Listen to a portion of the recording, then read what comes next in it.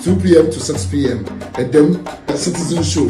At the Bremo on Citizen TV Ghana. Me pacho obo Citizen TV Ghana app. Me be at them na Citizen Show. Ne them.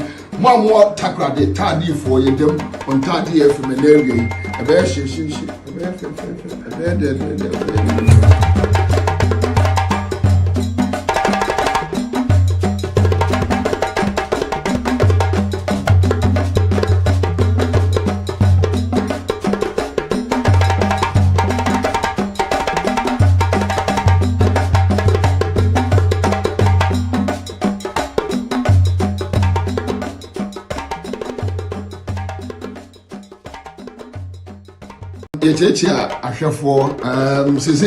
Citizen TV Ghana. About 2 p.m. 2 p.m. to 6 p.m. At them Citizen Show. At the Bremo on Citizen TV Ghana. Me pacho obo Citizen TV Ghana app. Me be at them na Citizen Show. Ne them mamwa takra de tadi for you them on tadi FM and area. A bear she.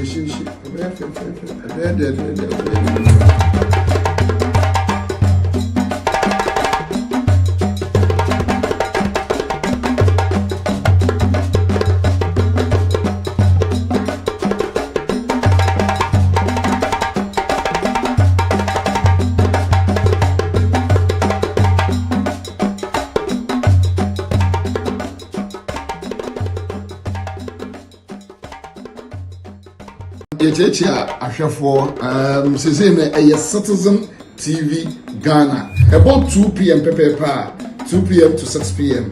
At them Citizen Show. At the Bremo on Citizen TV Ghana. Me pacho obo Citizen TV Ghana app. Me be at them na Citizen Show. Ne them mamwa takra de tadi for you them on tadi FM and area. A bear she.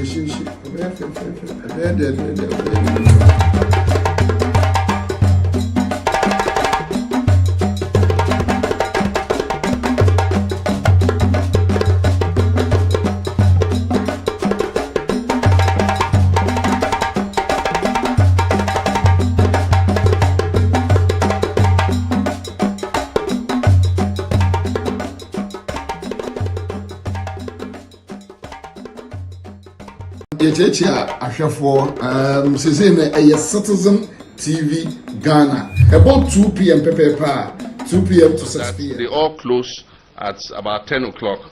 And so if we're able to provide them with adequate security, businesses and services like that, there's no reason why they can't operate 24 hours. And we'll give them the tax incentives to be able to do so.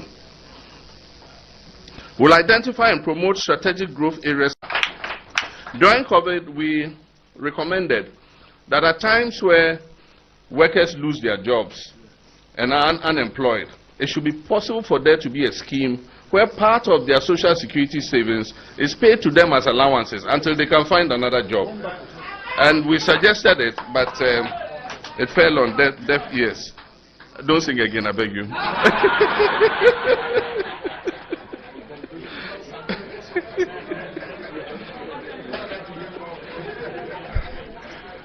We intend to implement a 24-hour economy. And by this, we will provide incentives in terms of reduction in corporate taxes and other exemptions to businesses that will sign up to the 24-hour. I was for Accra 100.5 FM. So, Accra 100.5 FM. And Opebia Citizen Show. Free and Opano and Siakopim Selen du Bebo. CMG Abrenya Ko Abronoma. Free Opano and Siabremu Cassia Bobeba. Eba Quaco Pesi Kakakra. Afrabia Heba for Beba. Nafena Nama Ejako. Baba Sum Ghana for Sawa Chimu and Small Dua Edia here. Edia Denteche ya a choir a buyer. I will say a bonina bede. Nia pensemu. Eti enano pen so yatina sia bia. Enina ye kabomu. Ya sum oh my Ghana. Said the medical cano. na jameye official ambassador 24-hour economy na nama ejako ni mi team na ya ba besom wo Ernest Kwame Kwache executive producer onu anaja Citizen Show de wotaya chisa na yasum Ghana for YouTube baso admada romanti set cameras na hu se bibia capture bibia demu correct ale enipa hu ye hia ne ahokyere bremu nyina de na se Nyankopon tumi ne na adom aso wo yesu nti no you're not looking bad.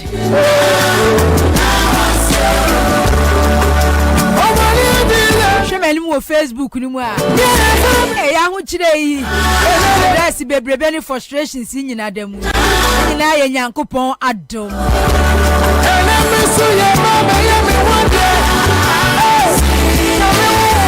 mo frefre me amunya me nyina amunya abotrate every Monday ko menya fo Faruku nie Oya beri manie Akocha abato nie Asaba fasama Samene msoma mesera Akamesika Ele soma mesera Eja kamanga sentia wada Masiya Pom to say, just so to say, and near my air cost say, a born in Prenuso, Kai Abo, Sababon in Prenuso, Ya Obasisa Unkukunu Kaka, when Emma we share, yes, said Jano, Pakia Kwakosi Wanamono, Nanya Kupon Atana, Basaka Siano Ewo, so, and near Menina, a year. Amunya Kupon, what Joe, my Ghana, if you come, I would come there and free me as well. I am so our come near who chile bremu. I am so who here bremu. Ya dear bremu. You may go bremu. That's a near cockatail crocodile. They come the crocodile. I was sorry and open it as will be anywhere. When Yankopon our hair and soon cranka cry. A memo fool, a memo tantamuno. Then Yankopon on your dino. Say, or the ever crocodile a year pa. Ebre wo hono mo a wo hunu sede aban we sheli nyubedi ase 2018 gugu nyuma wodo P banks ahodo bebre abrese nya uba nom na yi unity wa Ghana ha na omo ye banks adwuma majority of them omo lusu wo madwuma eja no wo cash bia cash ni bebre kura loan eja omo de age omo age toto ye ya otiti ni kemu ye uba ohu omo no ma dress kama bebre wo hono mo na wani na se afikura be kwa ba beto wo mo yanka empokura na emfie mienu emfie miensa emfie nan emfie no akwa ba beto wo mo bre wo hono ma aho kire boni bia ba be so ani paso no sa amemo fun tantan we ntino wana nwini da se afibi ba bedru ni akase election year say aban fun amemo fun atirimodin fo mambofo ni pabonifo amemo yebe kwasie no makwakoto onso abane rescue o man no na enipa nim se chese na oto no na wodwen se da bay na 2024 beba Nyankopon enim ni de se oto o man Ghana ha na wotete every last year be kuwa esi say uti be we radio say uti TV ho ye di nkomo ne ye kire say eniema esi wo Ghana no countries ye kuwa esi mu no emu half enu ho no mo a na wonsunu egugya so say na epeja onu omma ehefa enana mofa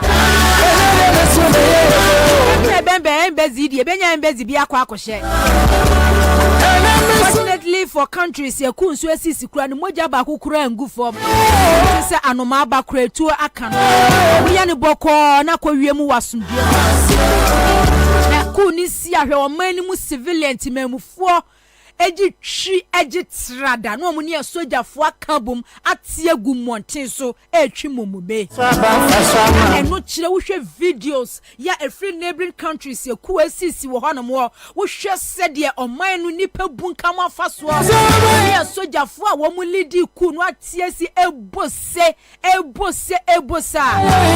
se wanka se mu se nipa no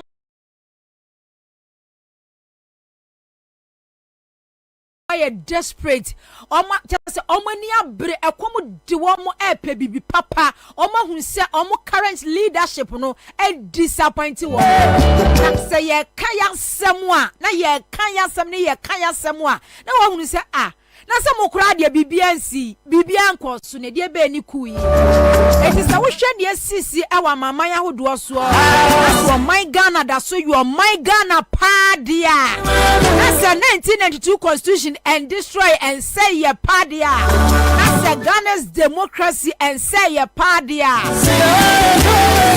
for after next year elections no Ghana e wo se ye bom ne de nyankopon asepa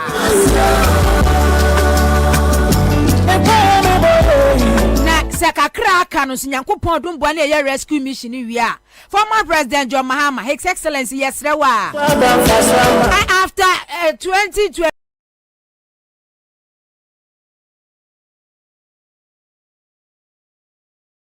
for general election your party Ghana for ni abre your party no na wo de certificate of survivor kan your party ma wo de amayendi di ne yennom na yenji yani 1 week because Ghana ya brankasa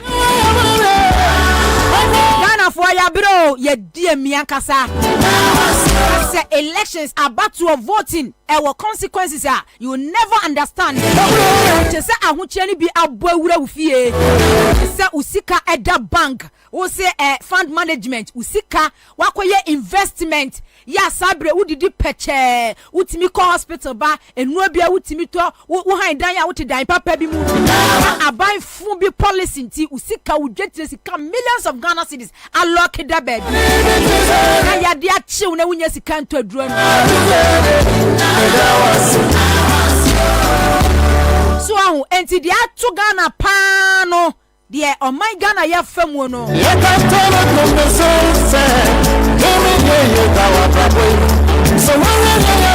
serious oh yes ramwa 2025 January there bro nya yankwa January kwa bro nya December na because ye tisa memo funi ni bibia ye tiniti next year December His Excellency John Dramani Mahama what dia rescue o man ni wi a ya wo amonya party Ghana for o man mu ni pa ya bre ye dia kun ya brankasa na o man na siapini o man na abre Ghana asofa Ghana abre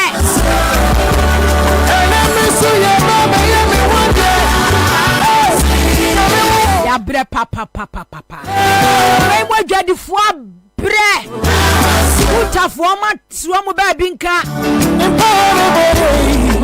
collapse businesses education sector ayebasa we should see billions of Ghana cedis ya invest in a great sector senka Ghana enuane abunka mafaso enuane e import ba edo so sin de yankase ye produce wo ye mai mu health sector bibia paska bibia ye basa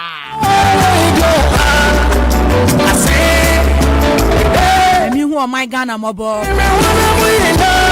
no me hwe me maame akuaba koma prempe anti akua me hu se be a glow for Jesus for advert bi wo mo frase o mo rane afi enhia mu de awieye ne enhia mu de akoda nyankopon ase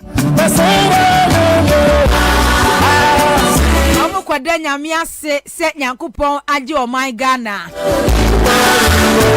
be a glow for Jesus for se omo koda nyankopon ase se waje o my Ghana can you imagine well and we said you make nyame ase say your NDC aban and was nka be a glow for Jesus one prayer team enya se ye kwakoda nyankopon ase dan kom prayer team be different cry be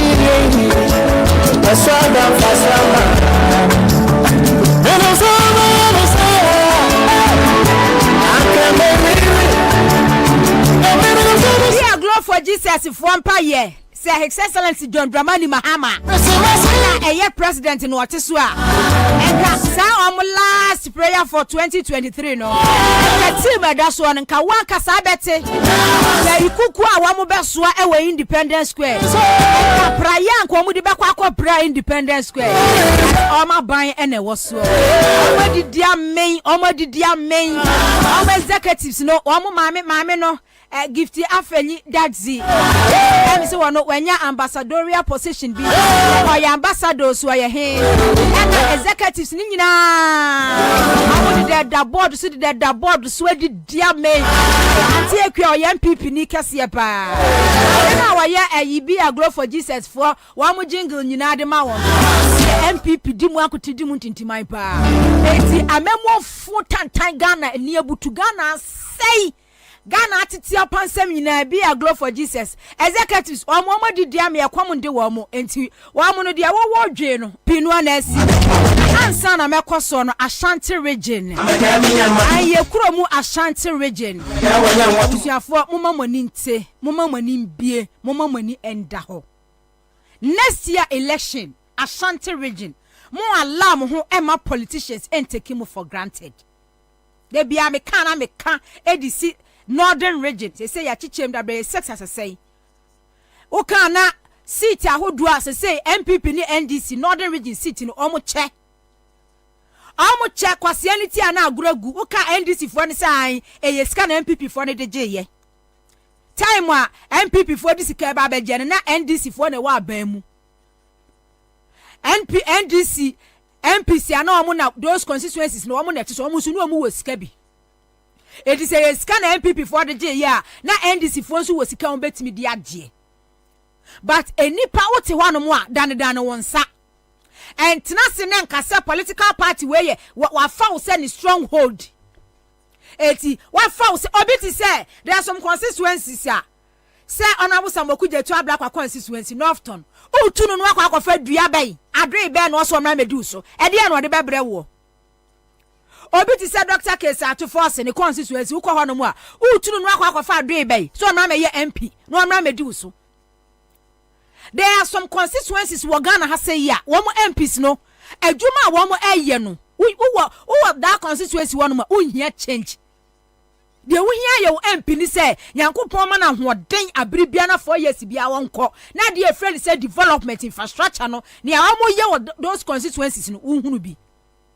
But Okwa Ashanti region, if you just ask constituency, she ni bibi papa bia ni sa constituency no. Wo MP ye dua bibia no constituency. But because of say wo so sebe wadwene no, e wo fam nti no, wo beto akwaso ama MP a wo ye dua, MP a wo use sa constituency no, mo amoto abama no no, e di negotiate e di sika hodo. Ashanti region, hwade o mo ye before mbekọ presidential primaries, super delegate conference no. MPC bebre ono mo an omo support alanche matin. But omo kwoto wo amadwene ene wo munyansa ene wo manimunyam ekodi sika edi free baumia ene li team ho. MPC bebra na wo mu di alanche matin echi a last minute. Omo nyina akodi baumia chi no omo kokodi sika. Wo wotu abama ono no. Wo na wa ma na ye bia or representative e wo parliament. Majority Ashanti region omo mutu aba no omo choice eye baumia. Se we delegate ya omo chiechie skadema awomo a Ashanti region omo to aba December 7th 2024 mbakwa akwoto aba no omo choice eye alankwadwa kire maten. But wo MP or represent wo no waton wajisika akwakodi baumia chi ba baumia nya wo choice. Otu ani hwa Ashanti region bibia ni hono no asese na aba we die mirika gidigidi butu se aba we die mirika pa se odini se so we ya se so ami interchange no o ma frase asesa machines akwakogu ho na po se na po na ye MP wo so ami Kwame boa na po nya ni constituency Dr. Met enye ho a enye ono a ono ye menhia okay menhia ho ampa omu di America ya swami interchange. Omu di America do omu nsa so project ahodo pi e wa Ashanti region. Omu di America e do omu nsa e frase yes sword cutting na adia ono pe wuti minke wo so obi sa ho ne say omu besi muso anka omu hye muma so for line interchange former president John Ajekum Kufuor free say ye ka na mo betina ha no mo na mo ba beto ayampi ase ye criticize ne ye ka former president Kufuor asem sa no onu so bebu oman le latter days and wo free say so for line interchange all free one all free so akwa 50% kra na ye nwie eno ebeye adreso ebeye abosom NDC ne bebe wi NDC so when your opportunity 8 years 7 years will last 1 year kano afa na wudi America former president John Dramani Mahama eye ahase wie sek interchange ewie ebia no de also ye ni bia oye wie ebia no tema interchange wa ye ma wan kase wo hu se wa ye first phase best almost best 80 to 100% no wa ye wie pokwasi amasama interchange na esi wono no ne ya gisika architectural designs be everything market ewom police station ewom fire service ewom ne nyina NDC MPP for by wo ma wie sika na wo ma fa project awodu na wo pokwasi amasama interchange nyina da no o ma nye o ma chesika na di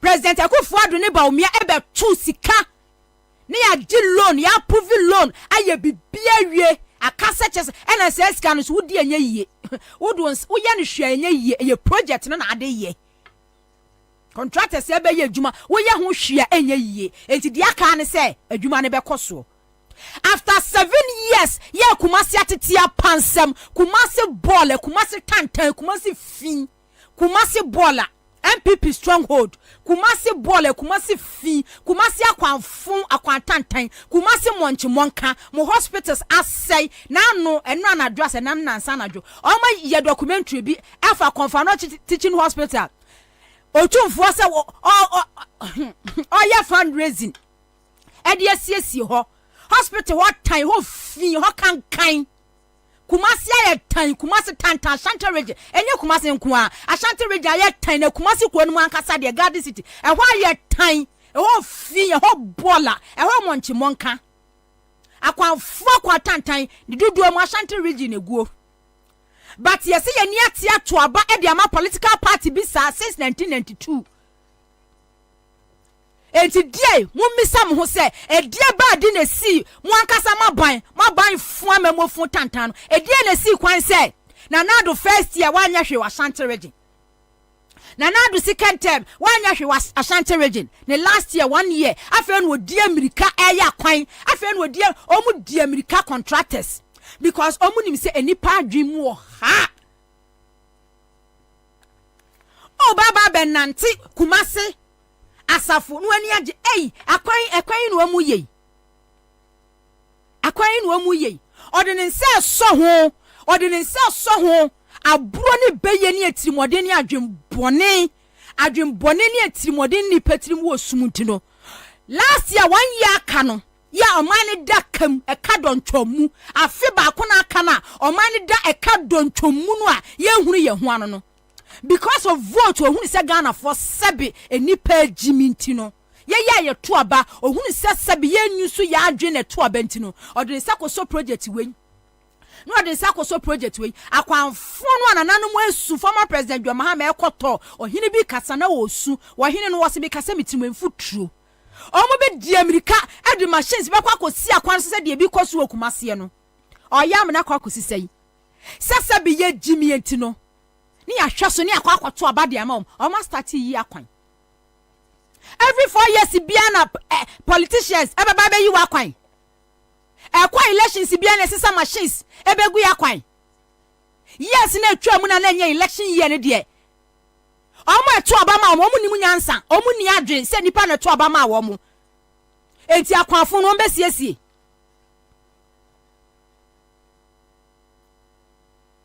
we ya de ya Konfano debi konfano chi de mesrem no pa munyi sa do mesrem konfano chi de me pamacho munyi film hayi ni so mesrem because me mo mehwe ene kwa me be chim ayi ni mame because amomra mehwe mesrɛ mo be chim ayi ni free manim because me documentary na wa confirm no chine de nyame anim na no wode hospital the whole Ashanti region referral hospital kese ene da me Facebook is we betimi abehwe ba me de me menhwe because wo hwe de anu ahu say yes na sanka MPP aban ebedi ni panyina ahwemo ebedi abro region bia se MPP aban ya business akese business owners akese am Ashanti region mo keka sika buomuo edi omo ba power ebedi region nyina bra na nka ya Ashanti region otumfo fundraising mi hunu say MPP for akwa donate 50,000 enye mani wu mo buani wodua enye mani wu eyi otumfo adwuma ene dan wa betimi ahwe bra behwe konfa no che wono mo no konfa no che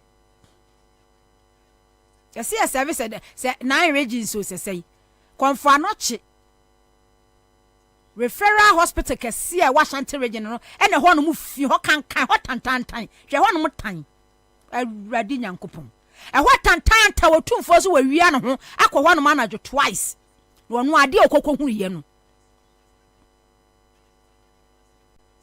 Dr. Machopoku prempe ebubu nkotodwe se de obere no ho ase abo ne hwene nam kroma ebubu nkotodwe de da fam ene de oduru airport na se wo twa ne luggage ani atwa video se na pobre ne ho ase since when obi hu se na pobre ne ho ase ope running mate edi omu nyina kwam constituency na kwakwahwe omu constituency o se chairman sabonsu tina parliament ye minority leader ye majority leader okọ ne constituency ni ye mbo ni tutuo ni ye ntu nsuo mbo no Ashanti region mo hospital kase ba akọ ho ni aka ena de former president Kufuor kosi ye no de okosi ye no okokosi ye no kwa na eno emergency unit a center no okokosi ye no hwe ko we konfanochi hospital hot time ofin hot baller because enipa wo mugumu no enya wa madwene se wo mani abia mani ate ato abapa na se de yaye ye hu se yinsu de politicians MPP for be form of sebe famfu sa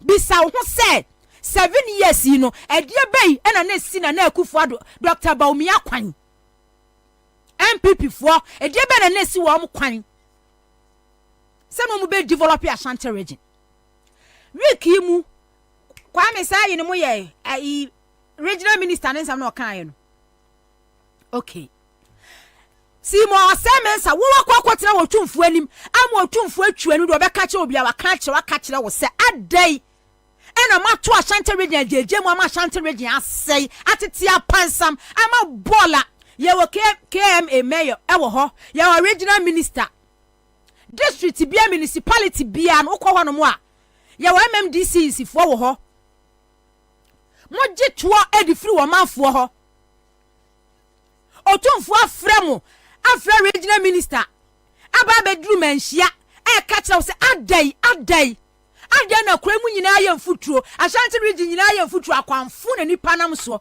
adai nti na hospitals nyina atete apansa me ne nyina asai regional minister wo gina manhia ka kire wotumfo se contractors ya awodo ba yenya sika ntua contractors ne ka enti bebrase so machines ko bebrenya adwuma otu wufiri otumfu animu a akwa ye press conference ka kire Ashanti region say hospitals ya ye na nado 8 years ntwamu no hospitals amaye over 30 ne amaye aboboso akwan ya amaye ada na wuduru wotumfu animu no na kasa ka kire say nana wo se nana ya hospital wey road wey ya ye wensu egusu ayeye na kakra bi na contractors na essence kasemti wanti mi enya nsasem bi amfiri wutirim anka nkire otumfo na bedwaku ahemfo o matwa ahia utisi amonte ho na akoye wo krachi powers ekoye o memasem Kumawu hospital ya ye Bekwa hospital ya ye Tepa hospital ya ye Konowu hospital ya ye Sewa hospital ya ye Ehihi hospital ya ye hospitals no so bobo dini nyina ye former president John Mahama project obo Kumawu hospital by election koso this year yi omukwa Kumawu na hospital ni ya ye omo be kwa by election omo die mikado omo nsa koso so ho kwa wo ho basi mo se mensa gina enkrofu anim adwananum etitinanum eto ayampia so ama yewe because enipa e wa shante region no enye de omo de wo mani hunu no mo hwe so ato aba enye de omo de wo mani hunu ebetena kumawu abonten so aka se NDC ye kuro mu hanom akwan nyina akobodoma som ne ade nyina NDC na yeye Dr. Kwabena Bobie gina ho kan ye si ye pe bank ya ne ye kwafija ase ye True Ankasa initiative. Some no ye governor Bank of Ghana and ye kumawu ra bank. Or ye board chair. Or that's your board chair cry. So and ye when way and you pay go Ashanti region no and ye infrastructure and ye projects and ye development and any pay who near the twaba. Then ye say we ye nipan so then ye development and ye infrastructure. And I will do any be who na de twaba there seriously we ye Jimmy fu Ankasa. Yes. Se enye de wodi wani hunu se ma sitena mu abanya introduce policies aboa ye yenwuma ekoso bibia ye woto wani a ye to abama MP way political party way emfaso a yenyani se enye no na wodi to abade seriously ne wo ye jimifo se o hwe niema bi na emom de o hwe ane se me yan pipi ni me yan DC ni de na wo ye gibi for completely etinjije bia ni ho se wadwen a wo de to aba ne se me yan pipi ni me yan DC ni so in as much as ye fie de ye yan pipi ye yan DC ni de se party na ye no wanya hwe ma ye kro ne be na wo ni mu nyansa you don't use your brain wadwen na de to aba wo ye gibi for completely because say aban no amfa bibi papa amma wo constituency aban no amma wanyam bibi papa e wo abrabom wa niema mu aye den eniema mu asai ene didie no mu ne ade na se ni nyina mu no de wo kan say wo ye NDC no wo ye MPP ni enti sa party no na abeto abade ma de seriously wajibi wajimi woni mu nyansa wajimi se no kwa na wo hwe na ade to abade a Ebi abeka free senior high school. Eye papa ben eye fun. Mon pesa mo be je tumba free senior high school. Eye fun policy no. Eye fun 8 years. Na akufo do Dr. Mamadou Bawumia policy ba ko aka ye wo hono no eye fun. O memu anim difo educationist for nyina kasa policy no bad secondary education aseno enunti na health teachers bako 11 step aside no full policy bako pe ya do man sika billions ewremu no ya invest billions ewremu no full policy bako pe because na kwa agu yema bebre agu policies bebre o introduce ye ni nyina agu free senior school policy fun etise no na da wutrim eyo man ni sika ene edi tua na nkrofo wie mu sika na po de di kan na po no pe vice president ye di no onu na di kan edi wo man ni nya free senior school ewi bo mu kro no ene ye ka energy sector ho eno nso ni sika wo hwim ewia wo ho no nya senketwa eltisi ya ka na wo de wo ka say na na anya hwe kodi free senior school fum pa eltisi wo de wo to no na wo say na na anya hwe kora wo ya MPP ni a eltisi o constituency hwe nko so wo ya MPP ni wo beto a wo jimi wo fa wa dwi ene to aba because wo de wa dwi pa so wo de to aba pa de a wo beto aba papa wo to aba fun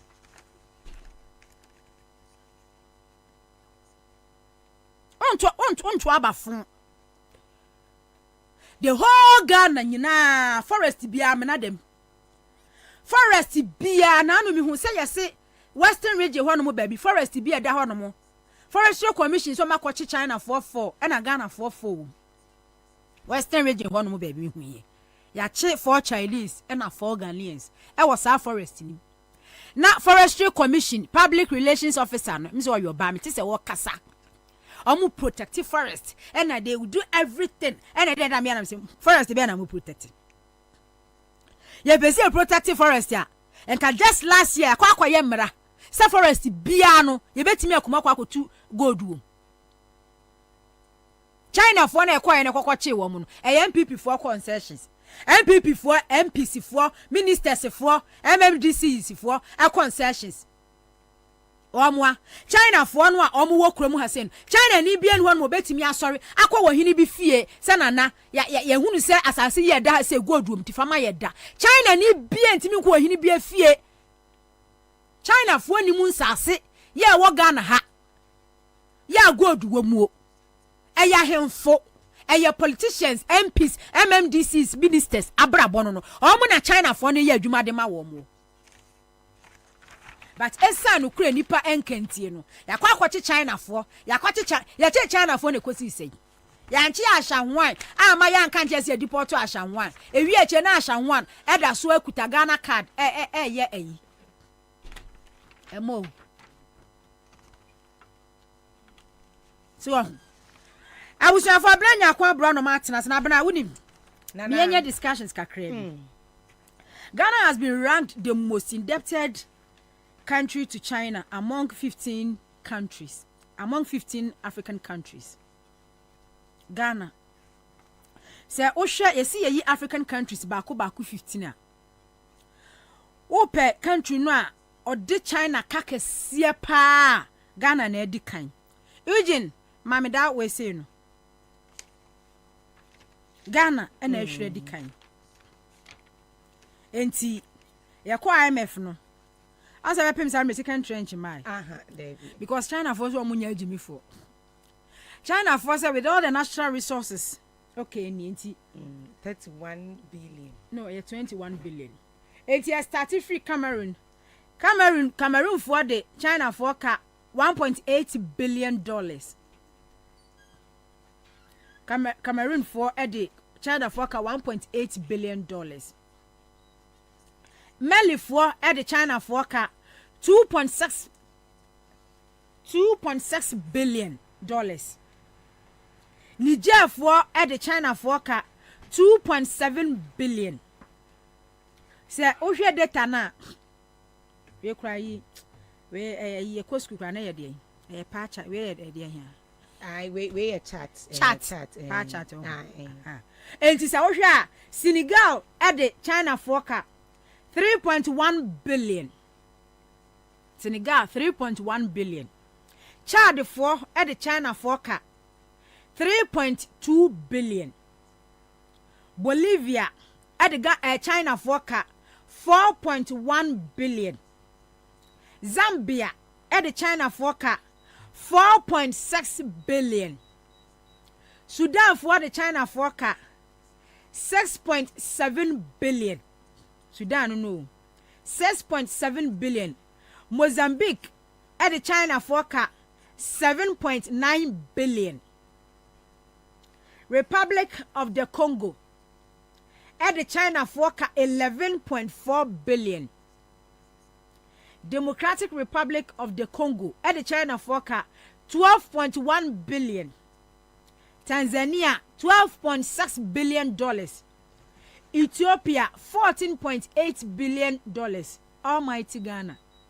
Okay, me ko Guinea. Guinea, aya dia na 31 billion. Sara na make. Guinea, say me hu Guinea no. Guinea ya 21.9 billion. Osha ba na. Osha ba na. Enti Ghana na deka 31.1 billion. Enti China your friends Guinea 21. And Ghana ya 20. Guinea cry aburo am so 10 billion. Enti we chat na say Guinea dia na was to 21 billion. Ghana ye 31 billion dollars. E kan kwa when the fundamentals of the economy 31.1 billion. Na ade a China ne Ghana for ye no mani age ho pa. Because China for who say enipa a omugu Africa no sebe agimi for cho. Because abena o wo bi bia e develop your mind.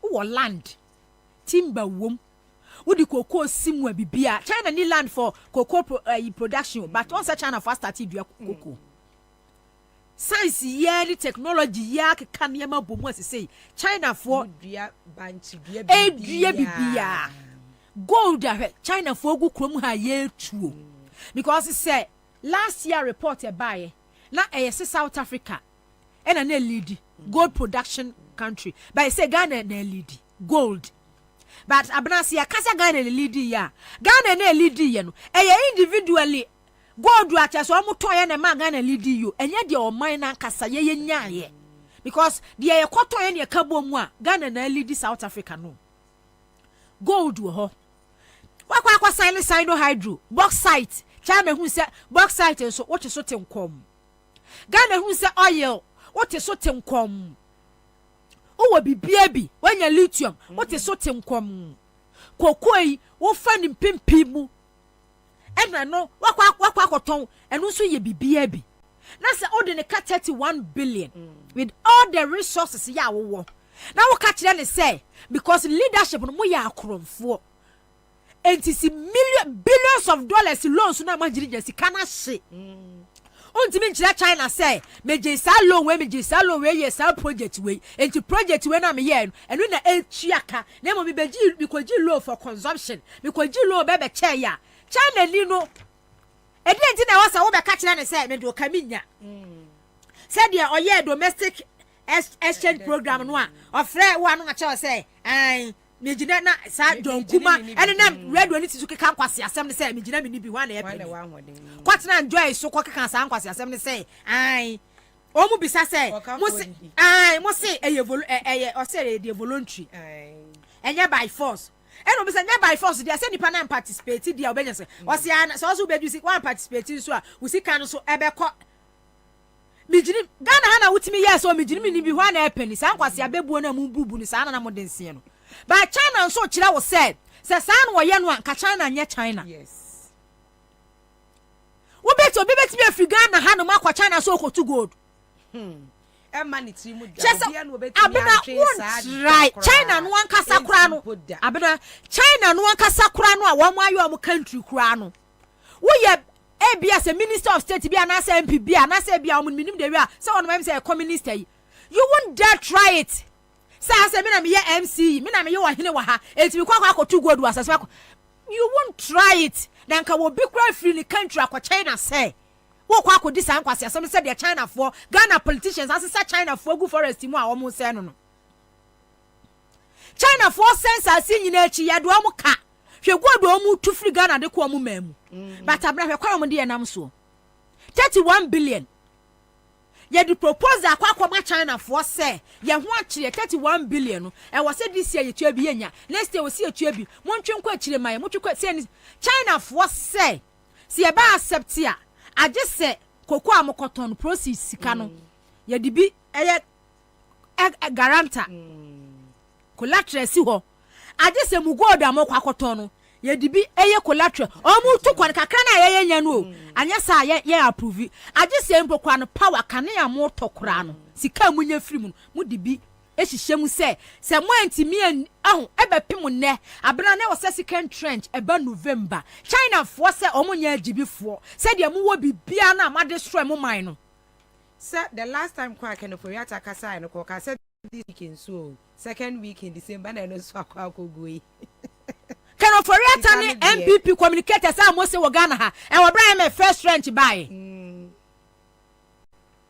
Omu Kano for yata year press conference ama MPP communicators ni ministers etna TV ni radio so and some omu kai no you say sad ni qualify ye na me fo na suro say anhwe yi a no minor bomb na Russia for asa be fa said they say o yesom na Burkina Faso no ni je no e na cheso omu die America e na kire say omu mai $600 million no second trench be pim samri was see yakwasi o abena yakwasi ye ni hono mu a ombeko bi sika no so hyehyɛ wo moto mu bo say inflation a drop ya ba say 21 as 25% 26% and then na governor Addison what one mo ka say ye ka say economy ni ye 10 because say mo na mo twetwe figures because say mo na bra mo tena say mo twetwe figures say economy no 10 dia e de be nti na China ye ntimi 10 China fo adwen ye ntimi fa economy na Ghana economy na etene ne convince China say oh but unim say economist hold also kwa kasa say it's not reflecting no ba abna oh ebeto odwa na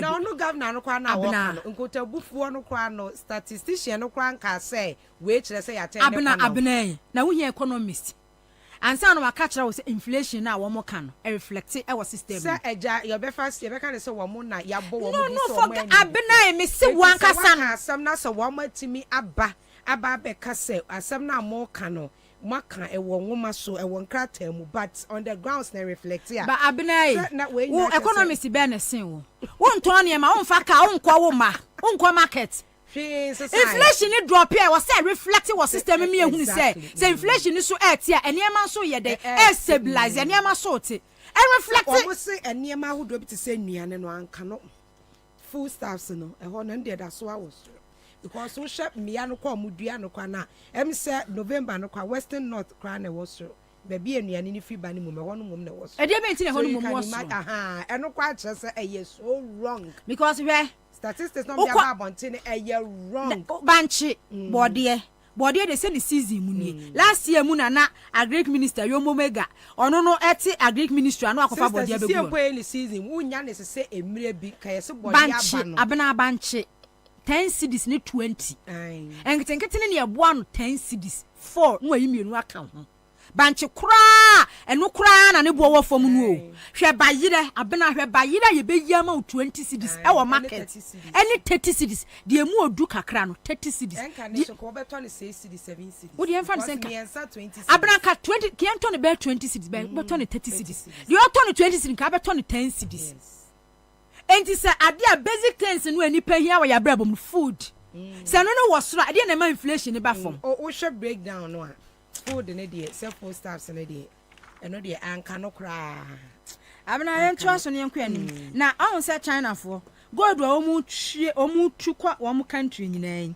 so wa hu kwan wo de nam so because na eno obi kan asem se wagimi a na mente wo ho yes wagimi a wontena wo ho nti sa wo de na adwe bebetua fa so na wako wagimi a say wontena ho ye kwa eja ho obi enu wa da resources are won China ni bi debi China technology na ema China developing yes land ni niema ye wo Ghana no China ni so wo hwa abako sem ba bia China fini ba bia wo maba ba bia ye conscious effort say empanifo eda wo man eni ni panyina na sa wo ma yi ayi sa plan development plan ayi bi o mo ye for 20 years 20 years no kra enu kwampo na wo mo meet ye and they included individuals nyina mpo ewo Ghana anom aban no eye ne general no kwa eye social development ni ade no policies no kwa mpo onye na former president Mahama so mo ye bi development plan to no aban we ba ya no mo twetwe no senya wo adwene bi because wo so plans e wo so agenda wo mo policies wo so de ne evil plans pa wo kwa de policies nkan evil plans nkwa evil plans nkwa because policies there untimi say bia the evil policies eba ba plans there ubetimi anya evil plans benka policies na kwamode eba there senka because mo kan ye nyina policies on ma fa bia anya adwuma it's evil plans no mo ababe ya etisi e o ma say o man eya ni da ho abena yenko na yakase eya ni da ho yenko ne me de me fa ma adwen say eya ni da ho ade o mo be ye ni nti no me ma ne ha me bebre mpa ya ye bo ane say ensesa ne beba na asumdue no like ne metimi asesa esan say eya ni da ho etu ka me na kosi sei yeso obi a washada yesi de washada ada no ni nyane ya wa de meche nipa no washada no usi de nyane no obede no wanyane no nipa no washada no wada bede no wanyane no etisa no masem na akwakoye o nti no mi hu na disi no ye ntimi nyeku ye ntimi nyehwe etisa ye hwe wo mo akopem se ebre ni ebedu ebi no betimi eba omo nye eno do ka se ye ntimi nye de a na se kwemu nipa nyina aye ma but yemu betimi nya ba omunya say nipa busuefo bi befra umu a o fa kwan bi so because wa hwe na wo de abufuo eni edi de chi a na wa de pa bi ase a wo di mu ase chi a enti no wo de na abena ya tremu na do first time na ya fu na time pa but see etenemu e ma ni wi aye 2020 Enti se 2024 so be sa trem ama omo de ba obia obonfo obonle. Se former president Mahama mu bo obosia e beto ka 120 billion. O say you reckless. But Ghana catch 600 billion. O say you smartness. So hu okuta na adwen no so dey ba. Sa bosia na de ya bobo na bena. Dey hu edwuma no. O say you reckless borrowing. Ba momo no amomo bobosia no a and then yakwa me fto ye ntimi hunu de ye hwe. Mo say you smartness. Yanya nkwase asem a. Utimi o ka say we smartness. Say cedi no eda form o. Sa bra na dollar. Less than 4 cedis no. And no dey wo say incompetence. Who ma upside down. On say o sa de no. Crisis inflation ye 15%. Cedi to dollar less 3 cedis. We dey say 4 cedis. After so debt to GDP was around 56%. We say incompetence. But what would the year? Inflation timi kokodru 57%. Debt to GDP timi twam 100%. Your friend is say bibia say no dollar etimi kwa ya cedi to dollar etimi kwa ya do 17 cedis no. We say a crisis. Oh dear, we say a crisis oh dear, say a crisis. And then kwasi asem a we say a crisis. So inflation timi do 57% a crisis. Debt to GDP timi twam 100% ya a crisis. Cedi dollar etimi ekosro a crisis, but obi dear a reckless, a incompetence. And then kwasi asem abeka sa kwasi asem musi. Se nye se wuni adwene a obeka sa kwasi asem we dia kire Ghana fo. Abena yen to aso.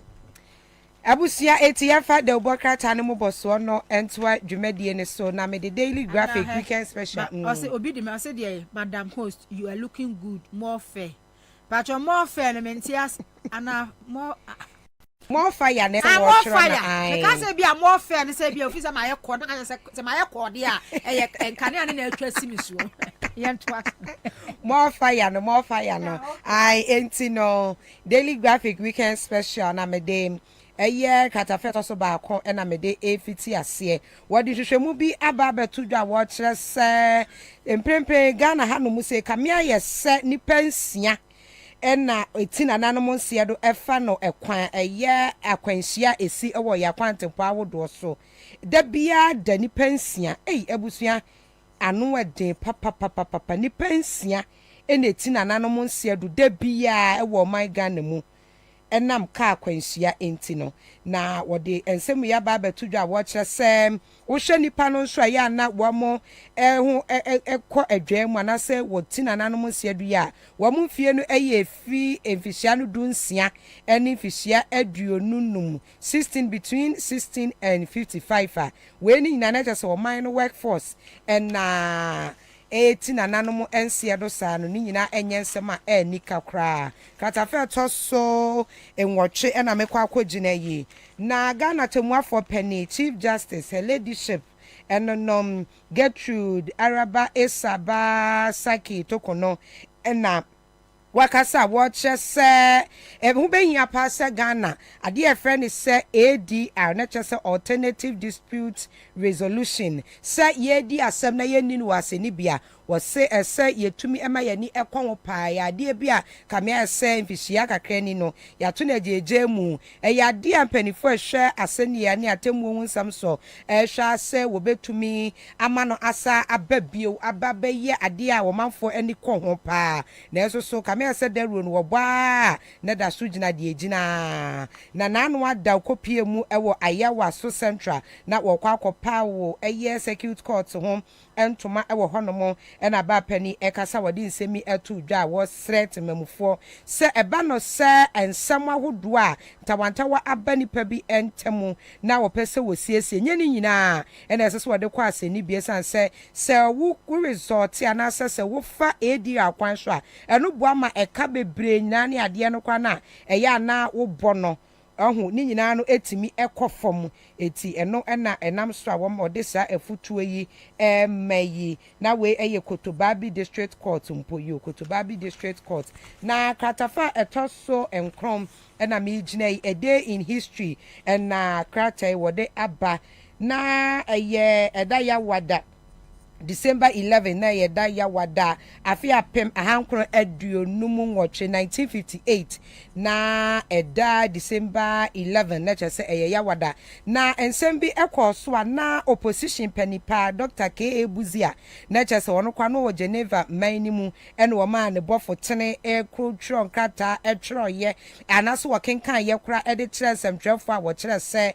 na Ghana ban aye na adwe se wode 10 million euros boy Guinea aban no bosia no wotire se sa bre no kwa no hwa na tese wo man Ghana kwa ye sika ye wo kura nyina kwa no nyade se edru se anasa wo hwe sika yi ko de kwa ma Guinea bosia ya na tese wo man sika wo nyina ka me se emufa ene wo de ekwa akoma wo mu a wo kire se enyade se nyansa wo mu kra wo kire se enye prudent kra se wo man esika bi yetimi tamufa si ade kwa akoma o ma bi bosia chese bosia no kra no ehun hyehye na chese nyade se emu eda ho enti no eno so ye a day in history loan to Guinea is imprudent Dr. Buzia ena wo ka asasem no katafato so dunum ena mekwa akogina yi na wadi afutu kwa momafo ina se dabna de edi anima ye ina ye nim se eye electoral areas assembly abatwo no ye de ehyehyɛ so ne yi assembly man ne assembly women fo no wo kira se so obi ade ne ho ehyemu sanse ye ka se emra ene enhyehyɛ ne amamu a ho ene fiti ase efiri eti no wo mpasua so mpatam wonom no na wabomode a na wayi obi a wobesi wanamu sade be ya ebetumi aboa na amamu atumi akoso the mirror krata no ena mede eto aso krata to so miensa ena mede efiti ase na waye nhyehyɛmu bi e de aba betu dwa wo kira se eba ne sam eye enna se eye enna oba ne bema na ebia wo mu ehia mu anase nkitawudie mpasogo nkitawudie na eno no enye hunamnie anase wunie na menie na emum eye video so abefo kwan so wo kyase ye kwan bia omafo fa so edibu omafo fa so pa wo mamu omode skami omafo pa wo kyase eyade wo na sisi no amma ne womne so a kyase omafo a akwakwo omuhu akonsem we semu no makwakwo din sensem ewo nsem nam so ama wahwe sika wabusua nyane ade no kyese ahometew papa yade ekosoro enti wode ho nsem dodo na atodwa a otufo so eka ho krata fa to so miensa no ana megina yi na ukopie mu ewo ene achim kotoku traditional area osi ade yo Dr. Frimpong manso woto so 9 ena wahye ama emu nwotwe emu nwotwe abusua asimi asie wabra wanye wonu mayi na ni nyane so kopiem ewo mpatam wono ma asene a ebe oda chema sene a ebe woda na echese ne wo mu ehyese eye odwura fasha ekoso ni ntino kame mo obia enye ye na enso so kame ese abusua nwotwe bi wo mu aso antrefo wo mu koyi wo mu amu se wo mu ba beye ye wo mu ba be sie mu no asanso ye na no na panifo ete ye na wo kire wo mu passe se emra eye adwuma papa ewo krom anom na se ene abamra ena wani enso ade enti wumu a ene eba nananom mra de a men try nyasa ohu ebe kwase mu pa eti wo hye ni payi ema ene enya asem keto akra na wotwi mu ano na wo kyerese nipa nwotwi so amayi amu nu nkwa de wo mu nsie na emum ayiyo bia enkoso a eno so ewo kratafa tosom yensa ene emwa hodo a na wo maboaboa wo mu nyina abusua ene ni nyina ebolensen ebuka wamu anum papa ebolensi ana chese ayare wo sempa katafe to sudu miensa na lifestyle na chese ya setena mu kwa efa so ebo ye brefa na ye didie mu ye ntade hyemu nyane ade no ene the mirror ede aba wo chese ebre na se du wono mu bi obu wono mu a ene ema no onto enuane no wo bekọ party ye bechicheche enuane ene ade obi kura ba beche enuane obi onso obi beto pono beto ne nsa afre ni nyane ade enuane de buso wase bre we ye bra wo manfo ebe gani weight pa wo mu ebe mu bepeja wo mbeye kese ene calories awodo ebe ko manfo mu nyanu bi nie de o mu ntimi men so so na edoso na cha se ene calories no akoni pedua ni nyade se ne obetimi aye adwuma kora ma na ko odidi no woda no wotena fa ko no wofa no osia de waya kwa acha ne se bia obesa na che se ne ye bedi afahye na wie bro nyane ne new year wie no no aye se totwom wontimi nchia no tokwa no wayi mframa wode ho nsem nyina aba wo hanom a wo kire wo manfo ko befa so adidi ye nya adufuru pe wanya ntie ne aduane na abode nti kohwiegu ase age semini wo enke wo we wosenka mayem hu bi ene e ka wo be ya no bi nso ampa no wo kire se enye se ebedi bro nya awie na je se waye totwom a wo ye hwia enye ye wo se ba sem wo apomuden ho nsem kra the spectator de bokata ena mede etu apo ewo de bokata no mu boso ni mu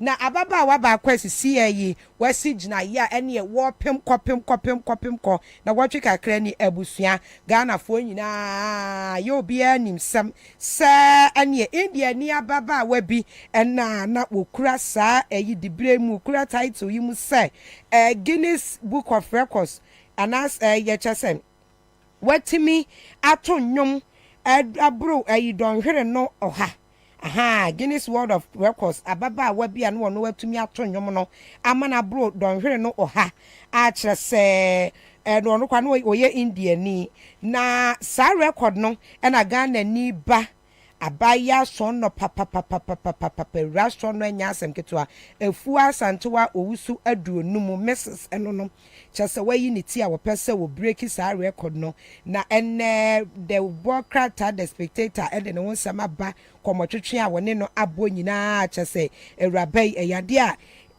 adwumadie no sade wasi aka ho nsem akono ano woda so akura mu se enya asem ketwa eyade a wo kopa no akwakodin nkunim etu ene wode ni kunu aba wo krata ni mu a wo kire se ai yes behind every successful man there is a woman, and behind every successful woman so no there is a man enti no ono so oni ni kunu ene wo mo ha no ma wo kire se ni kunu ni kunu achita ma papa ehun nsem nyina afa dwumadi a ababa we eba bedie ni nyina no wode aba ewo krata ni mu no wade afuto so ma wo manfo ne krata fa to so dumienu ene dumiensa ena wo kire se bronya no enka adwen popa etechire pa ne botaye pa ne se enka wo manfo ebe hwe na watumi ama woni bie ebie onkwa wonidi eso kame esesi ene wo manfo na aye ne pesami nkumnya so wo kwa party ene ticket a wobeto wo programs a wodo no kwa ne de woni tirim si wo kwa kwachem obro wafo ade no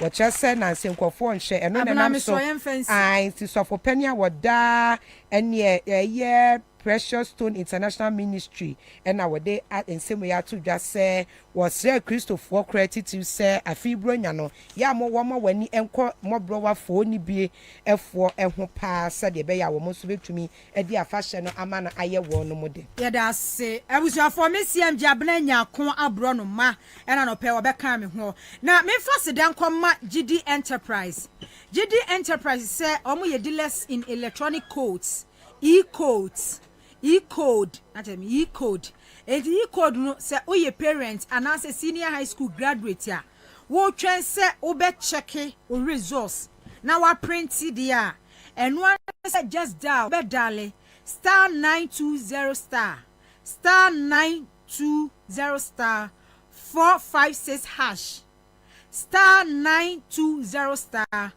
456 hash na wase watimi ato results checker card this a would dial star 920 hash 456 hash star 920 star 456 hash na watimi ato results checker card no ebi e de free wo mo no na utimi nya o checker card no a wase BEC results wo be nya checker no afenso school placement card university forms ni nyina ebi e wo no mo a eno so wo betimi enya afenso wo betimi aye wholesaler e de ama placement card and answer results checker card no ni nyina so obedale star 920 star 456 hash yay na chese or select option 7 to register and you are a wholesaler.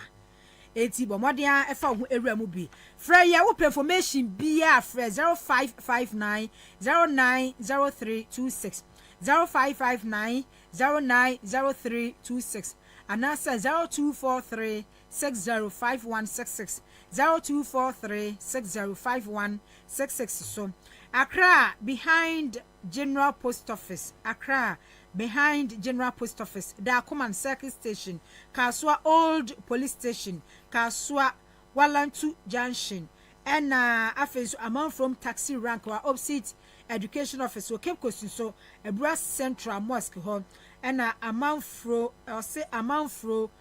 Brigade Junction adjacent K Ofori Ntibomodi GD short code or say it fast, simple, reliable and convenient. After give us a ball center ya kwani ya no akwa akodi enkomo na anope ya pom din no ho nsem no ehia pe na de wanfa aduro bia nsi wanim ya bi sa aduro kra de ba wo ma ye bi kwa china ase ya onu ndi ni yo ba na no de ya be hwe yen clean care product oh okay won say ye wura bro nya mu idie ade amabo ho de wura de bia me hia bia de seja mi race supermarket anu makwa akoto bi sa ai mi race supermarket anu makwa akoto ana pe me encha Dr. Solomon Kwabie ene Dr. Solomon Kwabie ene encha wura Kofi Kakari na hanu mo abo edema ho de na encha wura Kofi Kakari owura Kofi Kakari timi betna say ya na me bebo ade ho dawuro na mi hia givers ebeba na me makwa akoto oh ya package won say modoso ntino ba kama ayere so but brother udi mobi ukọ kra house so a send bia eja no wodan mu kra no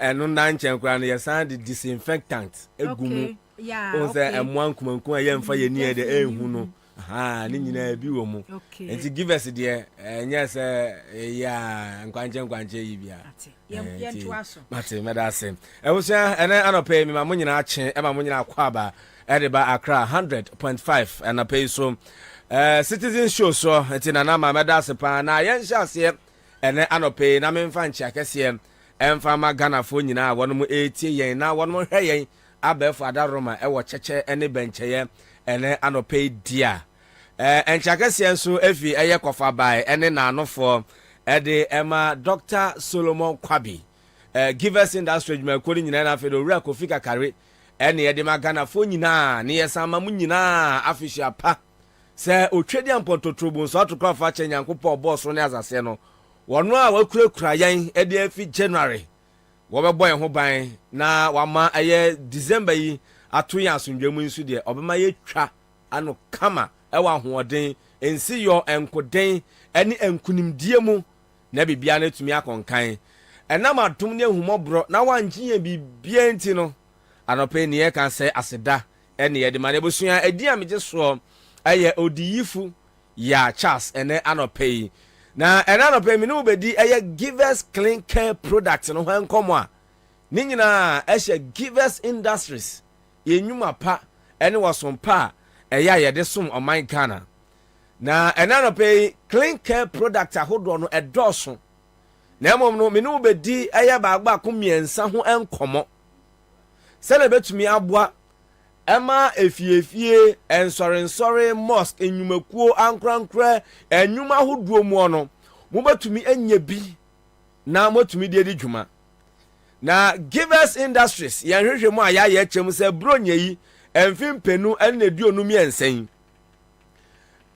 Ghana fo ahodo a won ba fi cheche ne bencheye ene Ghana fo motu bata ene ahoho ebeba oman yi mu no eye opepe baako ene akiripo mienu 1.2 million ene on beba Ghana ha se eye afofida na se bronya yi won ba bedi enam shows ahodo ene concert ahodo a ekoso ntino Ghana ebeba pa na enu nti ene ese wunya Givers Clean Care Product ahodo no bi na enu na betumi aboa na niye womu niye Givers Clean Care Product no niye dikan ye wo Givers multi-purpose cleaner. Givers multi-purpose cleaner. Na Givers multi-purpose cleaner no eno ye de mobi towels ahodo eso, ye de mobi rubber carpet ahodo so, ena afi terrazos ahodo wo ye mfiefie ye nnwuma mu ye offices ye nsuku ahodo mu no eno ene ye de mobi eno na nchen washing base ahodo ene mu amoya laundries ahodo munya Givers multi-purpose cleaner na wo hia eye washing bay no eye uka no emu no se wo betwitwi se eye carpet ahodo adamu ubetwitwi so eye dashboard ubetwitwi so ma so kama no unya Givers multi purpose cleaner number 2 Givers ye nyuma pa na se ye clean care product ahodo no kai se ye de ne ye fra no disinfectant a eno no ne ye nie eboa ma emmoa nkumankuma ye mfa ye ni enhu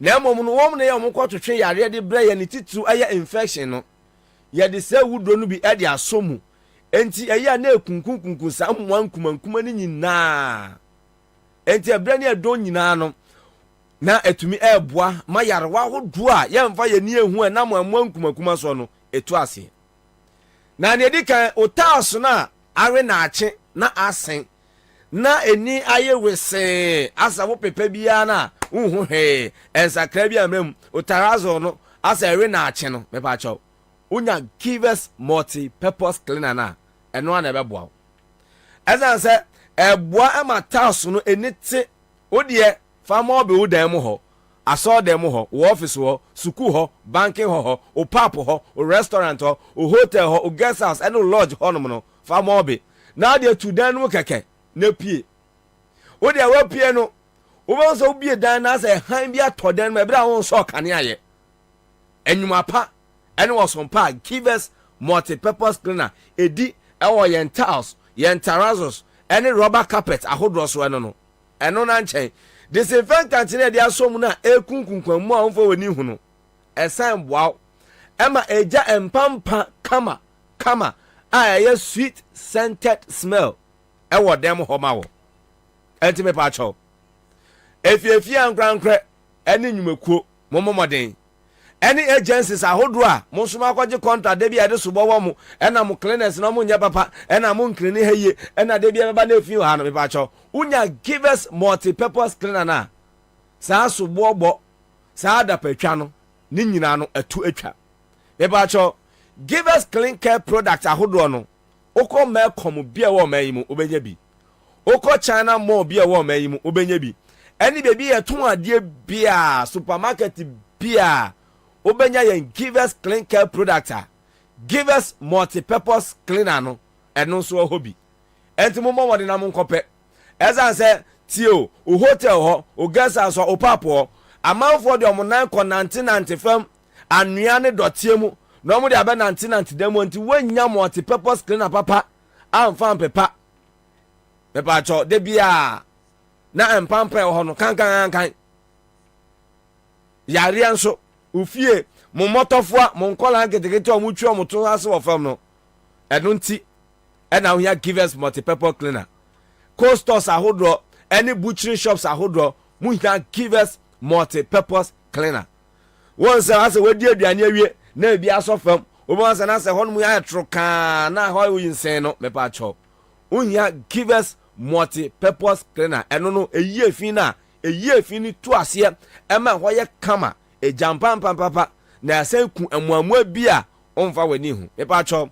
e bia obi tie mi oteka mu obesi ana wo twem na wo tie yen e wa Accra 100.5 me pa cho Givers Industries ya homa trofo edidi dwumanie fa open do so po na etu open bi etu aton ana so open chiremu bi asin we ya me pa cho frɛ yen e wo 0543 222 470 0543 22 24 70 na woni yen eni nkomo enti shows ahodo nyina bronya yi monkope Givers multi purpose cleaner eno akire yasa wo Givers WC cleaner Givers WC cleaner otia eni ni din na mepa cho ufie ho wo adwuma mu ho amansan je na bia ho no public WCs ahodo no wonsa o toilet seat no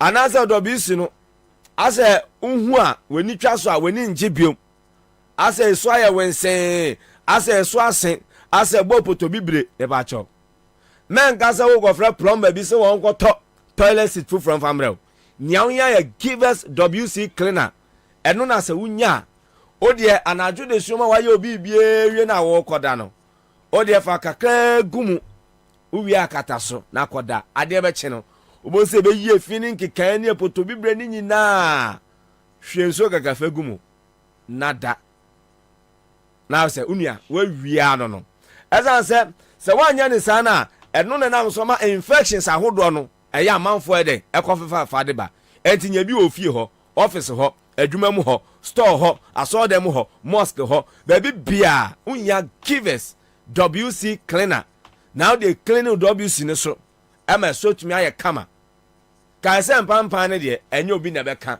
eno no frefre disinfectant nso e de aso munti no se ku amuamua nkumankum aye de ye mfa ye ni ehu etime pa cho memfa yare enkowura emfimpenu eneduonu enanmu tu yare ase ene esan se givers ya bedie ye base betu yare wa hodo nyina ase ede ama wo ni echa to ena no pei mede sore so no eye givers glass cleaner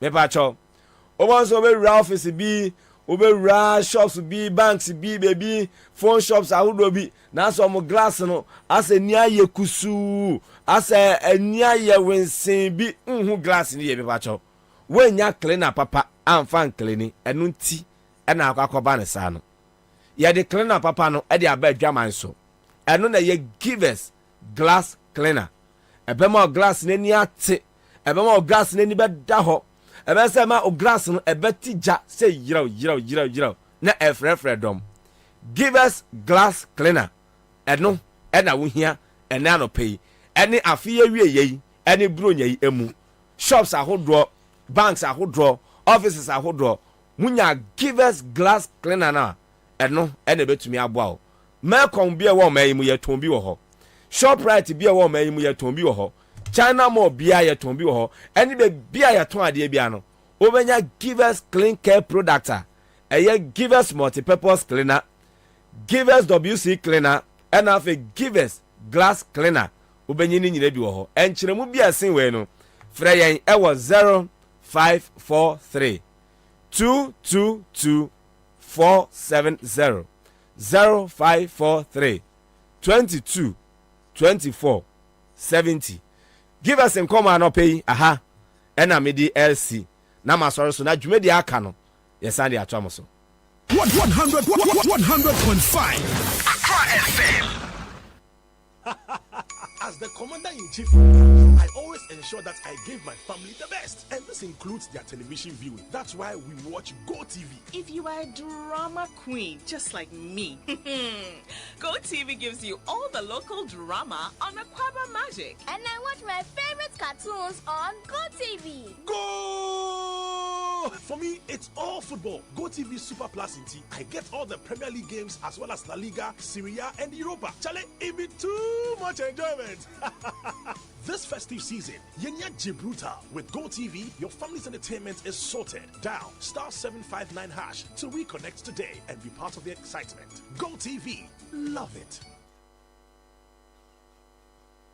Hey, say the Mako who Greenfield Scientific Herbal Clinic no. Me who crave me. Say enunti no manya award wa. Eya world best. Obia transe Emma Dompem ya de. Ka say anase me boya de enkan to dem bio. Greenfield Scientific Herbal Clinic. Asanya want to say ne ekuro etu no. Ne enkan ewana num. Oba na be mo pa wo. Ene enyarewan kaye. Nansi ma me ka say ene spinal cord ho ekaye no. Greenfield ada romenti ene wasa so de gina na so epiem. Greenfield Scientific Herbal Clinic. Our ultra modern laboratory and a diagnostic machine sir. Associated with the Muankasa. Greenfield Scientific Herbal Clinic. Our Nungwa Dogon Estate Junction. Last stop. Frewa 0243 983 906 and 0261 651 898. Greenfield. God is our healer. Greenfield. Your last stop. I believe.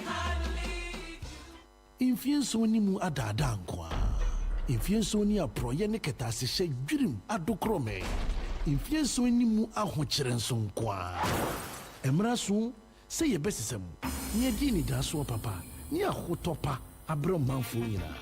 Enye okokromuti nkwa ho. Ye ya wa hoden ene wo moa. Waiting ye di good governance card GGC Ebre Ghana fo nyina. Good governance card ne ma wakonya a wode wo kakra bɛboa ama yɛde John Dramani Mahama ne NDC ababio. Good governance card no die obotom tie bia no wobenya bi. www.ndcgoodgovernancecard.com ana dial *248*6# na hwɛ die didi so. Fresh 0534 000 261 ana 0534 004 275 ana so says 0598 953 915. Good governance card. Emeni daso. Good governance card. At the NDC beba. Good governance card. Ahotonkwa. 100.5 Accra FM.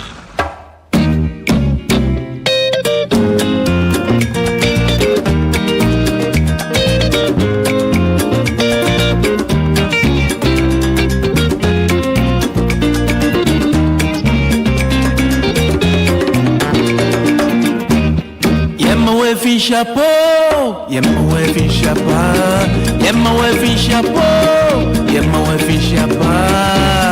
Afia tu ya yedini pepepe. Afia tu ya yedini pepepe. Papa no ye, Bonnie Crow. Papa no ye, Bonnie Crow. Afia tu ya yedini pepepe. Afia tu ya yedini pepepe.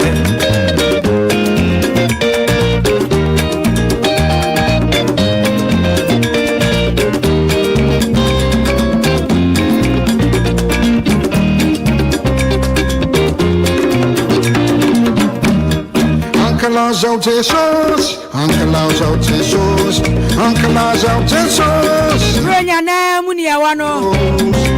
Wada nasisa. Renya wada ni muni ya wano. Bia finshiapa.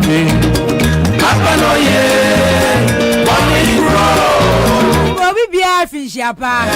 Bonnie Crow. Sasa ni atia biemu a. Ni ye ni aje. Ana mebua.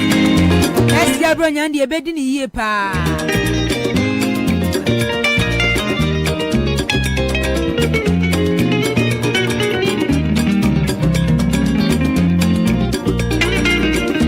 Kimu program because so National Peace Council share interparty dialogue bi ema political parties ne electoral commission no wom keka ho nyina ahia electoral commission chairperson Jemensa say wa fe NDC for power IPAC no abone so Yes Christo Masia things fall apart Maria mama plakatifu yes answer na no electoral commission the proposal bi ba say the election be dura 7 December bia na yekokoto aba yes 7 a.m. to 5 p.m. no eno so ye watch e de aba animu na yes 7 to 3 p.m. then ye be ye esumu adwadie kronubo bia no ye betimi amano akofom France wa abepiem indelible ink hu sense enu no ink a ukwana akokoto aba onsaten anu miketwa na ewo ho no mo no bonkum no na ye de asoso enti saa ink ni de ye de eso wonsa no so a baabi a etimi wo wonsa so saa be 3 months na chese enkoye afedi de ya tinyina da ne say electoral commission ni say assembly election na eba so no on the 19th no saa indelible ink no onyusu or they start here free ho next year election no na chese say de ne machines no verification machine ni facial recognition bibia ne ade ni ntino ehu hia say ye de ink no ebe ye wonsa so utimi wu say agenda no eso pa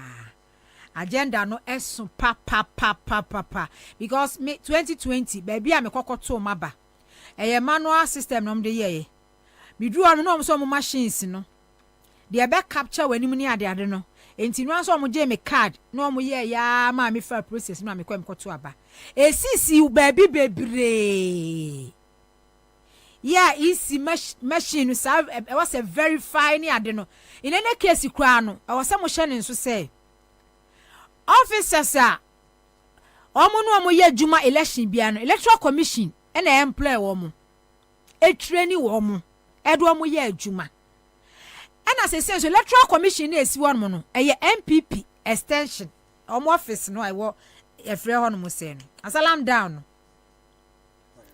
no ho ya rage okay rage MPP office na wo rage asalam down MPP office na wo asalam down no na next ene wo ahase regi emu ni penyina jemensa asare bossman ene ba ku yo akwaka ho Peter apia hene mu omu wo nyina ya MPP omu nyina MPP stanch MPP members omu ye active MPP party members omu ye MPP adwuma ene enim strategy nso a epa wo ma bo se kwan bia so e wo so mo party ewini inkini mpo a yede so nipa nsa so kwa na kwa yede na inkini kura nso so na yenim se EC officers a police station centers be bia beto ba bia omo na ho no electoral commission jemense any Peter apia hene no asare bossman mo na employ wo ma yenim se ade ni nyina agenda ni nyina no efri na na akufu ado Dr. Baumia bomti ni kenofori ata no mo ni asante bedi atu omo na aye bibia no mo de ama jemense so nko no ni asare bossman so nko ye eti se inkini nu nsa so de a na se ene EC officers yinsu a omo ye MPP fo yi a omo timi ye kwa by election omo timi kire se wo ye panimu a o si tim MPP na so omo na ho no mu a o se oh I verify ko ono anso nim se ade na verify yo no o se ko no enti che se oto wa ha inki nu nsa so na afiri anu akoto ha inki nu nsa so na afiri anu ato inki eno an se wutugum sa because last elections na course no ballot papers omo tom printing ya shanty read ni bo wo mo so dodo na de yete ya wodwo so de yete ya wo mo stronghold sa wodo ni nyina na bo mo so mo ntimi afa nkogu ballot boxes mu enti se yi inkini free ha de a obetimi ato 20 no ansa wotukọ na wotukọ na wotukọ na wotukọ na wotukọ electoral commission obi enum se mabo pose mu just modi kan awia elections mu de modi kan ye no 2020 ma Ghana fo hu ye bepem sambe obi enim resource no figure kura na akufu adidi wi ni ye no sa be ka kire Ghana fo se anyway Samuel Hunto adjoin me say next election ye yusu inkia na chese agenda we die emu chese muda ho pa a chese emuda ho pa na se Ghana hanom nso nipa betimi atena se pa nso ahwe pa ma sa agenda we nso abempa de a ene na chese election na ye konfaso obi anu so se we voter na se wote se jemensa se de first no or the bibi bebe to no ma no wo ye no se obetimi execute this agenda padia ehun hia se 7 December abeso so kwa akoto ala because abano mato ehun se ba omi awi ni dada Samuel Hunto eye broadcast journalist ya ye no eye adwuma fia ye ne no a ne wa ha se ya eja ye ne no a na ekọ na eba Hunto adjoni me anopai enchen so courage McAfee so ebeka ye hu ene anopai Sami good morning Nana Afisha Panso Afisa say na Afisa say ye 16 December. Yeah. 16 December 2024. Na rescue mission in here. Afisa say na Ghana for by this time Nkofo Bisa who is going to be my Hamas finance minister, attorney general. Okay. A Greek minister. Now who are the first people the new government in the paradiomo to a year courts because people must be arranged to face accountability. See, Afisa say na ya start chasing crofo or mafa aban cars or mo person mo di dwane. Na mo person mo sisa registration. Ni asha si chase san crofo. Na emu deli butu. Very good. Afisa say na ya ball and guard Kotoka International Airport make sure say about women panyimfo de obi en ho no mo a obetwa ye plane ticket obefru plane akokosi say ye ba hwe onema mu nyina ho awie say wo say utimi tu kwan na say wontimi tu kwan ansa na wako afisa say na said the MPP 4 year ye take position NDC for amobaye nkodin ye adwumaden e de age power afri about we semu no afisa say na position awo say wo so ye adwuma no take position wo hodada crans no atwen say best way Mahama in because the wapoto amana fe ni penisi wo chiri se wo di bomo and na rescue mission no is not a rescue mission for Mahama or NDC, it's a rescue mission for yourself. And mo amawi school na mo ye adwuma e wo National Health Insurance Scheme mo na mo ye adwuma wo various government institution 2016 ye to abawie ye yenso in cry ye bekeke mu nyina mo out no mo make sure say afise say yakopo ya adona mo gi tumi no a mo so mo bekeke mo out cry ansa na Mahama ya so any in mo be restore every dignity to the state institution and department na mo occupy afise say na aposifo and the madam mo politicians chese mo kra de mo ye politics no more than a year MPP NDC no afise se no bia hu smoothness level na wa hu ba bia ye movie wo de wako na mo am promotion so aka akire because of say ye victimize mo se mo belong to one political party bi no na afise se mo so mo get ready se mo promotion eba afise se na asrafo a mo de mo hyebra akota amanyofo ho ye yusu mo boy de mo wo fufuo eye adwuma nsesa asrafo mo ye no afise se osra ni bia be ko back to a ye dignified position ene na adwuma wo so ye ene suma afise se FPU ka na si ajanshi yusu eba wona na adwuma animdie ene eye nimonyam a na wo asoja adwuma mu ene police adwuma mu no na restore afise se na asojafo a yasesa mo akotwa Jimensa ho ahia Jimensa sebi owura washroom kura na sojani ejina honom okọ officer sojafo atwa ho ahia okọ akodidi okọ lunch na sojafo di na chi no afise se na sa sojafo ni nyina nyam adwuma no na mokọ barracks na mokọ akoye adwuma pa afise se aposifo FPU adebia ye de ka yatofo lagun ma ba betena Jimensa fie na moto 24/7 akromfo so na etete Ghana for won krani Ghana fa na nyina no afise saposifo mo be go back to eye babia mo ye adwuma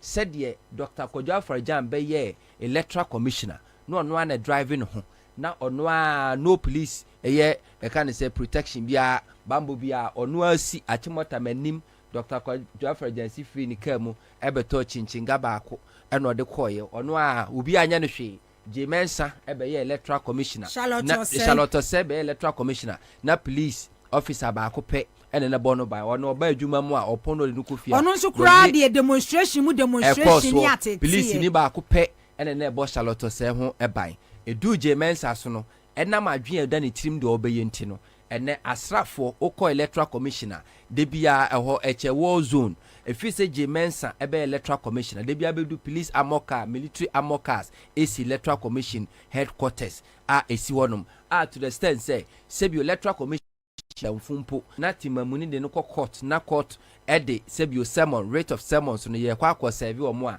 ye dia posifo ne asojafo e electoral commission entrance se ma kwan e ma wonwuram gise Jimensa ne ka say yes momra me serve me as no timi akọ. This is not democracy, this is the dictatorship. Afise se na sebi sansemfo no nyina no na etu atwa afise se na womo a omunam amanyosem tumi so me ministers government officials atimi ajeje na ma hemfo nsase say national security for in the name of national security etata hemfo eje o mon nsase afise se ahemfo no bi ansa beka na sase afise ye mesi yensu Mahama in and ahemfo na take over their lands. Individual properties belonging to civilians enkrofo because of mo to me wa bemu uko East Legon Hills uko East Legon uko enkrahan Ghana fa na nyina adweso wo mo a abamu mpenyimfo edi to me tintintinti agimo asase nyina no as far as so long as amobeto aba ama John Dramani Mahama NDC be declared winner no you don't have to even wait for John Mahama to be sworn in before you take over your lands. Afise say na babia Ghana yedi kokodu ye a yetwe ekwa akire no na afede na you turn the engine and yedi car no ye besa turn it back to the highway enti de uhia ne say the rescue mission no first you work harder, you vote, you make sure say nyawo nkwa na wo vote against this MPP government. We know fearful no anyonkofo nyina vote against this government because na so bia ye ya enyawo nkwa na wo die enyo ofie nkwa na die anye bia wanyonkofo benya bi o classmate benya bi nkrofo a no mo team potem benya bi sanso na ho kire wo a san nkrofo no nyina atwa ho nyina so be kire wo mo enti rescue mission nya wo nko a na okoto aba o to wa make sure say wonu abusiafo no fiefo no anyonkofo nyina eto aba ne nya to wie say pa we are restoring the glory of Ghana before John Dramani Mahama will be sworn in. Okay, Mame James Electoral Commission chairperson in sama waka was inter-party dialogue na say wafi wasi we miss your fire return to IPAC James to NDC. Fire here. We will continue to utilize the platform of the Inter-Party Advisory Committee to engage the leadership of the political parties on relevant electoral activities. And I'd like to use this opportunity to invite the leadership of the National Democratic Congress, the NDC, to our IPAC meetings. We do realize and recognize, and we are all aware, that since 2021, the NDC have not been present at our IPAC meetings, and we miss them. We miss their fire. And so I'd like to use this opportunity to invite them back to IPAC and to extend an olive branch, because we are the National Peace Council event. And like our bishop said, he says, my peace I live with you, I live with you, not as the world lives. And so in the interest of peace and for the peace of our country, we use this opportunity as the Electoral Commission of Ghana to invite them to IPAC. We will continue to utilize the platform of the Inter-Party Advisory Committee to engage the leadership of the political parties on relevant electoral activities. And I'd like to use this opportunity to invite the leadership of the National Democratic Congress, the NDC, to our IPAC meetings. We do realize and recognize, and we are all aware, that since 2021, the NDC have not been present. I am a baby, James are air shasi, no. Na least we forget. But before that, no. And then, me papa bako a large tanko. And then, wabo ahinasa. One Nigeria. Hey, my bon tansa. Hey, ahinasa pa. Enti ene adoring. Oh, okay. Enti me free here. Nyame ehira no. Me ko hachu. Timi nyame ensa bomu dia. Yes, me free here me ko hachu. Now after adoring no, I will enroll myself to the classes. If I saw cheme juma no.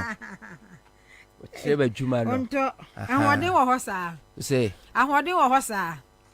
Ahode dey na. Ahode a wo di beye dey ho bata ahode ankasa nso a wo di ahode a di beye dey say wo gina we di ahode wo ho. Ya me na hwe nipa. Sa dey na nanom kan no. Ya me na hwe nipa, ya me na hwe nipa. Siba mara kire me skills no. Aha, say dey beye dachi yes na nimonyam. Na nana efia abusia no doso. Menye ba ha se pe bo se be se gina hase e ba. Ma Grace e wo London. Otie na no pe ma Grace me mo afishia pa. Sanso so na ye ratiti. Bless Kati oko banana in pub 2. Ye pub night club.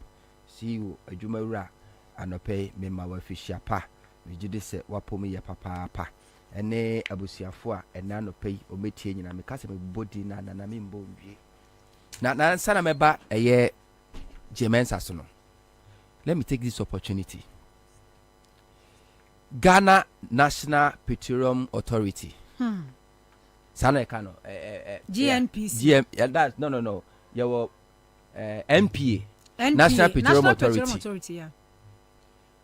Nana se we say petro na yentumi ntono petro no a MPA asa makwa amana baga na market no eye substandard essay engine essay cars essay plugs. We are spending so much. Nana me say within 2 months ni I have to change plugs twice. Me na me nu bay me car no the same thing.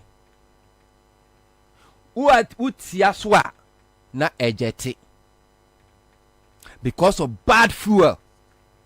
Na nyame nkwa na ye beautiful line to Mrs. Ya say omo drive omo cars, commercial cars and private cars. And no who say abrante kidi no complain. Kidi say the when me say me car call shop enti ba ye no Kwame me ne Kwame na ma me sese car no or adai because me nim do say utia so a na atwi ni mu. That is it. Utia so enti me yesa me say dey akọ shop. Eyefu ana. Until say wo kan na mama duan ba so say. Eyefu very soon. Me tofu we shell, me tofu we baby. It doesn't matter nana.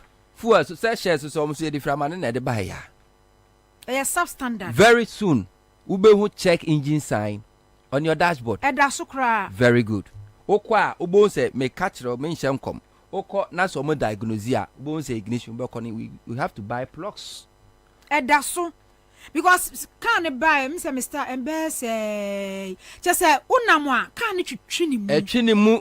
Utia so a se be etwi ni mu na. Because plugs no ena edija ne ma enti say injectors ne pompe eye fuel na plugs no ena eject ignite fire na ahye na ma engine no enti plugs no fuel ne nye papa enti no ese plugs no ese plugs na car no ntimi perform say they will say ntimi perform. Okay, so substandard na chese ne buo no enye papa omo chese fuel na aba no eye magnesium content or manganese or whatever omo expect no eye so high entinya quality eye poor fuel no modi aba. So now we have government apart from say yes spending all our money on fuel no the almost had the substandard fuel aba Ghanaian market. Okay, so enti samena kasa substandard no international market no ne buo wo fom papa for full because so am to de first ni use no a ebuo ne be kosoro we contaminated fuel. Just almost to the first ebuo ne be kosoro enti election year se ne be ya ebuo ne nkosunti yen kofa substandard no kofa ni low no abeto ne high e de amagana for contaminated fuel and a one market is here and you cannot pinpoint a one filling station all of them. Me say me to me fuel was shell enti wonim say da be na me beto wo total yeah because Pig Farm Junction one no said the one no total total energy Pig Farm yeah total yeah shell enti me so me yama me say me sesa no nti the week ye mu me beto fuel was shell total ha sha na me to because me nti ase say car me de nam dada me kwa me ba say wutia car no so a na twi ni mu wutia me yasa me de be kokuma se kwa ba me suro say hwe be kwa ko dem don't try obo kwa kwem. Don't try. This is the and I make catch one. Wow. But a buy no. Nana. Who said professor dan can want him? I mean you obey me minim said I be mechanical. Aha, that is the problem. Enti ya the substandard contaminated fuel at na Ghanaian market in yes I tono high price. Musi kidi today. And the petrol also complaining. Nana de bia me ka bato won sunsan so. Dey do no. Kidney ekan krofo before 2016 no mo te Twitter ekan kwasi asem eba mahama aban etron kwasi asem kan kwasi asem enne you so complain o twe bebre obomofo bebre ye nyina ye bre ne bebre so pa nana e annoying e yabufu se odi usika nyina be kwa kotofu because enye luxury se wo tinkra na wi suka enye ka bia na wi so e luxury a necessity na fuel ne nye woto na body nyina ensa nye na se car engine and na Toyota Corolla engine bo no quantity mi to Toyota Corolla 2019 how much you spend or just to buy engine alone no e betimi ato Toyota Corolla in 2019 how many of us be just ka kwakoto Toyota Corolla na se betimi akoto car foforo and your national petroleum authority Omatrase ama discontaminated fuel our market and yeton and nobody wants to talk about it. Napo Atenteben aka Atenteben Okope vice president we na the contaminated fuel say cars Okope vice president Eddie our hase nobody wants to talk about it because civil society groups now omunwa that petroleum sector omunwe energy no. Nana who knows for you know they have been bribed. By this time, Kwamo the advocate number demand accountability. But Matisa Kwame ka say Kopek. Usi Kopek oh. Or say Dankana mu a raise issues afa ho. Then they should continue. But it is serious so. They should continue. It has been the system for months. I was saying me car me pack. And they say cars. Wow. Me ba no pem su ti aso na ka no twitwi nim. Uti aso na ka no twitwi nim. Bo ne ba ne ai. Enu ya one thing. Ma me nchia ma me ansa na me courage. Makafui nu nakpeku ajoni ye. Enso anope courage. Good morning. Good morning. Boko de. Nyamenado. Ede nyame ase. Bi na ka na asem. Se mi di hu abo afore. Mi di ada usoro. Mi di hu abo afore. One di na. Da. Ehu. Anu de. Hey. Enzio bona ujani. Enzio how would I know say? There be back say. What disappointing go be I go put for. I go put for food. There be on to oya sana menti ase. Obi a go face it mention. E dey menti na o se nsuo timi di south. Wo so le yedidi anim. Ye commander. Deputy commander in chief. Anyway. Okay, obi the message bright Meridu Tibu. I bought a taxi yesterday, same experience. Kwame say nra obi say ne car ejanisi ekwam saa. Na me say a general problem. Any say me parking me car. A general problem. Especially mo amuto for free goil. Munye careful. Me tofu we shell. And I make say afa me fi say me sesa na me koto total. Say so na I thought say bi aka ne call shop no. And e menya that challenge no. Courage utia say o nam kwan no so aka ne twitwi ni mu say ya. Kan ni twitwi say e fi wa ye tontina ya sa. Me yira nya the same problem ti ya park can esi. Onu so nya the same problem. The same problem. But see ya ko tofu we goil. Ato shell e wo total ne nya sa problem we say dia e na ya asem kase pa o inject so ni boy din se ya papa ye tofu we later almost 13 cedis later because Shem said it's around 12 cedis bibi almost 13 cedis na say wo wi ama wo plugs no engine asan so ba be say ya because me who say was am packing me car then never who I mean to because car engine na kasa na break it down engine na nkasa na break it down na wo fuel a damage you plugs damage you injectors what will happen to your engine and the regulator no ti ho nya it will kill the engine regulator no nya ho hwe at least fa fuel no sample na enkoye test regulator no nya ho hwe oh yeah regulator ni nim substandard fuel abedwa so MPA one say ya kwa no wo no ko MPA for response o me de buy and say so contaminated fuel in the market is not as a result of good for oil policy. This is the response of the buyer. Can they defend it, Baumia? This is the response of the buyer. But NPA has not been able to address the issue. Why? Or mama kwai ama contaminated fuel. I hate the Ghanaian market at damage cars. I think it's time we should take legal action. Legal no so far. Oma jihoso so far. Uko kwata nye a whole OSP cry complaining. State capture.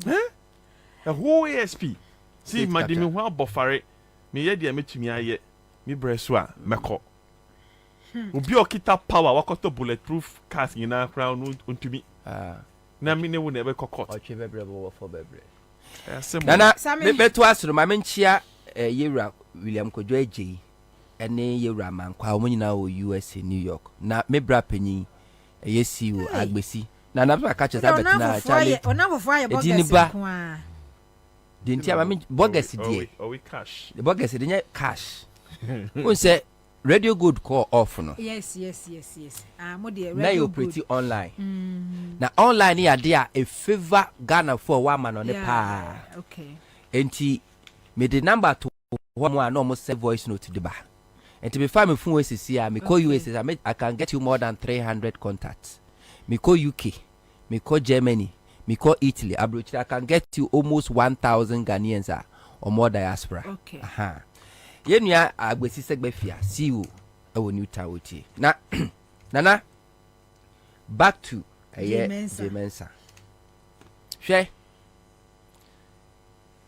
Jemensa any MPP. O ma dwene say Ghana for a free 7 and inti they be a no playback at the maye. No more playback ne so a famom and inti they be our twaso. First, James also invited NDC. So Omamra IPAC meeting. I didn't know here NDC or IPAC meeting. We hear NDC to restore the credibility. And NDC for Muntie, it will never serve you any benefit, any good. Say NDC be back to IPAC. The Electoral Commission is facing credibility crisis. But that one I disagree. You can agree and to disagree. Fair. Mema Jimono, they shouldn't go.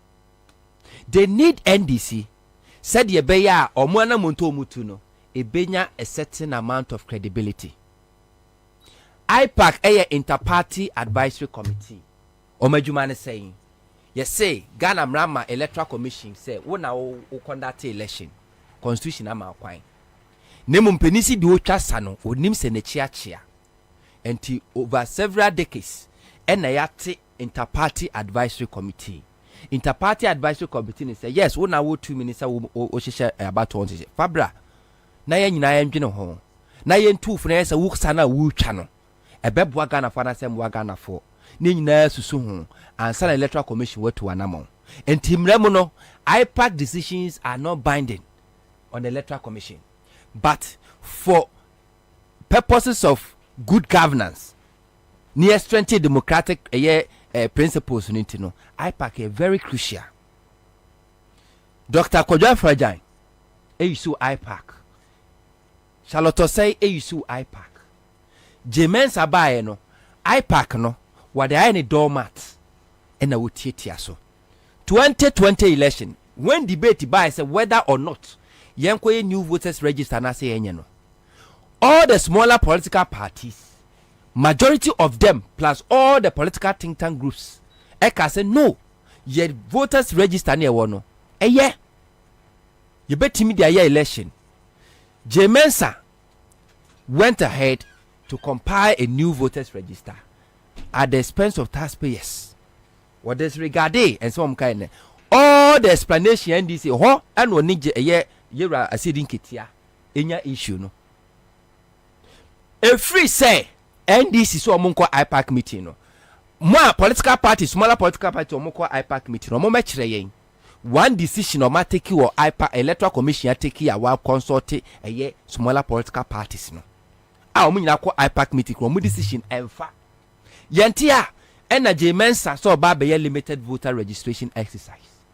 Limited registration exercise no be no catch say we select only the district offices and the be registration no. This smaller political parties are omoko IPAC meeting. I can say no. Yan discuss side way IPAC meeting.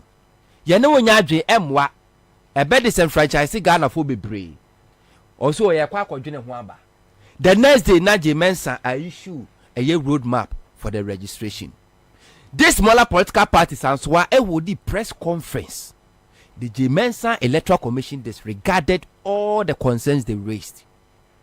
She went ahead and did the registration. And what disenfranchised half of Ghanaians are more than 18 years and above. I wasn't come register anka Saturday, Tuesday, Omokoto what disenfranchised because Omuni card. So what is the purpose of IPAC now? Would it change anything? When him said smaller political parties now or me a press conference against James Ansah, and then some of them ye revoke it. Then a market on the wall. A party like GCPP, Danlati Party, our General Secretary ye Citizen to Dazi. Misumo ye be revoke my license before 2024 election. All those parties, political parties, no, align to a MPP and James Ansah. You better review licenses now. You mark it on the wall. And you know, or Kwabena Ansah draw NDC in. No taking a decision. I can't say we are discussing or IPAC. Meanwhile, NDC will have no say. NDC can be now on fact. No, they are quite BBR. And until I make us say NDC for should not Anna. The Electoral Commissioner. So free say NDC present at the IPAC. Ebetimi abua Ghana democracy. Enka one can't ascending Kitty says we need right across or best at the IPAC meeting. Chirame a brand and this IPAC meeting under J Mensa. One decision, another one concerns raised by NDC, another political parties in Noah, J Mensa the year Juma. One fanya Juma. Nemum, J Mensa are surviving and making sure say we're reducing the credibility of Ghana's electoral commissioner. Na ye enviable to all the African countries under Dr. Kojo Afarijan, under Charlotte Osei, na ye kwachire Nigeria for besua the African countries ba Ghana besua ekwa fa so conduct credible elections. Kwa Afghanistan. Ene Ghana ubusa Ghana for nano Global Info Analytics for so over 80% of Ghanaians don't have trust in the Electoral Commission. National Security Force over over 70 Ghanaians don't have trust in the Electoral Commission. Why? Because the Mensa Electoral Commission has proven to Ghana for said they can never be trusted. Now when him make us a mobile playback. We say wakwaka say 2024 election. Or more be posty pink sheet, our dedicated porters. No be at me. What is it? The Mensa Casa Semino. A yadanko da dre. 2020 election. James Abekatre and say the so-called strong room, no. Amana and to bring it the election or the electoral results collation, no, to the masses. Into one year electoral commission, them who be Yakwa collation, no, our Accra International Conference Center. Over 1,000 Ghanaians. Betimia, and ti obiati obi and time kwa NDC ni MPP ni Ghana fo nyina hu enintino J Mensa issue Emma diplomatic calls Ghana amanone anamusifo political parties internal election observers, external election observers, media, political parties, all the stakeholders or we show accreditation the momo say ye kwa coalition no our Accra International Conference Center. Indeed, Ghana for any sankrofo nyina trupi onto the into that conference room. Ekwa coalition. J Mensa beba. Electoral Commission beba na diache. The next day, 3 days when si ho. No coalition was done. No coalition was done. Meanwhile, ekwa set up bibia ho. From Dr. Kwabena Bobie Ansah before we declare results no o make sure say wa cross check bibia okay figures no wunya represent who vote ni all the media houses both state and private cameras, microphones, recorders all set in the presence of international election observers, political party reps, media personalities, all the stakeholders, including think tanks, everybody present. Now Dr. Kojo Afarijan will declare results. J Mensa inherited the same, and J Mensa did same. 2016 election.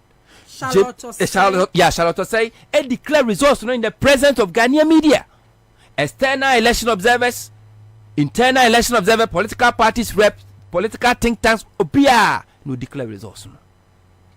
J Mensa also anone babe boama transparency. Afarijan no nye transparent. Charlotte Osei nye transparent. One transparent. J Mensa declare 2020 presidential results enumere. Wo declare no na ochia good afternoon. And she repeated it more than 3 times. Do you know why? Well, you pre-recorded. Omo recorded declaration no ewia. And omo bobo chire Ghana for enumere. J Mensa figures are present here no. Oka political parties in Yinabo na etwam percentage obi na etwam over 100%. They have to go back until they omo change presidential results no 6 consecutive times as we speak.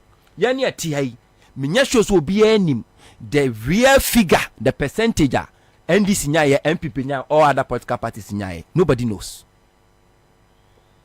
This is J Mensa. And this is the same person Obeka tre and say 2024 dear or the pink sheet you know ebefin from da ho ama obi ehun bi. Don't trust that woman. A trap or set diama NDC. Don't fall into this lazy trap. Jemensa eba the first assignment or referendum created 6 additional regions. What did we see? Nana yehu adwuma first just say cameras will be so vote nipa bako tamprinted over 20 ballot papers was staffing ya tiamano electoral commission officials at tiamano nipa bako tamprinted over 20 etwaba we akufo so well done what pass first assignment. That was what Akufo-Addo said to Jemensa. So what passed your first assignment? The second assignment at Jemensa was West Sogon by election.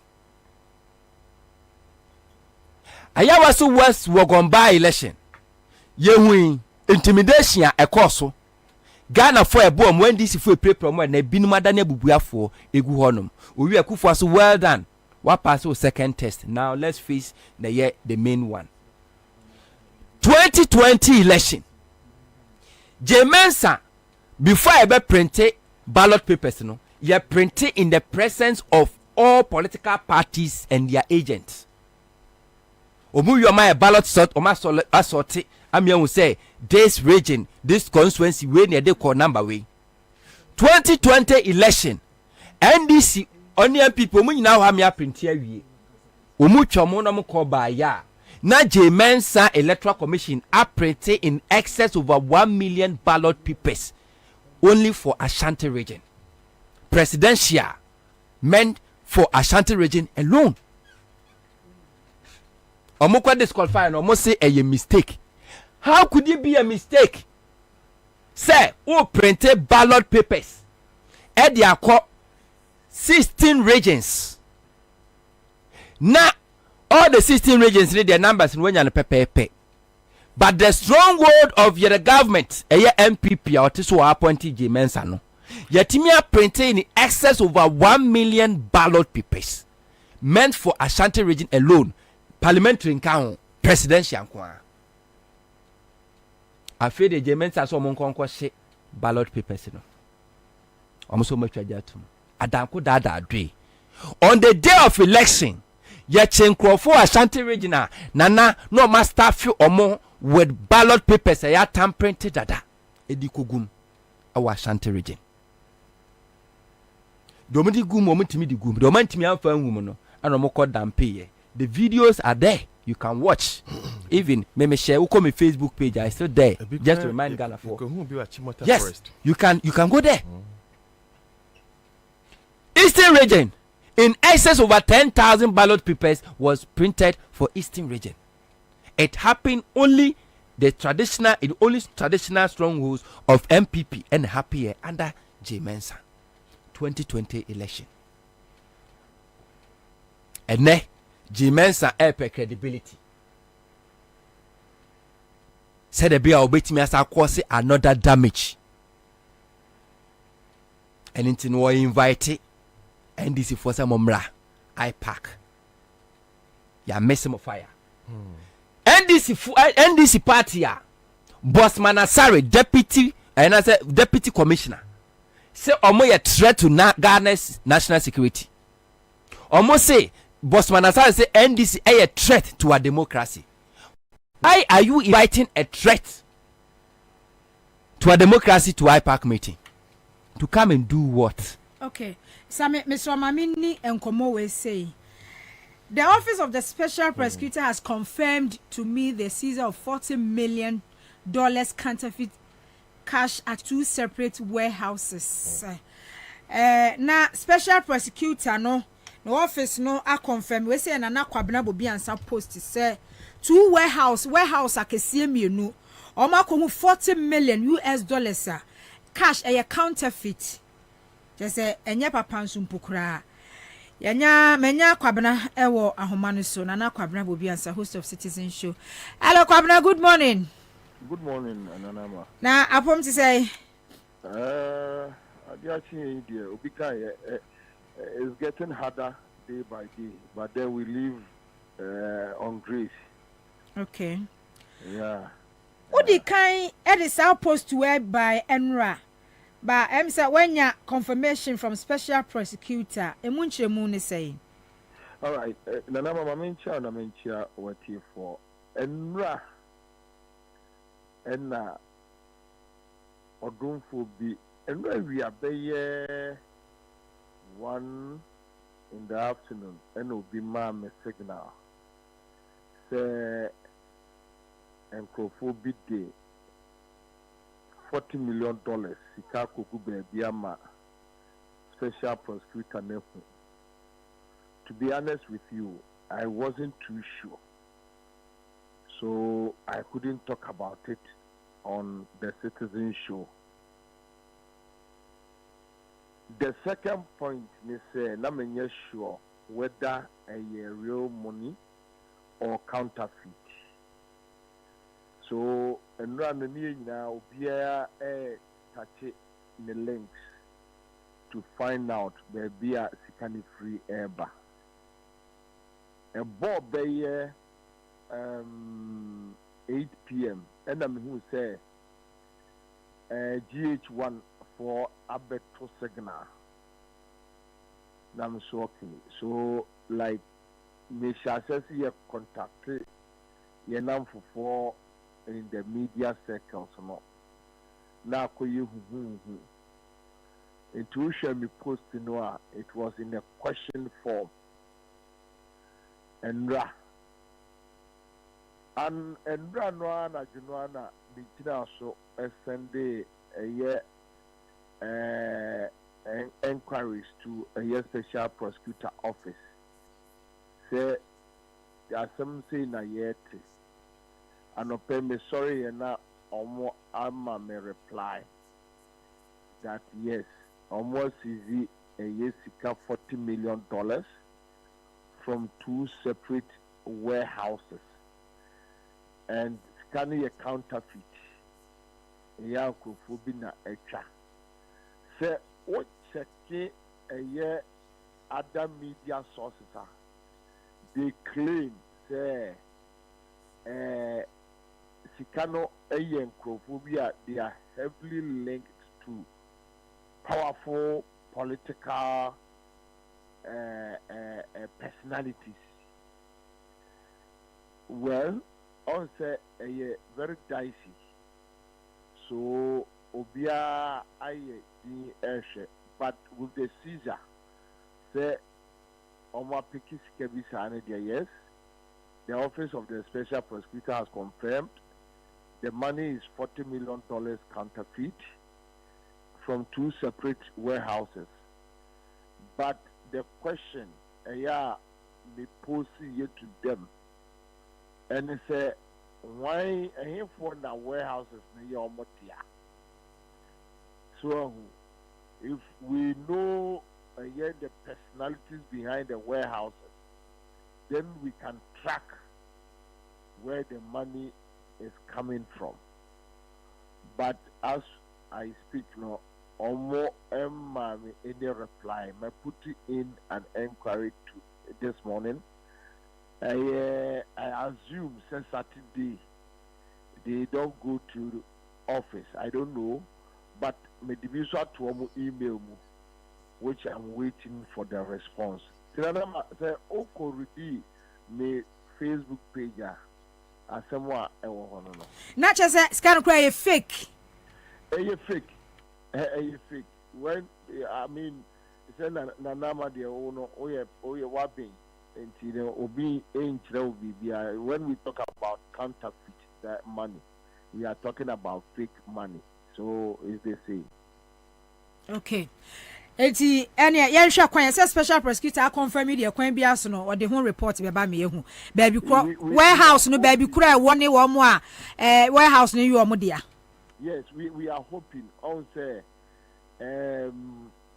Osha for some time now enipa bi ayomo adwene say omo be bastardize the special prosecutor for whatever reason obi antimi nkyerɛ. The man Ajabin, yes, we had issues with him initially. The last time we contacted in the office,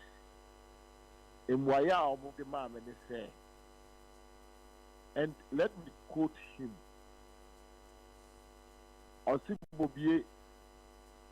We are not here, say, will be a pro NDC media, MPP media, and I say we are here to talk to everybody.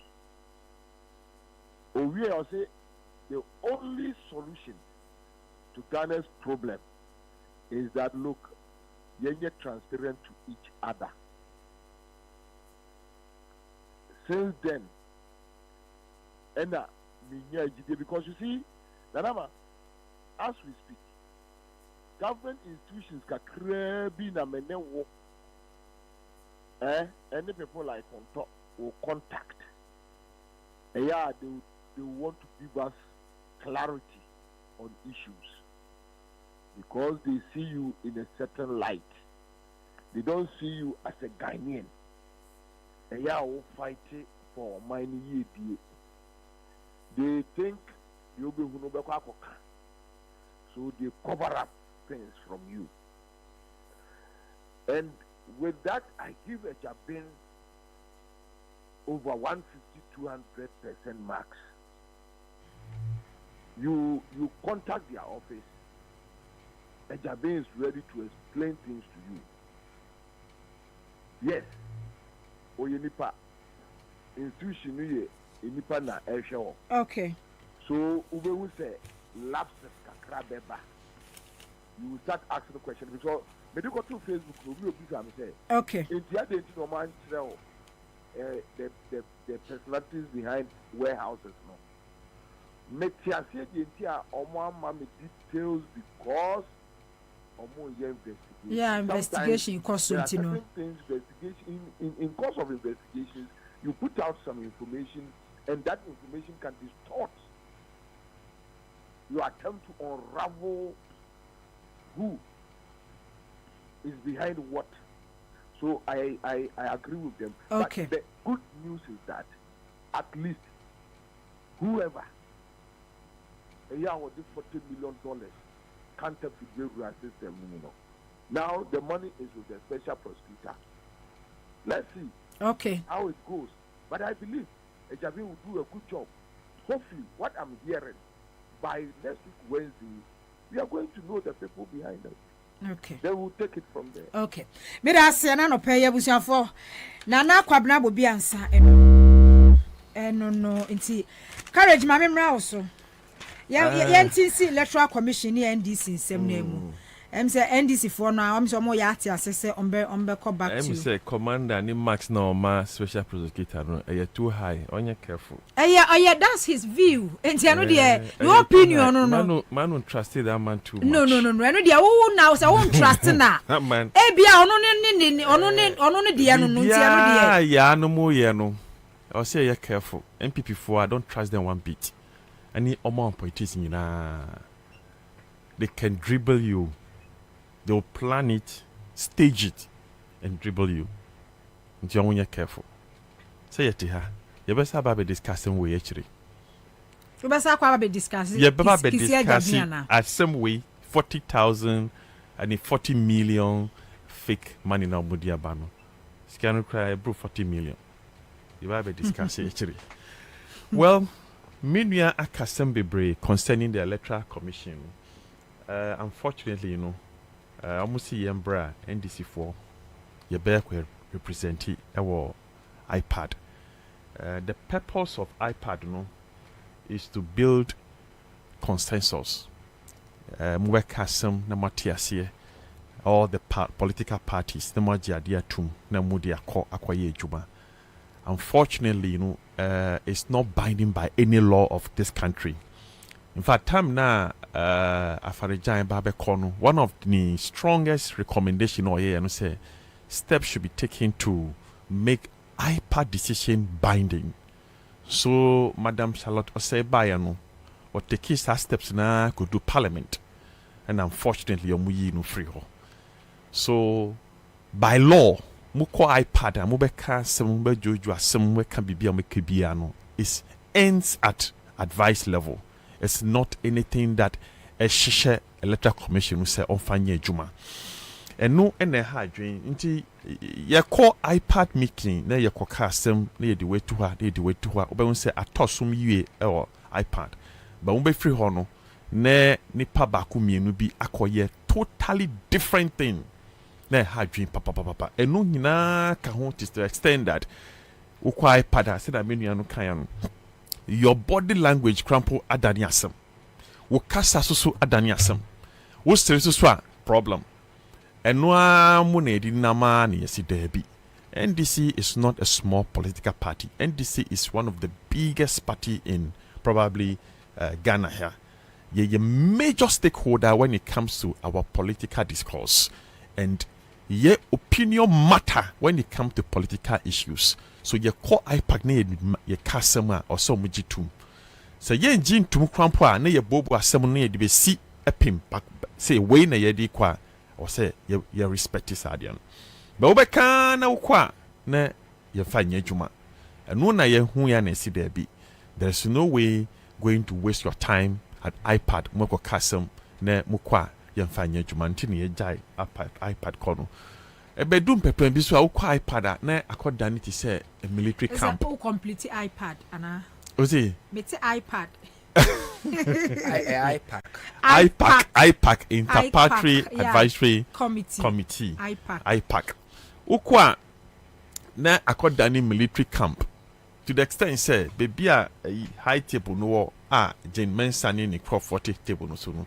The military men etiti na chi as if say obi ebeye no bibisa ne nyina ka ho na yetwe ho free iPack ho so see no ono a pese yembra bio me say they are feeling it and they know say there is nothing they will do eye den omo ye bi do me ye bia NDC is taking over this country, so they must begin to train themselves to that. The reality must begin to dawn on them. Say, this is a political party. In less than 1 year, we'll be working with them. Yeni ombe ye juma. Inti yen stati any omu enye juma preko. NDC, any electoral commission, in less than a year, they will have to work with us. So they should start tuning their mind. They should start adjusting themselves. The reality must begin to dawn on them now. They can see it. With all the surveys about out so far, the research that is coming internationally, locally, or more national security research about, everything is pointing to a very massive win for the NDC. The NDC is going. Unfortunately, Omakofa Obia, I mean, watitia pansa onimpi oninam nikasa wakasengena and tosun. So, Electoral Commission, I think they are now beginning to see the reality. But courage only Dr. Ferjaka, I mean so Australia NDC say returning to IPAC and them who say opinion leaders bring painful bring swaka including Peace Council. Yes, including Peace Council. Ujitum say was NDC echo IPAC. Yes. Okay. Now it's time. Okay. Especially it's coming from Electoral Commissioner na Kansakasa Jane Mensah. See Oma Fie inti Yambra. I mean, yes, Oma Fie. They know we have the ideas. Our contribution are vital to building the democracy of this country. They know it. Inti no musi Yambra back. So we will go back. I am happy. Yempenyi Foswa Jatum say, well, semwa makwatenasi. Na mo ye muniama. Na mo se dia mu ye first. Enye. Inti si Yambra. Ne Yambra boa. Fine, we will go. Now I think say before I'm was making some demands be because said IPAC a consensus building. Yes. Where it shouldn't be the case. Say the way they are planning the other two one. Who the Oba Cano and which bet me actually warding but ends some way. It is electoral commission, no National Peace Council, no madam who mediators you who say government no. A government electoral commission use National Peace Council. I'm mediate this. I found a solution to this IPAC issues. No near so this is the time. What's the NDC for to make it demand? Say IPAC na one more than no. And yes, I will electoral commission. No what na say. I know what na dia beto say. You are be caning say. Yes. And Nutina, there was a whole lot of meeting and negotiation behind the scene between NDC paying for any peace council. Okay. Now more negotiating or mediating between NDC and electoral commission. Kasabe Breakoso. And I am very sure and certain say Jen Mensa, Bosmasari, and in Crawford, they will understand and know say, and yes, say will be a time electoral commission paying for no. But send ye be ye ama na ye papa. Send ye be ye ama election no aye free and fair. Send ye be ye ama ye dina ye wo as electoral commission that credibility no ebe wo ho no eno na ye. So I hope, and the emphasis is hope. Say they will understand. So ye ba omo fa ya sem kwa yenko kasa wo ho ye pia no makoya de foforo. Of course yenko iPad enko tenasi. Yenko iPad ye pia yembe kasa. Yenko iPad ye pia yembe kasa. Ye ko iPad ne ye ba. Die ya keka wo ho nyina no ye de be pia bontin. Se hu hia se ye press conference ye beka. They said your muye na say ya mukoka wo limited registration exercise no muye na mukaka say yenya no say onso mukok take a unilateral decision say yenya no district level no small parties no dey no mutumi ye enka ye enka be take maybe a major decision to resist that decision no mutake ya no. So these are some of the things ye ko kan ho a ye beboa amana kwenini courage small parties here ye kan. They say down here cut 2 parties, MPP and NDC. PNC, CPP, small parties no. Parliament womu wa kunye bi ho. Omo nibi. Omo no, omo ti wan no business omo GCPP, PNC, CPP. Unti Ghana na PNC for ko ka e kusika ho. CPP na no ya hwe. Na say ya no mo so. Ya jantua etis na ya jantua etisi mu a obo aban ya chi a o ka no kre, Right, kwan ya aban de na fa so. It's a party. A party like NDC, what's the IPAC meeting? Wonko no so no. What's your smaller parties here? She said, "Omunko IPAC no. Na una uji information the free woman honomu." And I will share it. You go there, you say we can. Je mensa ni womunfa. But make your point, make your case out. Mo bi enhunu. But I will rely on this GCPP, PNC, CPP. E wobro mo ti won mu kusika ho ekoka ho a. E dey na wunya definu. Kwa wo kana so obi ehunu na obi ehunu say je mens. Wo expose wo mo. Nana, share. Just a minute for 1 minute. Menye sure say your worst enemy will be also we any time for number 1 invite you to the party now kwa obeshe and you radio akoko celebrity. A trap. Nana me say a trap. Take it from me. Never kwa ba a trap. Electoral Commission say NDC a threat to Ghana's democracy. They did not just say that. All their actions, HSA, NDC is a threat to the existence of the current Electoral Commission. When in the 2020 election, Okofa Kofiak Balumone this mushroom political parties in Ghana for any. The Electoral Commission sponsor them. Some political parties are office Kromuni. He sponsored them. Or Mokwa say let's vote. So yes, majority carries the votes. Na abakeno na oko. In any case, if IPAC yadia ebua Ghana for I don't think NDC one nyamom raising na otuguye. When the general secretary and ye chairman NDC the most experienced person as far as IPAC committee is concerned. Obi bien one more IPAC one more. Both MPP or NDC or the Electoral Commission or what experience in Ghana's electoral process than a sitting Kitia. You describe that person as a threat. In any case, smaller parties no moka and other parties no moka or moka no. Omudu omofutu efa. Do they have a say? They don't have a say. And I've cited examples. Woman na kra ka bom kra ma committee no. De ombeka no mfa, de Electoral Commission person ye na wo ye. And you think say if NDC goes back to the IPAC meeting now the J-Mensa will change the perception. Bosman Nasari, they will change their perception. The Electoral Commission will change their perception. And so NDC is a key stakeholder, and for that matter, we missed their fire. They should come. We missed your fire. Beyede de guma sum keke. One can say we mix your expert advice. We mix your experts' recommendation. We mix your fire, because opposition will have a say. By the end of the day, the ruling party will have its way. And Timomna Mumbe de Mumasum Keke Muya at the end of the day, me say the Electoral Commission needs NDC just to redeem the credibility. But NDC should be very careful. If NDC decides to go back, they should learn and know how to dine with their enemies. But they know.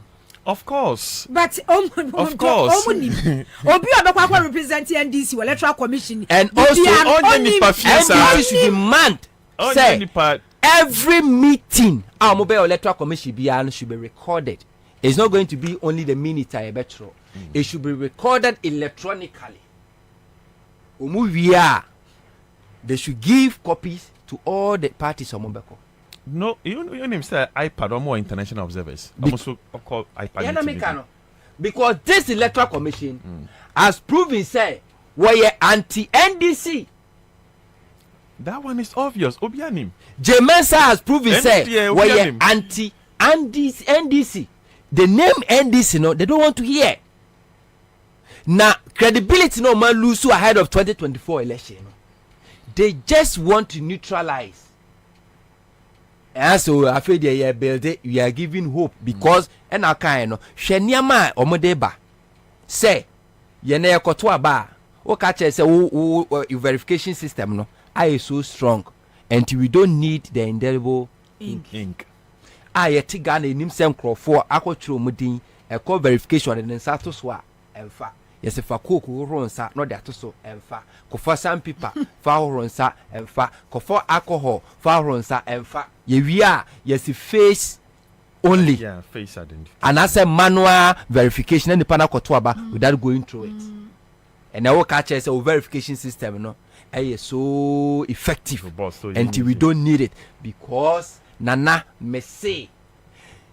Multiple voting will happen 2024 like it happened in 2020 because yenim say ukuta voters ID udi wom u picture voters ID no picture da so afen so book na nkasa no so eda hono no ballot paper no udi nda so and is a verification nya adwuma yentimi nka nche se wonto aba nana tio wo beto aba ye ni time nka nche se kofa koku huro nsa kofa akọ huro nsa okwa na say in as much as okuta voters ID card udi wom picture wo beto aba nana verification you two your manual verification and the biometric or electronic verification or so obia no the ideal situation is say obia be verify no electronically anything na obio data no sa fingerprint ni afa no se koba se yentumi verify that's why you be result to the manual verification and no ya hwe ID card no ya hwe mfoni e boso ya hwe udin ya hwe abo no mu the same thing ya tekwa kwakoto said the bear won't come man sama mekasemento maba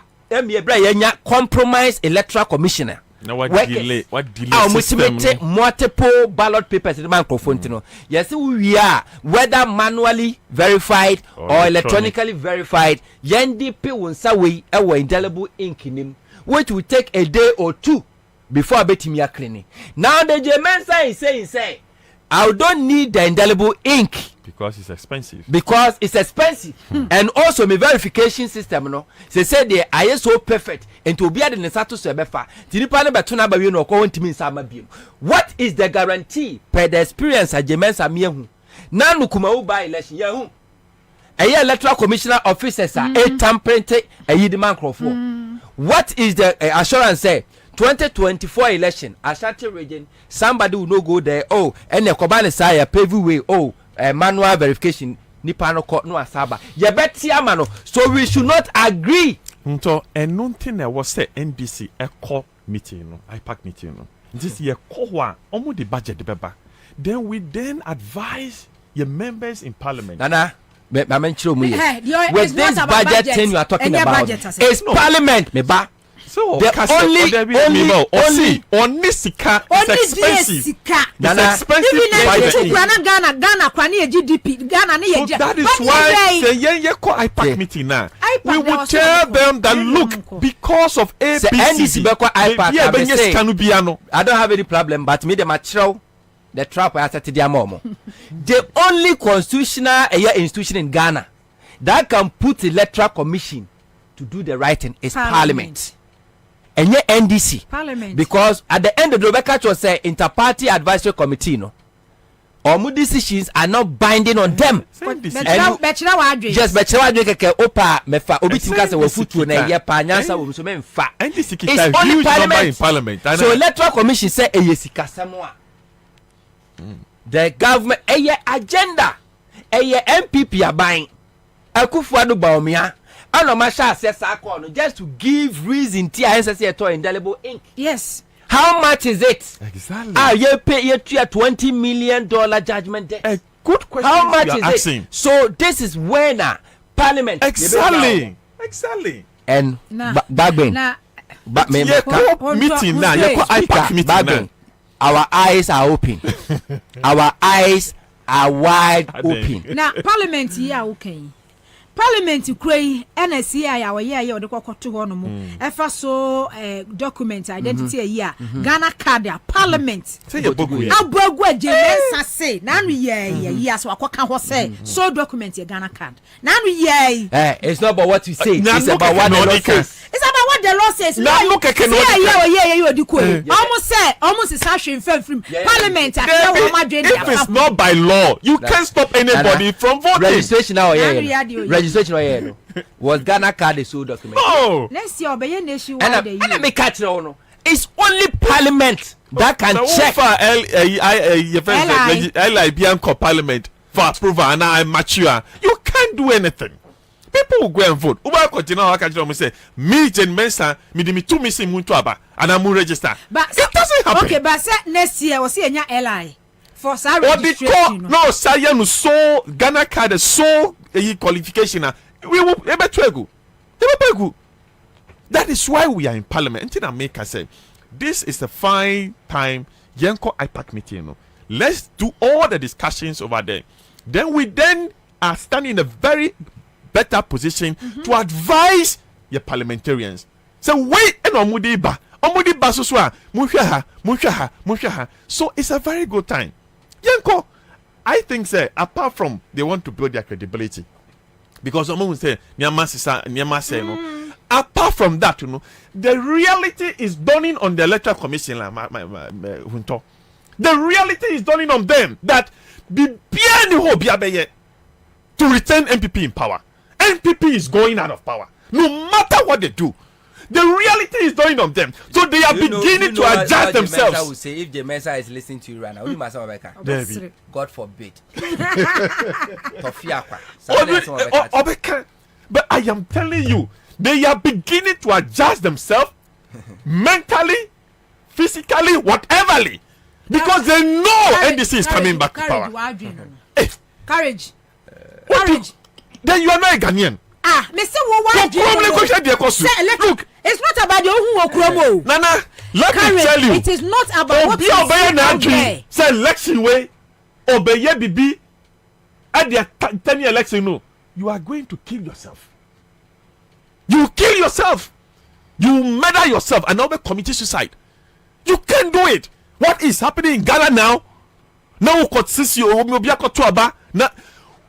is it the middle class? Is it the lower class? Is it the upper class? Has the Mensa or the Electoral Commission admitted said 2020 election there was so much fraud in the process? Have they admitted? Was it the best? Was it 2020 election? Have they admitted? The best. Still, 2020 election, they still enjoy some level of credibility. From where? From Ghanaians. How? They enjoy some. How? But every door is closed at them. Both the NPP and the Electoral Commission, they have destroyed their reputation to beyond repairs. The only thing they have come to realize is that we have to work with the NDC. They are going because NDC back power. The NDC is coming back to power. No. Every research internationally, locally, everywhere is telling them that the NDC is coming back to power. Research now will come. And you know, Jemensa, Sari Bossman, Peter Pia, you know, Adrian, one more research. No, one to one, I would say Sami Awuku, Sami Awuku, the Uncle Foka were out, no research about who ye, the Aquaswagana, who ye, Sami Awuku to one of Mukasa, Omube election, no. With strategy, be simple, simple. A while ago, now what Moneshe Bobie say? Only very careful about the trust percentage of trust or the letter special prosecutor because they can disappoint you. So my real fee, baby, you free. Nana, you will never know where you are and where you are going. Anything I anytime be am analysis, I shall say the free baby. Now me the abandon match through the BC. We can only judge Jemensa led electoral commission whether they are trustworthy, whether they will be trustworthy based on their track record. Omo track records, no, the national assignment of my year one, the creation of 6 regions referendum. Second was Ayawas Wesogon. Number 3, a limited registration exercise. 2020, 2019. Number 4, a mass registration exercise in 2020. Number 5, a 2020 election itself. All this process and all this assignment. One, electoral commission proving the credibility or integrity or the sincerity, fairness and transparency. Tell me one. I'm not talking about them having any integrity, so sincerity, with all whatever. this exercise, I'm not talking about the activity now proving say this woman is not credible. The electoral commission is not credible. I totally agree with you. How can you project say what the electoral commission is proposing, you know, is for the good of NDC and for that matter Ghana for and NDC to embrace it? Me, you know, one very important thing I was saying in Ayenim saying. Nipa omoko represent NDC or IPAC committee no. Omunye nkola sawo. Nana general no yakoda. But no, there who can say Nipa omoko this time around. That is why general was able to have problem with them or check it out. That is why general had problem with them and check out. So now ye call back no. Manu nye na adwin say ye ba eni nu ebe numti ako. No. We are going to make sure that the right things are done. Obian chinchi obiansa. Obian kofa ekya donkoni ni kanka ho embe to aba. Say yen to aba, no ma to aba, no mu say majority win. No, it will not happen. NDC is a major stakeholder. And we are going to insist on the right things to be done. Okay. So, Mr. Wunto, mawankuman to yem. Biomu ye 2020, no. They enjoy some level of, goodwill from the people of Ghana. Not this time around. What in us in NBC home? What will make a Ghanaian to vote for NPP? It's not about the vote. What will make a Ghanaian to vote for NPP? Courage. Sometimes, this one, they vote. So do you think, say, breaking the 8 agenda, the number of votes or what kind? And no agenda. Dabe na wasati your marker said breaking the 8 bill. Dabe, when was the last time you heard them? Courage. Do you think Sagron were moody? Breaking the 8 to look at someone kebio. Courage. They know. They are even. We will win this election by every means in this country. But we win the election by every means. Every win the election. Courage. Electoral commission in Amika Chow said the reality has dawned on them, and they know. So they are beginning to adjust themselves and position themselves well to be able to work in the NDC. Nobody is disputing the fact, say, 2020 election, 2024 election, NDC will win.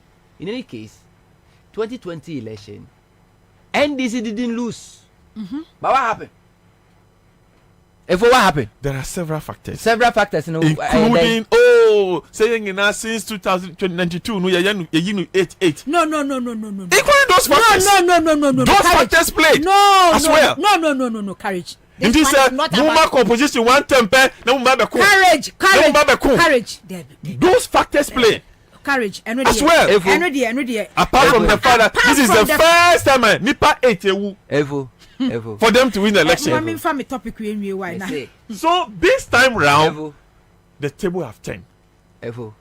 So they will not try it. It will be easier, and it will make a lot of sense to go and wait for a ship at the airport.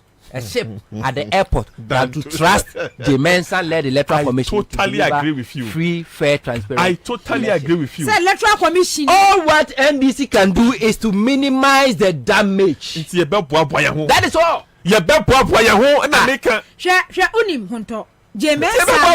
Jemensa anya appointment for near powerhouse. Sir Roman region. Powerhouse. Now I quite remember say or by round one man ba class F. And I try any needing one way say ma ready o call ya na me bo was say any obeche pa. Yes. Waka chan say any obeche pa because I will try mama ko pension and say na wa badia. Courage. Jemensa Sari Bossman and the Electoral Commissioners no mugu one knowing very well say NPP exit you almost exit. NPP exit and we are saying say let's move on. NDC some IPAC meeting because some say table ni 10 several banina NDC na lead and to omo pekwan be this time around no there was no single survey whether social media or traditional media a compile organ ahead of 2020 election MPP LED NDC that all of them Mahama NDC won all those opinion polls and surveys. Now what happened? Mama, in fact, KTM appeal to traders to reduce prices of goods for Ghanaians. We appeal to government to reduce taxes. The so-called almost 35 taxes now with their two budget, our budget, they are going to chase businessmen. He should rather appeal to Parliament or more pass a bill to say they should reduce those taxes. Not traders. That is the only way a Ghana for whom be harm.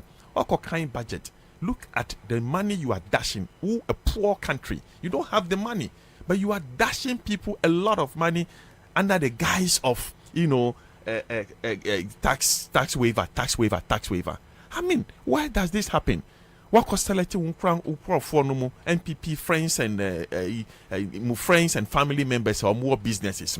Then you are giving them tax waivers. At the same time, what kind of budget? You say you are going to raise 11 billion Ghana cedis as budget, as taxes.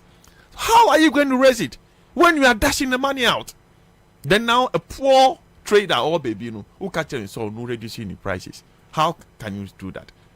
Go and reduce the taxes that you have put on all. The budget is loaded with taxes. Reduce those taxes from them. Cut expenditure. Executives should cut the expenditure.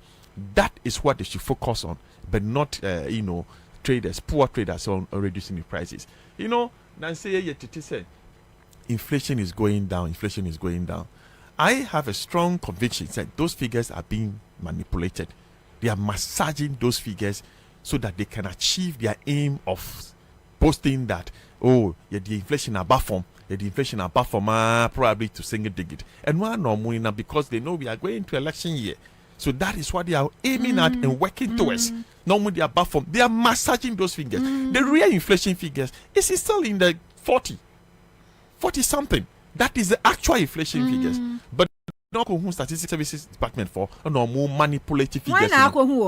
Enya ba omiani ni profo na koye. Na say Ghana Statistical Service no ansa na government statistician no de beba no. I was second for real to approve a figure crowd there. Some continents no they are manipulating. Na ya because they say an election year almost sure say inflation no e betimi aba be say 15 16 and answer 17. No mo dia Germany. But it's not reflecting in the pockets of the people. It's not reflecting. Things are going up. Prices are going up. And you say inflation is coming down. How does it reflect in the pockets of the people? So I think that the Katie Hammond Ekano or no Nanseya or the maybe called Parliament so ye man to me no decided when they imported them in Fambra country no more. I think we only never decided when they find point. That's wrong. I am saying that the numerous tasks now omodi to Nyamasu act is ongoing. I don't know budget in Pachoma Pasi the appropriation bills. That's what they should focus on, but not a trader now or bread edi nenyama ebano. That's what I have to say. Nana, about to who so election has consequences. Na karma is real. So to Adubonia, he be kawano. Idria Mordecai. He says him and CSN some Mordecai was one. Or sense 2000 MPP win election and Obampenikufor. My men may be the 4 Wukumase, Ashanti region. Or what it's your money, my boss. Because almost say Abba and Papa Abba. 2016 MPP win election. Aboso can 42 money, my boss. Because almost see Wayne Medoba was so many. Wayne Abaya or so many Amedimisika sponsor and no buy into Mateteso. But Yafunboni Nimsa Massa. And yes, a dreadful fono or my buying was way. Now, so the policies and the tax regime or woman will not even allow them say on better to Omaniama Bosso. Now, or my buying I popular because now Nyama Bo was renting or make Omun say Ama Abana you're unpopular. Enti ene the minister or the government have to beg. So they say Montemanyama Bosso. You say Sawoba Kwasia na woti ube binka. Titrine ma mema no pedi se woba kwasia woti ube binka because woba kwasia de bia yedi na tam ni yedi ni ma me atem. Yedi ni ma me atem se wo ba bi poti woni ni pedua bia ye kan te so woba kwasia woti ube binka. Me ba no permit se na wo ka asantiment muswafo na kohwisem wana no kodie. Okọ mention okọ ka yenko. Do be shia ansentro so ka yenko. Ene the bad governance mekana kodwe abo antiase amamu fun amamu boni ntino ama ohini ni monyamfo ti so tufo esresrade when before 2016 election otumfo esolodina ansa no mokwa commission market no mokwa commission water project no mokwa commission retreat park abato won sunsanso amamu fun 26 before 2016 hospital ene wati kokoso stress radie wati kokoso stress radie e dey so de kwakọ eden de kwakọ renovate komfa no chino before 2016 na Mahama was building a brand new hospital in Ashanti region and Kumasi. They didn't beg Otumfo didn't beg so Otumfo te a year Otumfo education trust fund. Otumfo doesn't beg people. Does Otumfo beg people? Otumfo didn't beg anybody say my trust fund funds come between. A photo about 20 Timamufo na kasa ne firi omo pem no mo de bia kotum no de boa enwumasua. This is the first time Santini Wate kokoso esradie. Now when I talk like this, I'm not saying say Otumfo is a beggar. Otumfo cannot feed himself or the family. And as a mention ontimi feedi but amamu kankan led by the party akwadwo yebo ase wono wontimi free MPP mu da. It doesn't matter how porous or how bad omo policy akwadwo yebo ase wontimi free mu da mamamu tantan umo kankan I said you emfun amamu abodanfo amamu amubuo nene amawo hene a sebi wo kwa nanim so obo mu ase o boni dia Otumfo no ama omu so enne wada ne sresrefo because of amamu ofun tina me ka kire se de bia se abato hu onsunsanso abato ehu onsunsanso na utu aduboni so a epikawa no enne you are begging say aboso ka fo ntete amaso omreko a enne aboso ka fo kokra container tax component also is over 30. You are begging say guta for entity nyamaso omreko enne guta omo abuanim say guta the MPP affiliate ba ukra wo call won say omtete nyamaso first no say udi guta for bebetena ha say ya omo si de wi container no 40 feet no nipa ba ku o no ye 40 feet 3 months bia na 40 feet na eba say 40 feet no o say bia traders best 6 nana we hye ne niam wa hakakra na we ya hye hakakra na we omo ara tia no mo niam no fa mo de fa Nigeria Togo binim Ghana for importers ni bebra do before NDC be frabam ukra container na no ba say 40 feet nya fi ni be yi niam na ya kan nya ka say niam na bia no rate ni that's not what they were doing.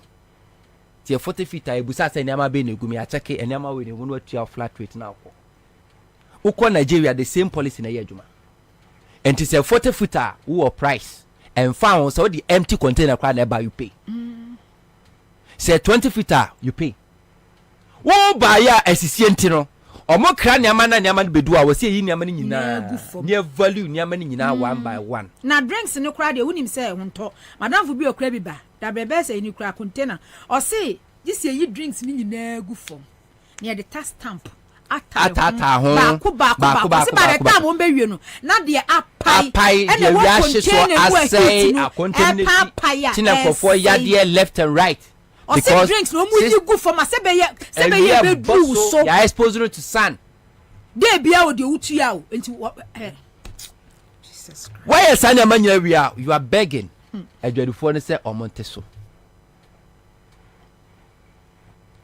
senko ba ye nenke ye nko be ko de be share NDC for so NDC for kra na ama eni ama bo wosoro but who doesn't know say aboso come for a MPP, who doesn't know say Kantamanto a MPP, who doesn't know say Ketia a MPP, who doesn't know say Okanshi a MPP, who doesn't know say Makwala a MPP, who doesn't know say Edwadifo Nkabumuku the mother Edwadifo Nkabumuku a Yeguta, who doesn't know say MPP, who doesn't know say Adwa for Nkabamuku GPR to you, who doesn't know say MPP, who doesn't know say all these stakeholders as far as trading is concerned, MPP, who doesn't know, and the MPP is begging. Who told Bonia a big kawano? You know, maybe that question, so what is the effect of 1D 1F?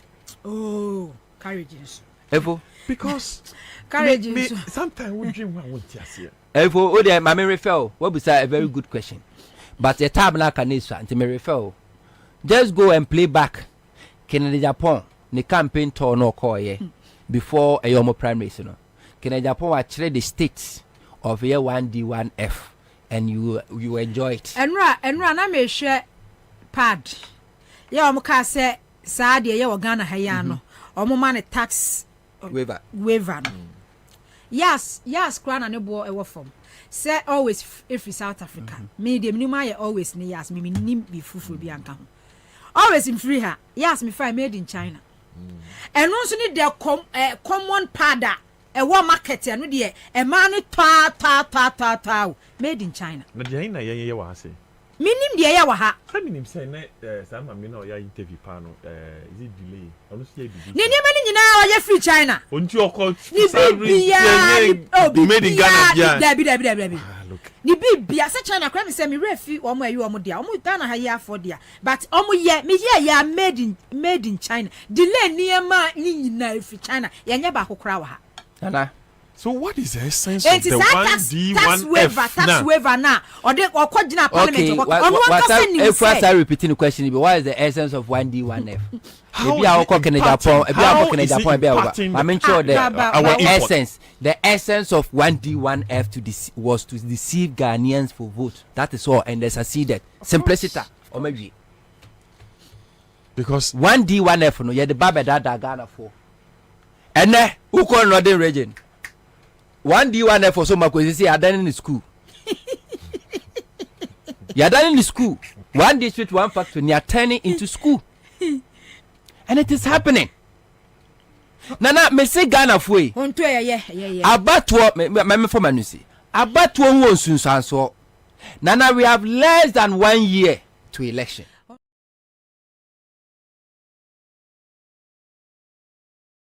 Dr. Papa Kwasindu mwa bisano.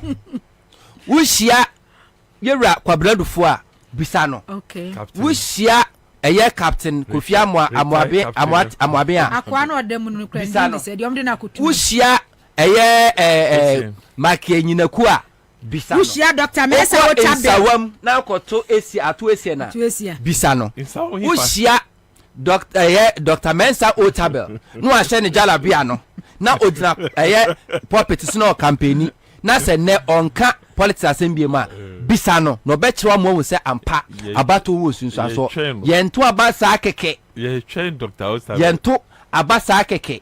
Na se wo pese wo hininya animonyam a make sure say obeto aba MPP Ashanti region should be the mirror Ghana for ebisi e was here so e de judge e rate MPP performance because MPP can never win election in Ghana without Ashanti region but so person who Ghana pempeso akufuado ni MPP di Ghana bedua you just travel to Kumasi we the men come be just stay in Kumasi and you see how deplorable the mess the filth Ashanti region. Enti nana the message bi aba mama efe Kumasi ho. Mema wa wie. Edmond Kwabena was garbage everywhere in Kumasi. Fantastic. And Kumasi township smells like dead animals. Fantastic. Before MP Baba no, na Ashanti region Kumasi is the garden city in the entire Africa.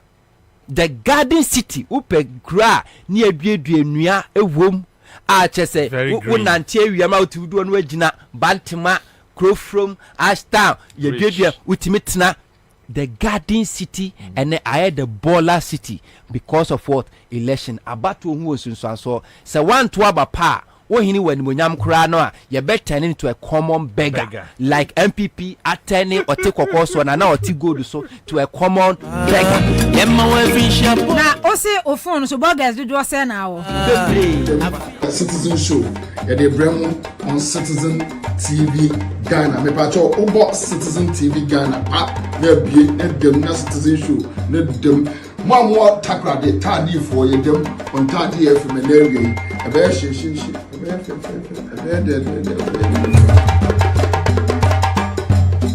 any digital address engineer nyek yanko bank nkwaju loan quick credit for de asem na mutikro mu ha mu ye de mu ye totally stupidity o em so catch you now musu wudu amatan ba ka brofo de a what him total stupidity enti na wasade a chi a wo sori kwotena radio na TV so e ka say ba omienti obi kwa apply for work and pay ye je ne Ghana card ne digital address any 1 week company na abanifia abehwe baby otie afre ne say ka na ye ready ba omia na de work and pay ba Ghana that's the question I me bisa ba omia na de work and pay e ba Ghana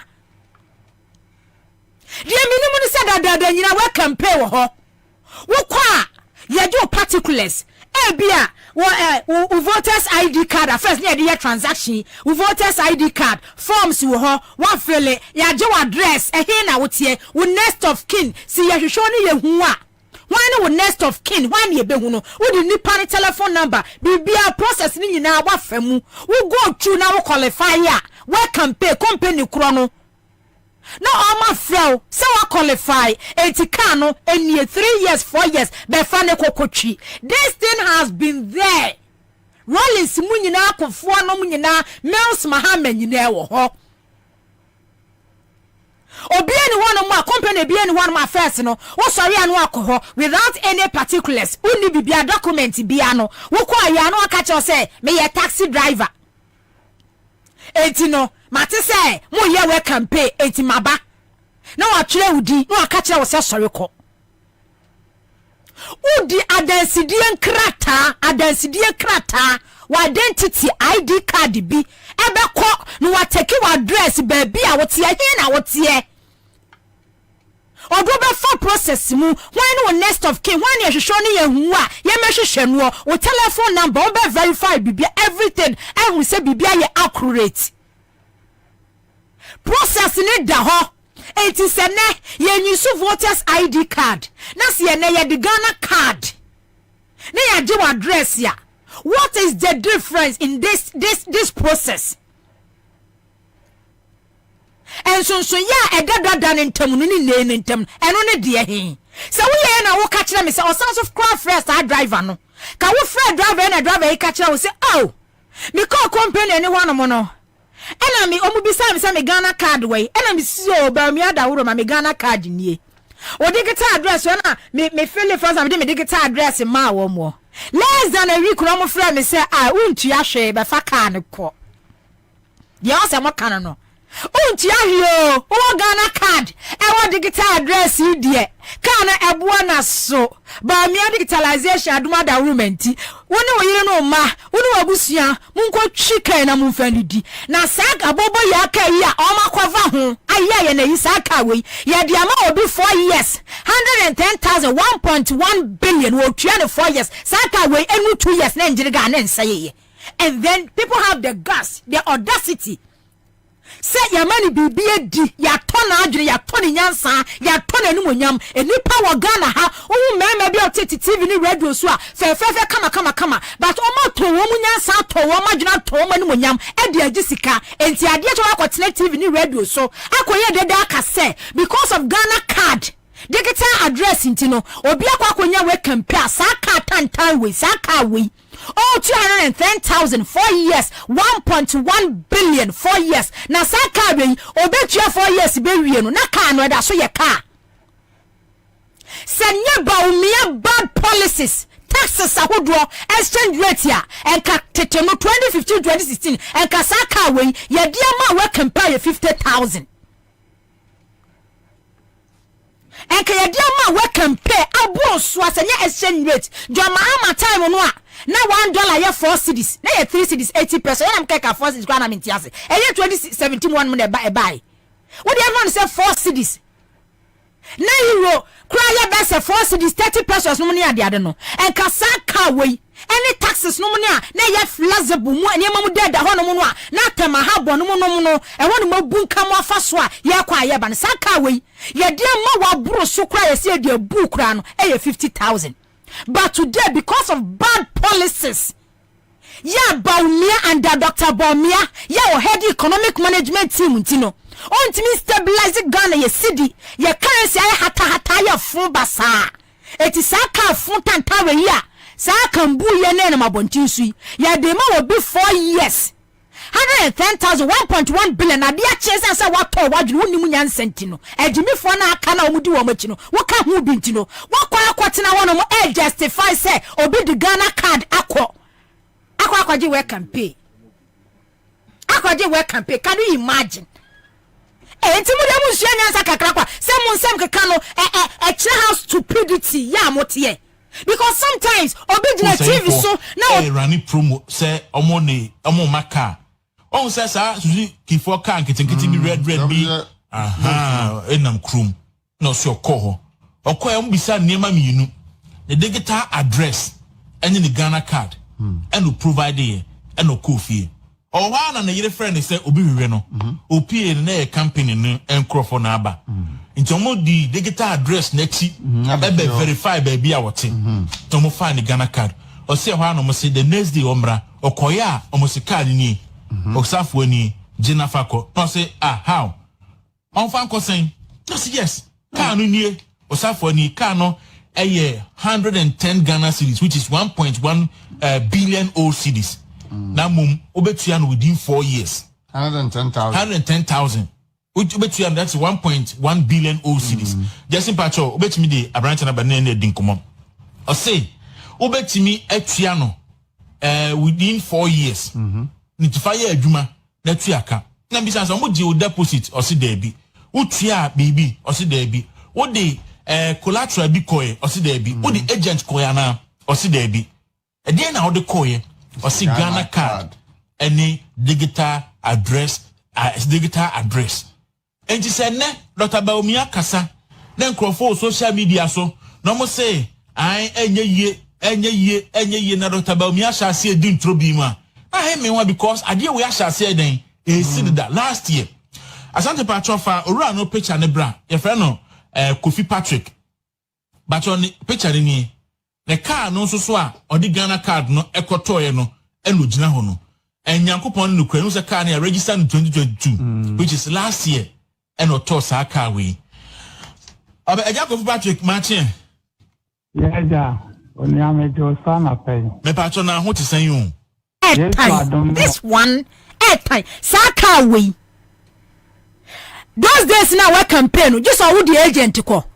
ayesa wo papa ko fuo ehun krata ko those days we campaign na no omoye no we campaign no mi bisa driver for ye wiamu tie me ebia mu de mo start ye we campaign ache mi bisa mo sa be kia picanto kia morning nom sa cars na etia poka papa no no a sa Hyundai nkitwa no ni ade a na mo de ye sa we campaign no na okofa collateral ko ansa na wakwa akogye we driver obeko company ni ho ye be take wo particulars wo identity card that time na your voters ID card ye beje who is your next of kin ye be take your address ye do be for process nim bibia ye intact bibia ye genuine o qualifier come for the car sabre no na eye car papa na ye de ma wo enye kan book kitwa we ya ene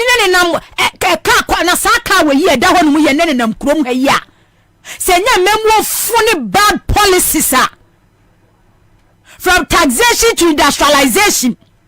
Yes, I say taxes e bun kam dia fire so asaka we show the seni na Ghana nim e the saka we ma no 1.1 billion and then when you enye wani wu enye wa horeho presenter journalist enye wa homete enye wani wu enye wo fere se wote wono mo e ka se Dr. Bobie ka Ghana card asema Ghana card e ma no na yenjilo wo Ghana ha na yenje mama kwane nda so mame na yenje credit facility wo Ghana ha Dr. Bobie na de work campaign aba wotina ase ade chi ye ya wo ka Dr. Bobie nim ni enmonyam bia ni hu wo ne political career e wo Ghana Dr. Bobie ni enmonyam kitikiti kura wo Ghana hey enkade kame expect dia free hu se mo de agya damage control na say moye because Dr. Bobie atechem no woda techem bola so en woda ne ho ye time ne ho si e ma Ghana fo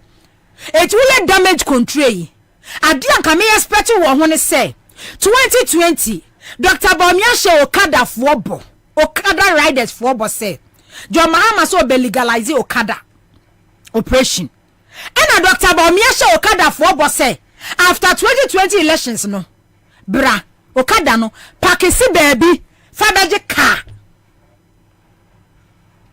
eti ade Ghana for expected dey free hu ne say modi mo fu no ma adwene agisi kai mo fu kwamwa journalist fo a mutina TV ni radio so bia hu say mo ye stupid munyusu ma adwene no munyusu ma adwene muti TV ni radio so a mama ni panya because mo niam mo ye no mama ni pa hu how stupid you people mudi ye adwuma adwene mudi ye adwuma wa ha say misi ni pa bi na de omo ti ade a chom ti radio so ni TV so a omo ye adwuma nkofom how stupid they are no Ghana fo hu ye enti mo ne sa de chi ye ya wo kan no o se Dr. Bobie adwuma da Roma digitalization ya former president John Mahama Dr. Edward Mane bo amamo Felix Kwachofu sumu ye ne wode bo ne ho asafo hini eni Ghana card ntino okada riders fo na waka wo magu baabi okada riders eni munie 2021 Dr. Bobie fulfilling the promises no maka no ye Dr. Bobie ni o ye Dr. Bobie share ye bo say okada na ye atwie no etwitwa ye nan ekunkum nipa enu enti no say they were my cars after 2021 after 2020 2021 aircon cars ya wo mo dey replace okada adwuma no enie yes ene na ne yam say wo ye damage control ukuta sempa pa wo ka dia kire Ghana fo but adia we compare da won mu free ya kato amre so credit facility at Johannesburg ayi amkrofo ko ba Ghana conference such as Makati num any one mo ba Ghana ha no mu ya sa Brentina banks ni Ghana ha e champion no mu time buzia no mu time e ko fo do papa ni kero forata papa be bo me yi kro no yi nyina achi e be fum Ghana dwapade yi eti na credit facility ni ho na Ghana card ni ho eti na ye ma credit facility bi ani ba bia mu nyina so ma dwene ati free sa ka kire Ghana for say okada Bobie say ye legalize ye be replace okada ni ama mo cars enti Crawford mo Ghana carcass no a omo import to the buy NPP propaganda from futuro entro ni akohwie mutu opposition twa ye no a 2020 musa twa ba omia twa ntro twa no for document bra for videos bra for pictures bra kasa ma import dia ba ma che dia masa o kada riders no na we show but this thing we say we can pay na obi akono important the cars e dia bana so ye we can pay wo sori ya wo kwa ya wo se me de kwa me kwache me tu taxi me pere can pay no we ja we say okay ene ye ko ade a chi a me ba hwe ba bi atie obebe ba bi a wotie no na kire say ade a cha be fa ka no eye procedure from o qualifier ye dia maw montine TV ni radio so na mo magana fo nkoda kora nka nche mu se mu ni mu nyansa maton ma adwene mu ni mu nyansa this thing e de kire anu no de e show anu no because we can pay de e wo ho no fritete madam fu bia no otwi we can pay da uba unity e wo Ghana ha no mu da no otwi we can pay obi company bi ne ba sa during I think 2012 2013 one na otwi we can pay enti Ghana card no sa car we ko tua car 1.1 billion na we be tua sa car we say we be ya adwuma kwa tua half 55,000 car we net yapo those days we can pay 2 years abo so 3 years we can pay because cars na say sa kia picanto small cars here no mo de ye uba no mo ni ade na ye say but bad policies enti car we adu 110,000 woni age o ye MPP ni o ye MPP adwuma enye wani wu enye wo fele enye wo tan enye wo awerho se sa car we say e na ye ton de amankrofo. The victory of your Mahama is coming again.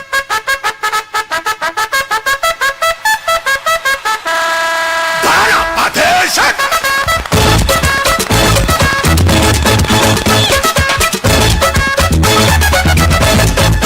Come on! The victory of Muhammad!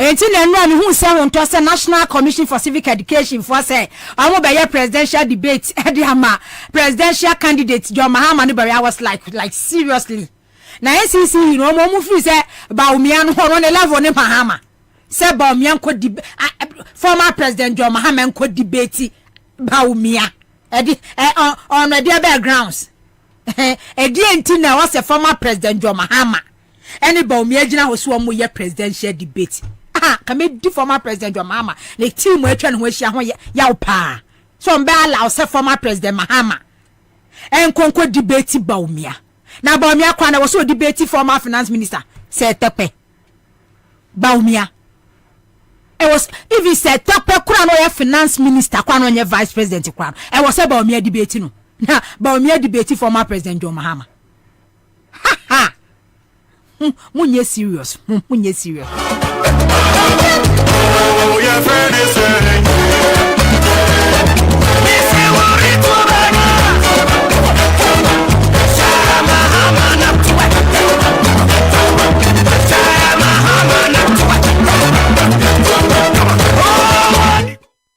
And a special prosecutor at your press conference.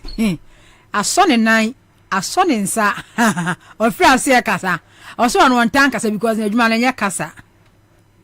Yet a Ghana, ha. You see, judicial system, no, a autonomous, a independence, independent institution. Yan criticize you, Majuma. O attack you will be a wrong. O insult you will be a wrong. But it's will be ye Juma. Na Juma na warrior. Eya wo taxpayer me na na ma ya me meti hanu me ya wieme ni abri me kakra wa se edu agwongwo di be ma me obetua me ka no kwa bank kwa le taxes me tua judge se wo Ghana ha se no Identity na wase ma omuhwiri tina wo mo ye kon so. They are there to serve us. Omo sum ye. Omo sum ye. Enti na ye di sika tax e di atua wo mo ka. But ukasa about jaja. Yes, hey, contempt. Hey, contempt. Institutional, autonomous, independent state. Say, and judicial system no are falling apart.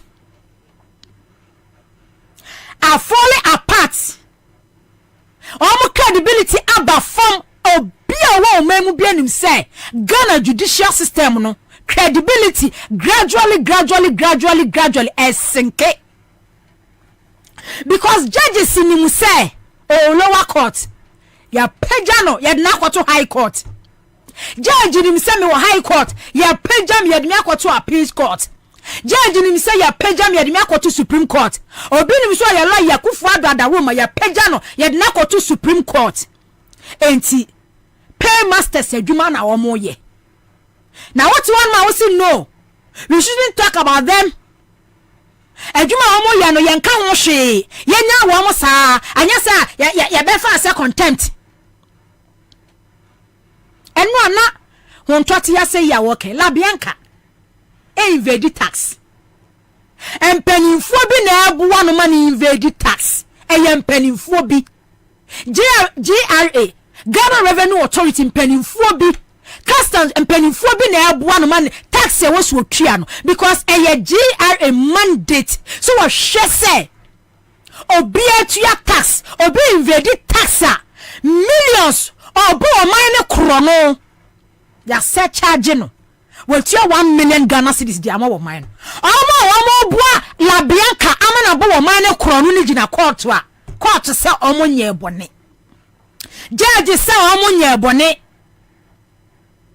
ama ruling kwama special prosecutor was found 10,000 Ghana cedis special prosecutor say enkrofo na omo bua la bianca amana bo wo man ne krono no hwe na special prosecutor investigate wo mu biem. Na se really we say ba na sa wotena sa wo kasa yes wo attack judge me attack judge say me ya taxpayer me sika na edi tua judge sika omo ho se omo sum Ghana for omo ni ho no se omo sum akufu ado any ministers omo ho se omo sum Ghana for we have every right every power as civilians as citizens of this country say you better criticize the judiciary omo djuma wa mo ye because yen you chia wo muka obi aka former chief justice awokoye obi aka na sem kan chief justice awaben obi aka judges amuti case so obi aka sem no aboro so mama adina you too obvious amani pen we said there be eye mra na mudi ye adwuma eye nhihye na mudi ye adwuma but ase mo ye adwuma ama obi ama political party bi ama leader bi obi aka mo se yenka yenya ne saa na obi nya president John Dramani Mahama no nya president ena Mugabe mu mo so waka oma attack judges for ye jeli wom no nya president na mo nya adwuma ma former president John Mahama ni NDC adentina under former president John Mahama's regime no aden wono de one cancer judge for ne say Mugabe no munche 3 for no omo ye dwuma de ma me party entini there's no way me ala asam njelo ba ye jeli wo mo de om kokotum but ene de entisa judges ye de dwuma e de ama president Akufo na busuafo ne ministers it is special prosecutor wa na wani abre ma tie mi du ne free ase na oka ye ma tie mi du appointee no e ma ni je start na adwuma office kura desk kura konwa ni table kura no wa nya bi antana so anya adwuma e wi a kire ma tie mi du say Akufo ado ne nkrofo ne gangs e ye o ma dwu so mu bekunu special prosecutor Kisia Jabendie Oyomo boy election petition 2012 legal team onom jam dia Akufo ado na Kisia Jaben edi akire bi Gloria Akufo no ma dese no mo kwa Kisia Jaben sa junior lawyers no kan na Kisia Jaben kan hu bi eto obi an se Kisia Jaben Oyomo boy Kisi Jabe you boy by ya Kisi Jabe processing special prosecutor and special and that was so kwa ya man said that be hand to be down be fighting corruption. Office ya dema no akwa ni workers ho eburu wanye na huntia wo mkada she be resources kwa de be ya adwuma bi ni ho afei Kisi Jabe no so mo hante down ene yentie Kisi Jabe ni emra. Things are falling apart. State institutions nyina ya adwuma e de ma akufo na busuafo. Judges ya adwuma de ma akufo. See it for what it is. Public information and assurances of the position of the office on the admonishing me that they have heard talk that our friends who have been elevated to the bench and presiding over cases in court do not take very kindly to criticism, especially of the public calling out variety as we do. And that if the office persists in the media releases, the judges will gang up against the office and throw out all our cases. Mind you, members of the press, the collective admonition is from very senior and experienced lawyers who are men and women of the world. Members of the press, my learning of the law for the past 25 years in 3 different jurisdictions, my teaching and training of lawyers and law students for the past 17 years, my 20-year record at the bar, all bear testimony that I will be the last person to head and lead an institution to attack the judiciary. It will be absolutely of no good and utility should it be the case that the OSP is set against the judiciary, or that the judiciary is against the OSP. That will surely spell disastrous consequences for this republic, especially in the fight against corruption, to the unending glee of corrupt persons. The OSP will not countenance for a moment such an impression. What we do is a statement of our position on judicial pronouncements in the context of the fight against corruption and whether it benefits the quest against corruption or otherwise. And this is so whether the judicial decision in question is favorable to the OSP or not. And to the well-meaning lawyers who call to admonish me, I always assure them that I do not believe that our judges see themselves as above criticism. Indeed, I vividly recollect when years ago, as a private practitioner, a justice of the Supreme Court softly chastised me in open court that I was not churning out enough published articles in critique of their work, because I was a lecturer at the University of Ghana. The judge added that criticism of judicial pronouncements was essential in guiding judges, and he fondly recollected the regular publications of old in the University of Ghana Law Journal and the Review of Ghana Law. I reckoned the judge's observation with admiration. Collectively with the well-meaning lawyers who admonish me, we philosophize and wonder if our judges would do such a thing as gang up against the flagship public anti-corruption agency to scuttle its work for whatever reason. Our musings ran along the lines of, would that not defeat the fight against corruption? Would that not put our young democracy in danger? Will the judges not stultify themselves in the process? We always end with an open-ended sigh. Sometimes a sigh of relief, sometimes a sigh of concern that may that never be the case. And personally, I do not believe that our judges will ever adopt such a dystopian stance.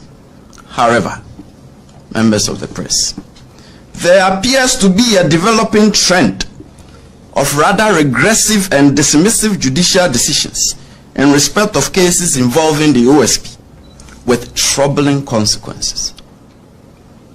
And it seems to us that a careful examination of these outcomes portends a disturbing specter that the fight against corruption is being hampered to the disbenefit of us all. And I do not say these things lightly. 4 instances will suffice. In one case, the OSP applied to the High Court for a confirmation of a freezing order in respect of a deceased person's estate. The judge refused to confirm the order by, in effect, holding that the OSP had come too late since the person of interest had died, and that his death had extinguished the inquiry commenced after the occurrence of death. We publicly commented on this outcome, and the danger of this outcome is obvious, members of the press. It is to the effect that a person may, in his lifetime, acquire property through corruption, and then upon his demise, happily pass on the corruptly acquired property to his estate, and by so doing, extinguish all scrutiny as to the propriety or otherwise of the acquisition of the property, because his corrupt activities were not discovered during his lifetime. In the second instance, the OSP had declared as wanted a person it believed to be a fugitive from justice. The person, through his lawyer, proceeded to the Human Rights Court on an ex parte application, and the judge, without even an inquiry as to why the OSP believed him to be a fugitive from justice, issued an injunction that the OSP should not arrest the person for a period of 10 days. Members of the press, this is dangerous. It encourages criminal suspects to go before the courts to seek injunction orders against law enforcement agencies from apprehending them. The judge did not adverse his mind to the well-founded proposition that no one has the right not to be arrested, and he accorded the suspect a right not to be arrested. In the third instance, the OSP applied to the High Court for a confirmation of a seizure order and a freezing order in respect of a person who had just resigned from a ministerial position and had reported that large cash sums in foreign denominations had been stolen from her residence. In addition, the OSP subsequently discovered additional large cash sums in foreign denominations and cedis still stashed in her residence.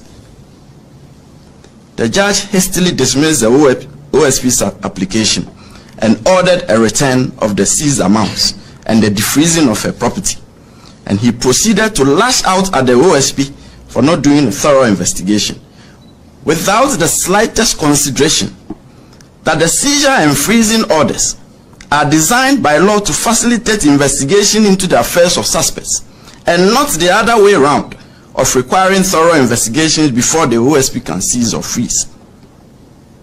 The judge also completely ignored the fact that in almost every jurisdiction, including Ghana, it is extremely unusual and highly suspicious for a public officer to have such large cash sums stashed in their homes, and that the circumstances of the case dictated pause and reflection and the granting of the OSP adequate time to carry out its investigation.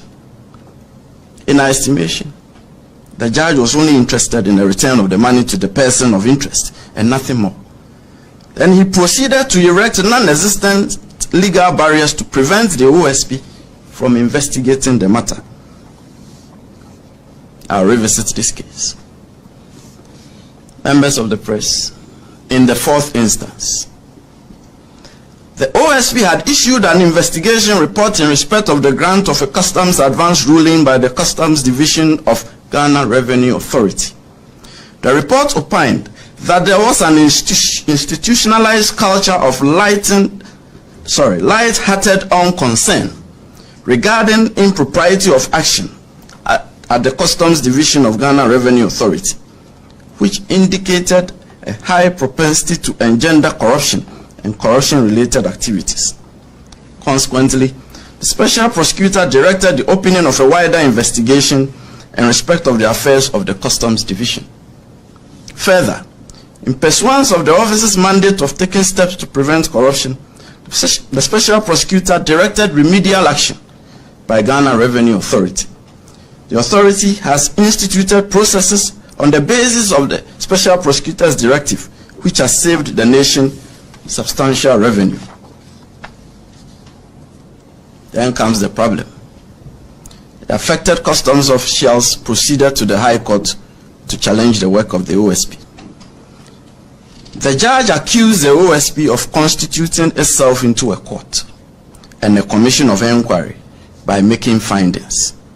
In doing so, the judge conveniently shut his eyes to an express statutory provision that the OSP has the mandate to publish detected acts of corruption, and that was exactly what the OSP had done in the report. I wish it had ended there, but worse. The judge then proceeded to prohibit the OSP from further investigating the affected persons. Members of the press, the judge fell into the grievous fault of what he accused the OSP of by outlandishly going beyond his jurisdiction with a purported clothing of the affected persons with immunity from investigation and hence immunity from prosecution.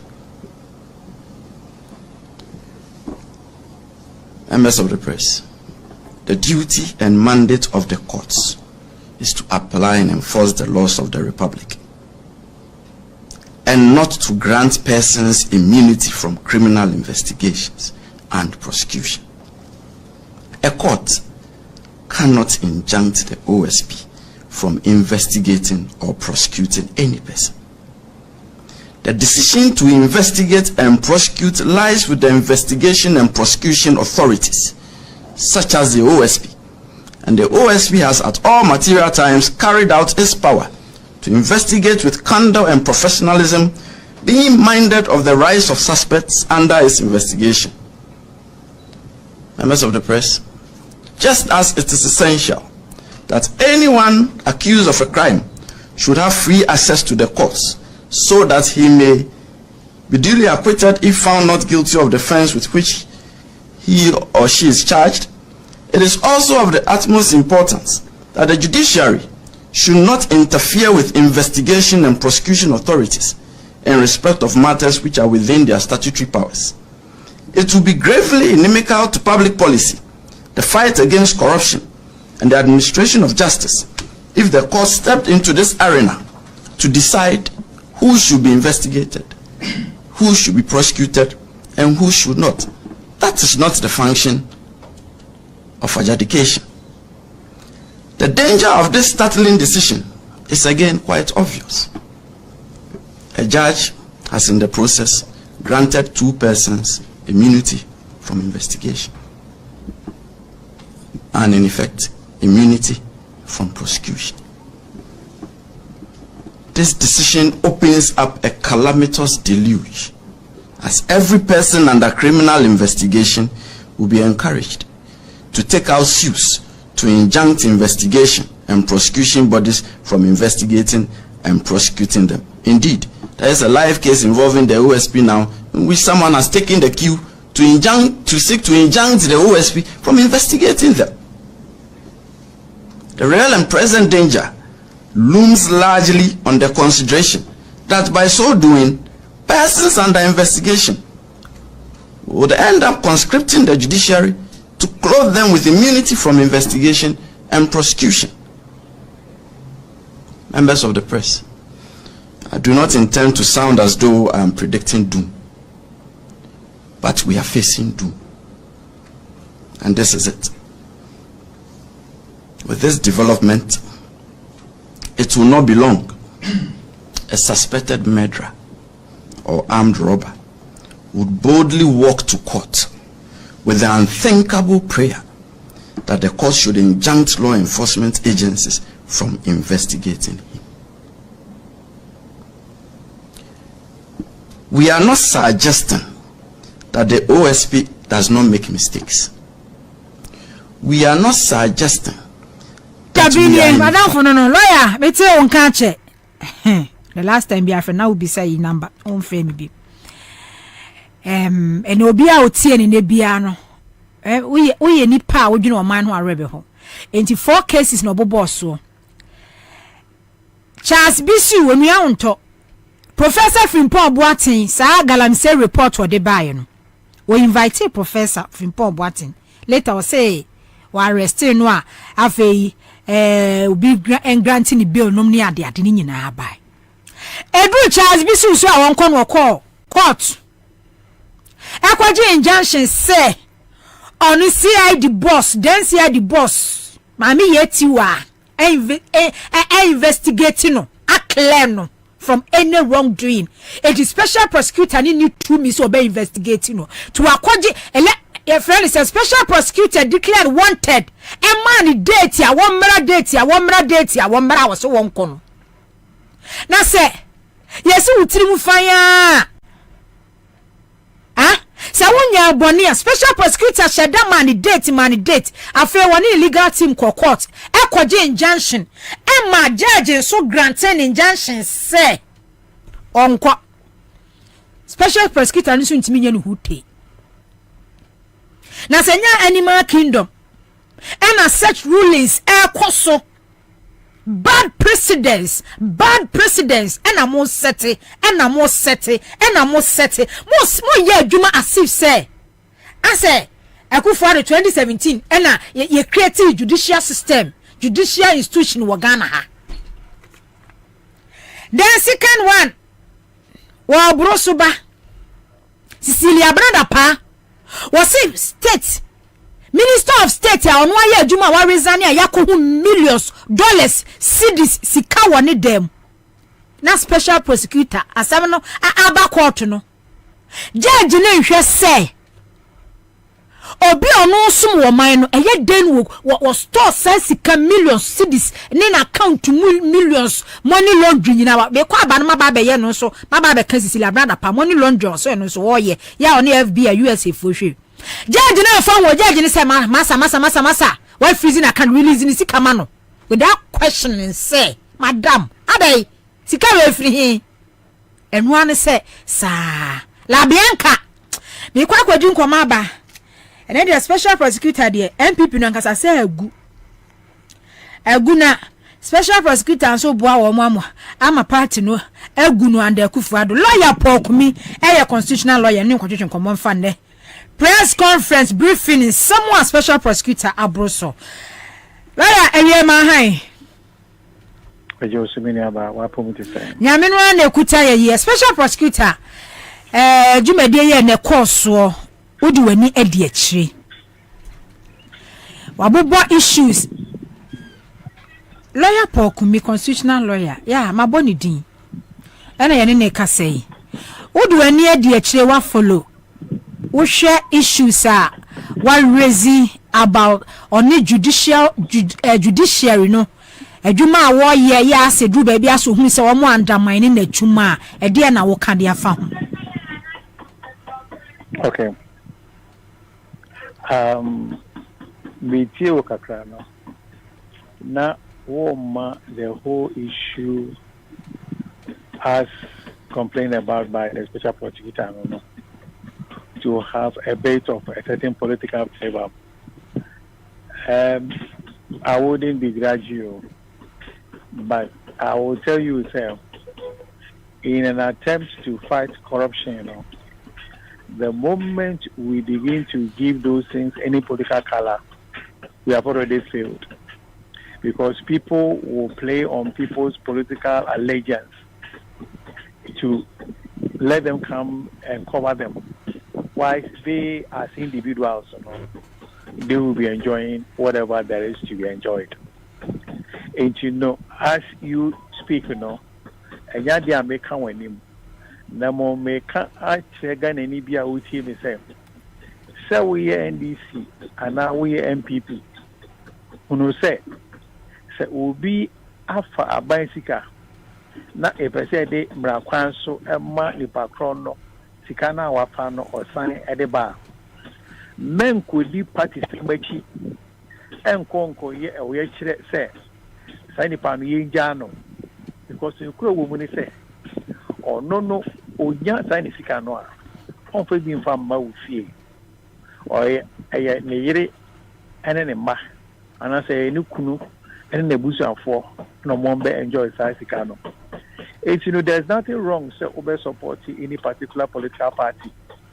Now a basse ye kaka ketasi she wansam and I dream any near ma Emma mano and Koswa. Mesre ubia with him in the same. Memma MPP and NDC in some may do with him.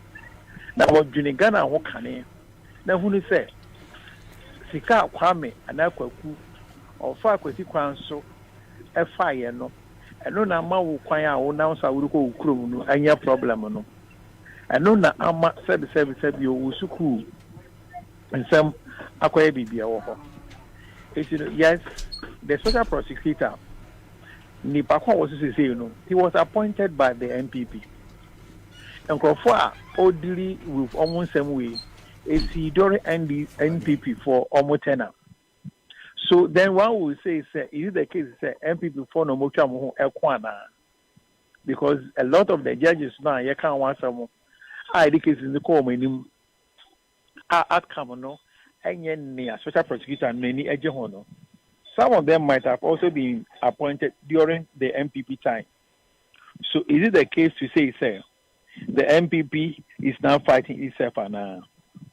I believe, sir, a certain basic issues should be and no and a special prosecutor no or but wakati Ghana for you Ghana for see a per se ye ma dream someone ye per se a cano share Ghana hano you to me a jumadia. But Mamuina Musumo TV said, me as special prosecutor, no, my ever for Mudia. One we hear him say, and comes on to me a bois. Ama idioma akwasuyi, Nasa or Queen, your queen, a beauty meeting could be diabano. A new man answer that I am caught sending an anchor me penno. And to me, Bomuina, my dear. Now, Mosu said, Bassett or Chinabiman to me, Jumano. Or quite as I said, yes, Jumano will be encouraging a baby and can say. Ebia Melissa Ankrofo we akɔhye baby na yɛ kwane ɛde ayɛ nkrofo bi krɔkrɔ de John gidi sɛ nea special prosecutor no ene ɔde baayɛ ɛno no. Okay, but enti sɛnea wo kan oyɛ lawyer ono client anase sɛ wo kɔ court a wo na wudi kan yo wo na wo kɔ last yo case no eno nche se wudi kan na so call last no ebetimi aba de wo hwehwe se bia wo de wo pese ye be bu ase ne aka se wudi bem ebetimi akọ se obedi bem ana so obedi for but se wo hwe instances special prosecutor e wo mandate ye de adwuma na ahye ne sa of fight against corruption eti se wo hwe cases a wodi nani edi akire about 4 cases yemfa ne se Cecilia Benada pa ye even said ye wo kan se nyi MPP NDC nsem to chain special prosecutor de adwuma hye ne sa wakọ ne fie sika no ne ade na account mu wa freeze then the outcome of court ni ruling ni say untimi freezing account releasing account fanisika edemano and then Labianca dear ebaye ya find ya surcharge Labianca 1 million Ghana cedis we chase card ya moma omu customs no omu bua no ema ni invade tax no court say wa clear wo mu untimi continue investigate so wo hwe judiciary no adwuma na wo mu eye no a in a case no said kisia da bi twafo nyina magana for kire se wo ye dwuma but adwuma na wo ye no akwansidie dɔɔso no wo hu ne se ye undermine na adwuma wo kwan bi so se Mary enka asem aye sini bia we be ka say me person me politically correct me can say the situation office of the special prosecutor and as a special prosecutor and all can want some no very, very worrying. And yet, as I'm Kitwan or the Ababe Tuja, I was gonna have. The woman is saying, a no more special prosecutor, and a year no. Nina, Mano, who finds on your side. Say, obey freezing Croponiuma, and now say, obey Caesio Muniama. They are all in the Office of the Special Prosecutors Act. They are there. Ya training yes so oh yeah and yet the money nyina kra phone yes so kwaje warrant e do ono ma say ne officer bia oye mandated under the Office of the Special Prosecutor no if he has any reasonable suspicion say obi property be tainted or the right to ensure that that particular property is seized and then after that some investigation could be done in respect of it. And I believe that is what the Special Prosecutor's Office, that is what they are doing.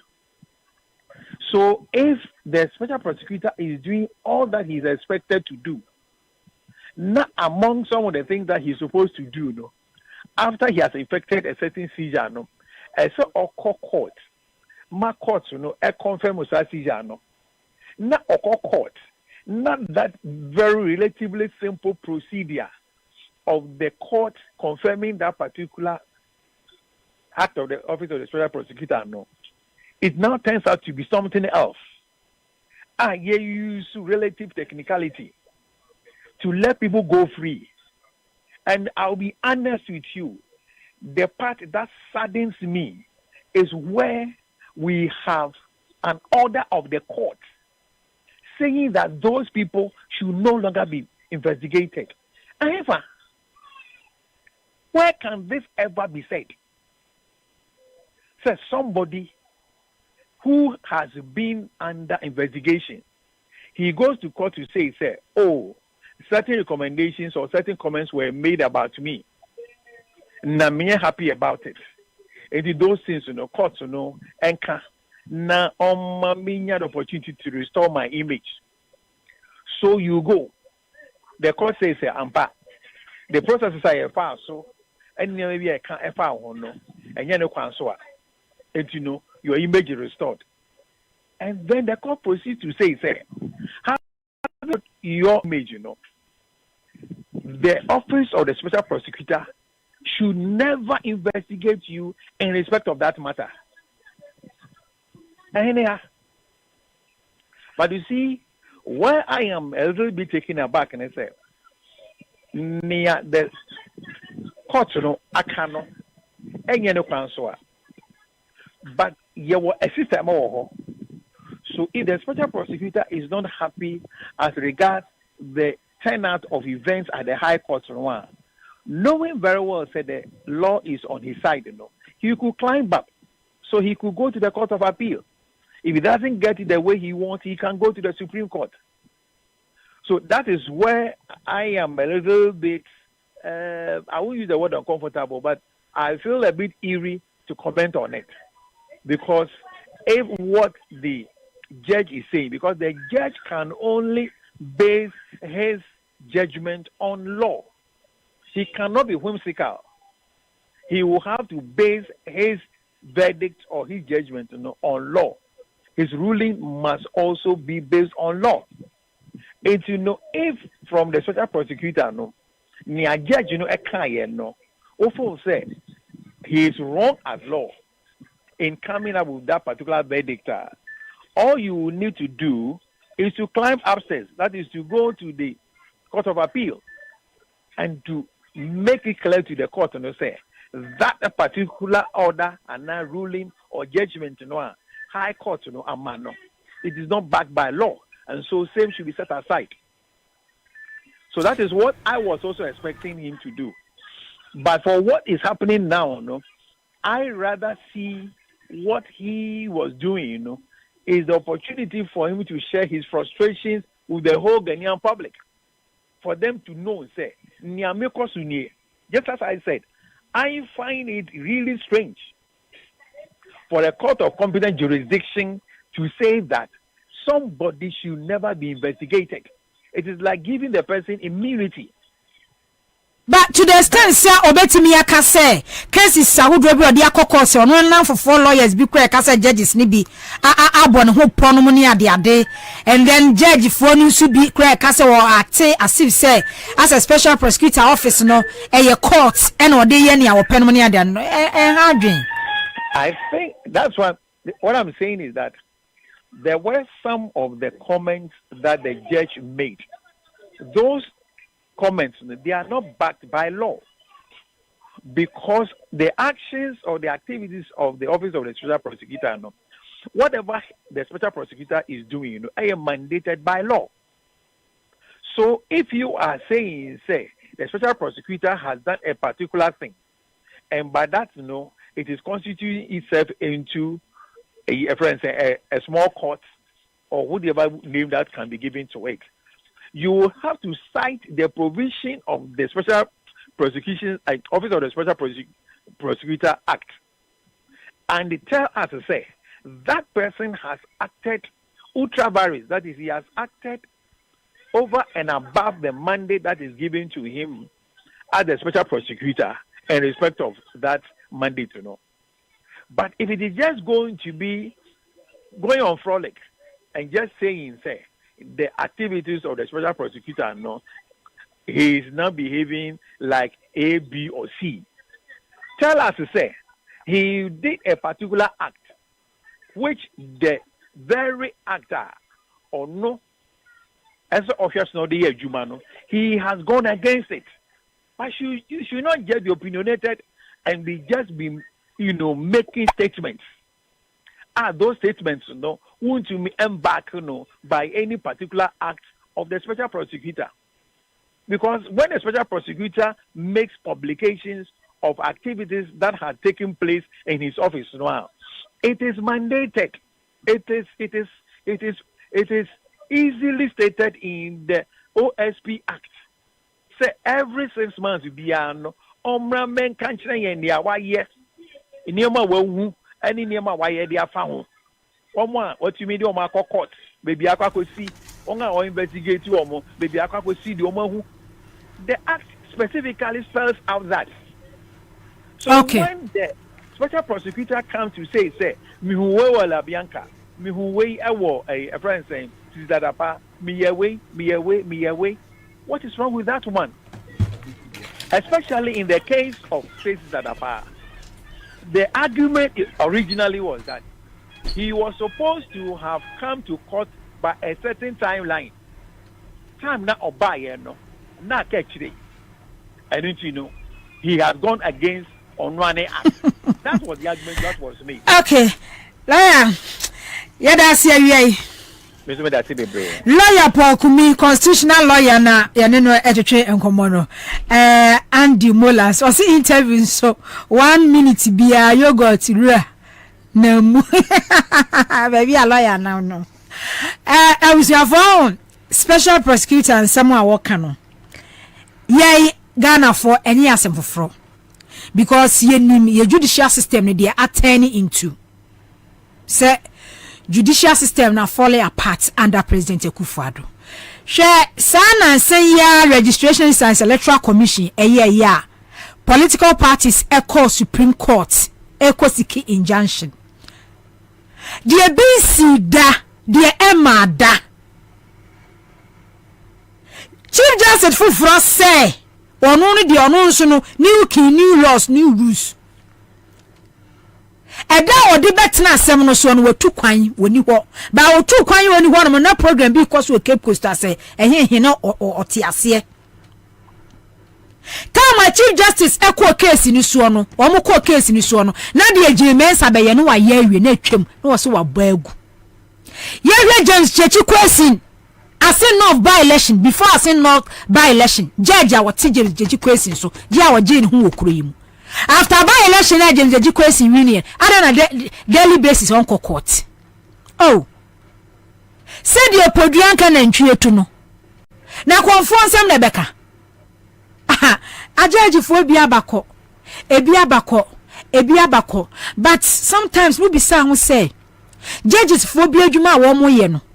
Say now Akufo-Addo air court 2024 omoni na ekwana. That's the straight question me bisa. Say na Akufo-Addo air kwa. Moni na ekwo ana. La Bianca case. Canada moi. Acquitted and discharged. Unfan who discharged. Unfan who konkodi. Special prosecutor investigating the but also ne boa La Bianca man di boni. Cecilia Branda pa special prosecutor a confiscate season sika. A freezing account. Judge say the public and ekeka kan na wugina so etino releasing sika man you say man money laundering no waka money laundering nyina sika wodi a free gun head transfer ediko US ni nyina waka judge say releasing sika man the freeze na account. With that judge and drain say a mrani ade adwuma say public officer Cecilia Branda Pawe Minister of State adenti and was a whole sika de say the good them But judge say no. Faniko jano manenko. And then I dear china what nasi be catch say contempt. Don't talk about the judicial system, judges, Ghana. Me attack you will be no. But mina yana judges for no sumo yana ye tia wo kan. We can't criticize their work. We can't talk about them. Oh yeah, we can't talk about you people there. But the person catch your man say the producer anka na ntwie to no. The same way na producer anka conforms in same. No be a chief justice and will be by and will be quiet. No be a Supreme Court judge and will be by and will be quiet. No be a High Court judge and will be by and will be quiet. Inti saa na beden. Saa na be kwa kusi. Say ya. Ene be kon. Akwa kusi. Abusa for me kwana me ni Emmanuel Wilson, Chief Crusader Against Corruption. Akwa twetwe enkomo. Hello, good afternoon. Good afternoon, Minyaba. Now, what to say? Yamiadum and Mompaibo. Okay. No, you did someone to Moya. Okay. You're a special prosecutor. You're a Juma Wayano. A positive results. But no special prosecutor. I can send Bebre. What can be say? Resign to salvage your image. Crusaders against corruption edges Kisi Ejabin. Question way echo ma Kisi Ejabin Emma ne kan chire Ghana for say wa take oath wa swear so osum ne man ena nipa bia no tu hu si wo so be ye adwuma bia no a akwansidie wom entinya akwansidie no ena obegina so a ode be resign. Wilson edi entina wo ka say Kisi Ejabin en resign. That's me we did say me one break a cry bit me this uncommon. Sure. Matime that's it. Yedi kan mamenka say Ira Kisi Ejabin minimum in private practice. At least me follow no ne menya feedback akra about ne posture and brand no lecturer. Na say unim no in private practice now compare no to Kisi Ejabin and no special prosecutor. Ubon clearly say these are two different people. Say Kisi Ejabin yebun be ye nim no. And yet the same Kisi Ejabin and ye nyan is na Kisi Ejabin be a special prosecutor. Over the past period, one of the key mandates of special prosecutor's office and its obebwa amaya fight to corruption. And we see every now and then, yearly, quarterly, monthly, whatever, mene wo any tea for your taxes. Ye tia say ye debe development no. Elubi ani editia Kisi Ejabin, editia ne office the office of the special prosecutor. First question to see Bisa Yahoni say, all this while you say have special prosecutor's office. Then and I to me I hear from the office a say ye fight corruption. The answer is literally none. Nothing, because all indices are better to be HFPC say every now and then corruption fight in this country is becoming worse and worse and worse. The trend say we are not getting value for money. Or that office or no. And only the kind. The Tosubium. You see, in law, you will be there for procedural law. Law and justice must not only be done, but it must also be seen to be done. In other words, no, the process in attaining justice, no, it is equally important as attaining justice. And Kisi Ejabin any amansan di nkomo. Na nkomo a oni omudi ye no, and oni nyina di ye no. Ye mimi hu fi mu ne say the man was just courting public sympathy. Unfortunately, in the fight against corruption, we don't fight it in the court of public opinion. We fight it in our courtroom. The nanka ye she ni mu ne say, and na Kisi Ejabin ni ye bi di nkomo ni nkobe ma ye result. So far, niema wetumi aye. No GDS ne end of quarterly report a bit toja. The last report a bit toja was July. No GDS unya bikanye. Share me out of that report a bit toja. A single case at Kisi Ejabin to me actual report him say obey a special prosecutor when I wait to me But Wilson, oh Ghana ha kisia jaben. Oh Ghana ha and Obeka Chaya say even resources office cry diamano akadie anywhere. Oh Ghana ha na kisia jaben beka Chaya say why juma for months. Salary a month obia public officer or fighting against corruption. Months, not 1 man, not 3 man, not 5 man. Months bebre yentuanika or ne duma e for the staff yentu as apart from the deputy yentuanika. Oh Ghana how say resources akandia na ode ekwaye adwuma no ebi ni ho ba ni nyina demu no. Time be as and when I was with briefing Ghana for the report na adwuma awoye no. Onfo nkoti ye enti ara na wo kan si say position no edan so kwa na wada na wonye hwema Ghana fo. Fantastic. Minka se wada no onye hwema Ghana. Inti ade resource asoma kai nka me bato. But niema mienu yedi kan the legal process eno na me ka ho asem no. Second one resources eno ne ade a waka ho asem. Ba ma me nfa legal process no enwie ansa na maba resources aka ho asem no. Ene uti asema kisi jaben kan ya. Asema okanyina no boni tofa or patch say the court no air for street no. Or the same court and a court abuegu. Or the same court and a court eyegu. In fact, to the extent Crampo say or make specific reference to a provision or Onwani Act which says the special prosecutor no or will to so be publish matters of corruption now be publish corruption act. In fact, that is it. Acts of corruption. Those are the specific words or acting. Special prosecutor will mandate say or be publish act of corruption. Or can wasem can say enunti that reporter or publish onim at the county court no ebuguye. Example of the reason why he thinks that the court no air frustrating. Listen, the truth of the matter is this: it is only a court of competent jurisdiction. Anna a bit to me establishing act of corruption. On one law and a policy and an actor or research, it looks like he was just misleading the public because the act said, say, or to me to publish act of corruption. One act or to me to publish, to publish purported act of corruption. They are two different things.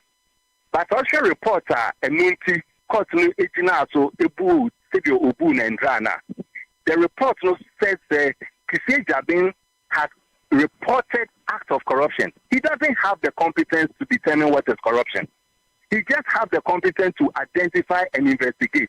It is only the court that determines what is corruption. These are all procedural weaknesses that Kisi Jabin passes through. It is yes, I am away in another court. Now at the end of the day, court no loopholes. Cecilia da parte ma yekin. It's a court who loopholes. The only thing I court debate me I catch one say case no wa boagu afensu kwan loopholes ni say loopholes room say case no da ho because case na start free baby La Bianca. Say enye obi na bua La Bianca and come on invade taxes or invade tax can on tax. It's loopholes no true na adwuma mu ewomu a na se wo du rule ni ba wo sanso wie sanso ma ruling say ontimi ntoaso nsanso investigate loopholes kon ontimi nko rectify ontimi nko toaso bi. Listen, no, the matter La Bianca case, that is the substantive matter. No, it has nothing to do with the C and DRA. No, and DRA has to do with the defamation. Those two individuals cannot one back on account at the court. It has nothing to do with the substantive case. Okay, it's the case in the court. And then I know music from the court. And then I know music from the court. Defamation. So defamation no and who rule no and a buy ya afekwa de siche say a special prosecutor na entimi ntonko so kwa investigate the whole case no about La Bianca invade tax Canada moamu no na chese ebo anu mo ye adwuma. My messy issues no. And that case no, it never says the substantive which is the La Bianca case cannot proceed. And yes I can. Menka La Bianca case, I'm talking about Canada Moa, any in the other Cheya Wakahua, court man ruling says special prosecutor ain't me investigating mubiamentis say ruling na ba judge ruling na ba ye no say defamation kwa ruling na den and the other party so say special prosecutor ain't mean prosecute wo mo enne no kisi ajabe so aframe the court ne kan ye say ye no nwanwa say court ne ma ruling we say Minyaba Endra case happen here no happen high court. In law you can appeal. Say kisi ajabe e put the house in order. Be in kwan say obe appeal case no. And then encounter oba yo ni embe have yen. Na me expect to say obe try processes or the appeal or the appeal no. That is what Ghanaians should be interested in. I don't know if you get what I'm saying. And only idea Ghanaians should be interested in. High Court, say this is the ruling that has been given. You have other courts to go to. Other than on appeal, there are other instances. Court no semegu. Question is why is he not appealing those instances? Recently, on the court, it came out that documents were not up. About your I think that processes involved or the yes. Winnie Wilson and someone Kisia Jabinka ya was a public sympathy. Ni our buru so di gu honu ya because said in a university and was say every 6 months biano or briefly or then a report eba. It's in Edward Becca na also a public sympathy no. And ya no cray, we share instances. Say or no declare be wanted, then the next day. Suspect nipa no wakọ court injunction okọ oba enum ni asisi a enye no krese court no the judicial system undermine na juma. You see, and then I make a choice the law no it is totally different from sentiment. We don't take sentiment to court and expect to win. But common sense, come on your judge so na say we use law so common sense so say Cecilia Branda pa public officer, minister of state, a holy sikadiagun the millions dollars ni cedis. And then a bank account we have money laundering. A 2 year judge and so I'm so that one public officer, common sense in Sunu Wamajmana Wamuyenim. You see, unfortunately, in as much as reasoning and common sense, court, the number one source of information and our guidance is the written law. And only the number one source. Common sense reasoning up to the discretion of any judge of a given day. So if the judge is corrupt, then the judge will obviously skew the whole process. And until opportunity, I met sure reasons why I don't even believe in the court system that we have in Ghana now. I'll give you reasons. But it doesn't take away the fact that I will not go according to the procedural law. They are two different things. And in as much as Kisi Jabin is expecting the public to know, say, or in your frustrations, Kisi Jabin himself should also do a retrospective analysis of himself. No, this one will say, Niema or the court, and does it follow procedural law? There are two different things. I don't know if you get what I'm saying. I know it's yes. The court, we all have issues with the court. Your issues with the court. Kisi Jabin may have issues with the court and all that. But the question is, yet then on also of closing the eyes on certain issues. For instance, when the Cecilia Dapa's case came, court no can say Kisi Jabin did not get the needed documents.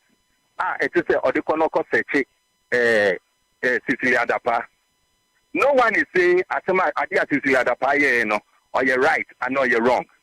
But the question is, as a law enforcer, a special prosecutor, did he pass through the necessary and answer the procedural requirements? Okay. Local investigative Obiana. Okay. These are the things. Okay. And yes, we will end up creating institutions that will end up becoming. Wilson, Emmanuel Wilson, Chief Crusader Against Corruption, or call special prosecutor to resign because I say procedure and I'm so no can be into court to anani. Okay, Parliament, Parliament says yes, majority MPs now working out video no ena edaso no majority side, majority MPs no Okay, kind of react na what parliament no. Eti ya hwa se ye beko budget debate. Okay, so budget debate ekoso e parliament no. Enti ye ne se majority no amumu hia minority form one. Moma work it out. Kind of react na gina hono mo a wode ne nsa sum na no pacho muntwa ntum wo me Facebook page so wa se mam. Oh, se na be ya menya link ne wasama Ghana fo hu pacho. Eti de ekoso no. Na modi sa angrofo we mu a omo record ade ato a omo bo na afi omo yo ade ka so omo begigi TV lances eti de yenya no ye hwese ye be call parliament house na de asi kuro no a majority for no ntu hwe parliament a omo na ejina ho no mo no omo so ye ejina ho yenim de ekoso majority MP stage walk out enti 2024 pacho mu mame mu fanto ayi ye Facebook page mu fanto mu mame na yehu okay eti ye ko parliament na ne esi wo hono no ya ma omanfo aso atime ba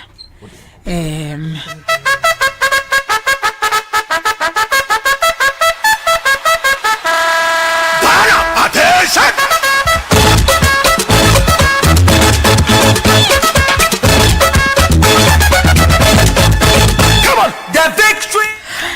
for your parliament na kwesi bofa parliamentary reporter yanko bisa ne de yakoso e wo parliament sisi ya nana afternoon sorry hello nana hello papa na yakoso parliament ya wo se videos ayenya no MPs no asori kanofori ata na gina ho no no doku agina ne nchen MPs na sorry na yakoso parliament ma chi papa ba e ba body tuna yes uncle Hebi LCD na and budget debate ni na no almost share some of the bebe year and noble minority leader case that to force and the statement 1 hour by amara we unit here everybody so another 1 hour by majority leader noble statement about issue as so everybody so now so finance minister honorable Kenneth Oyata so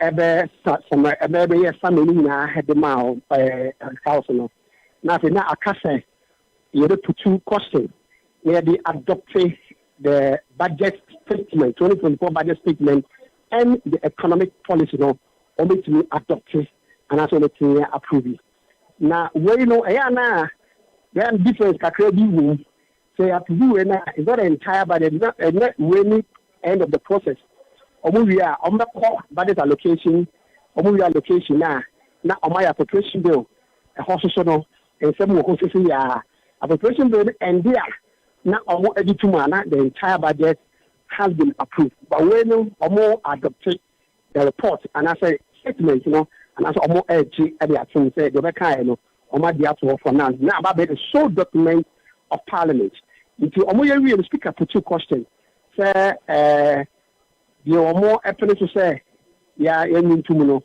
Monka I, or Moka one and I do one place of one can do.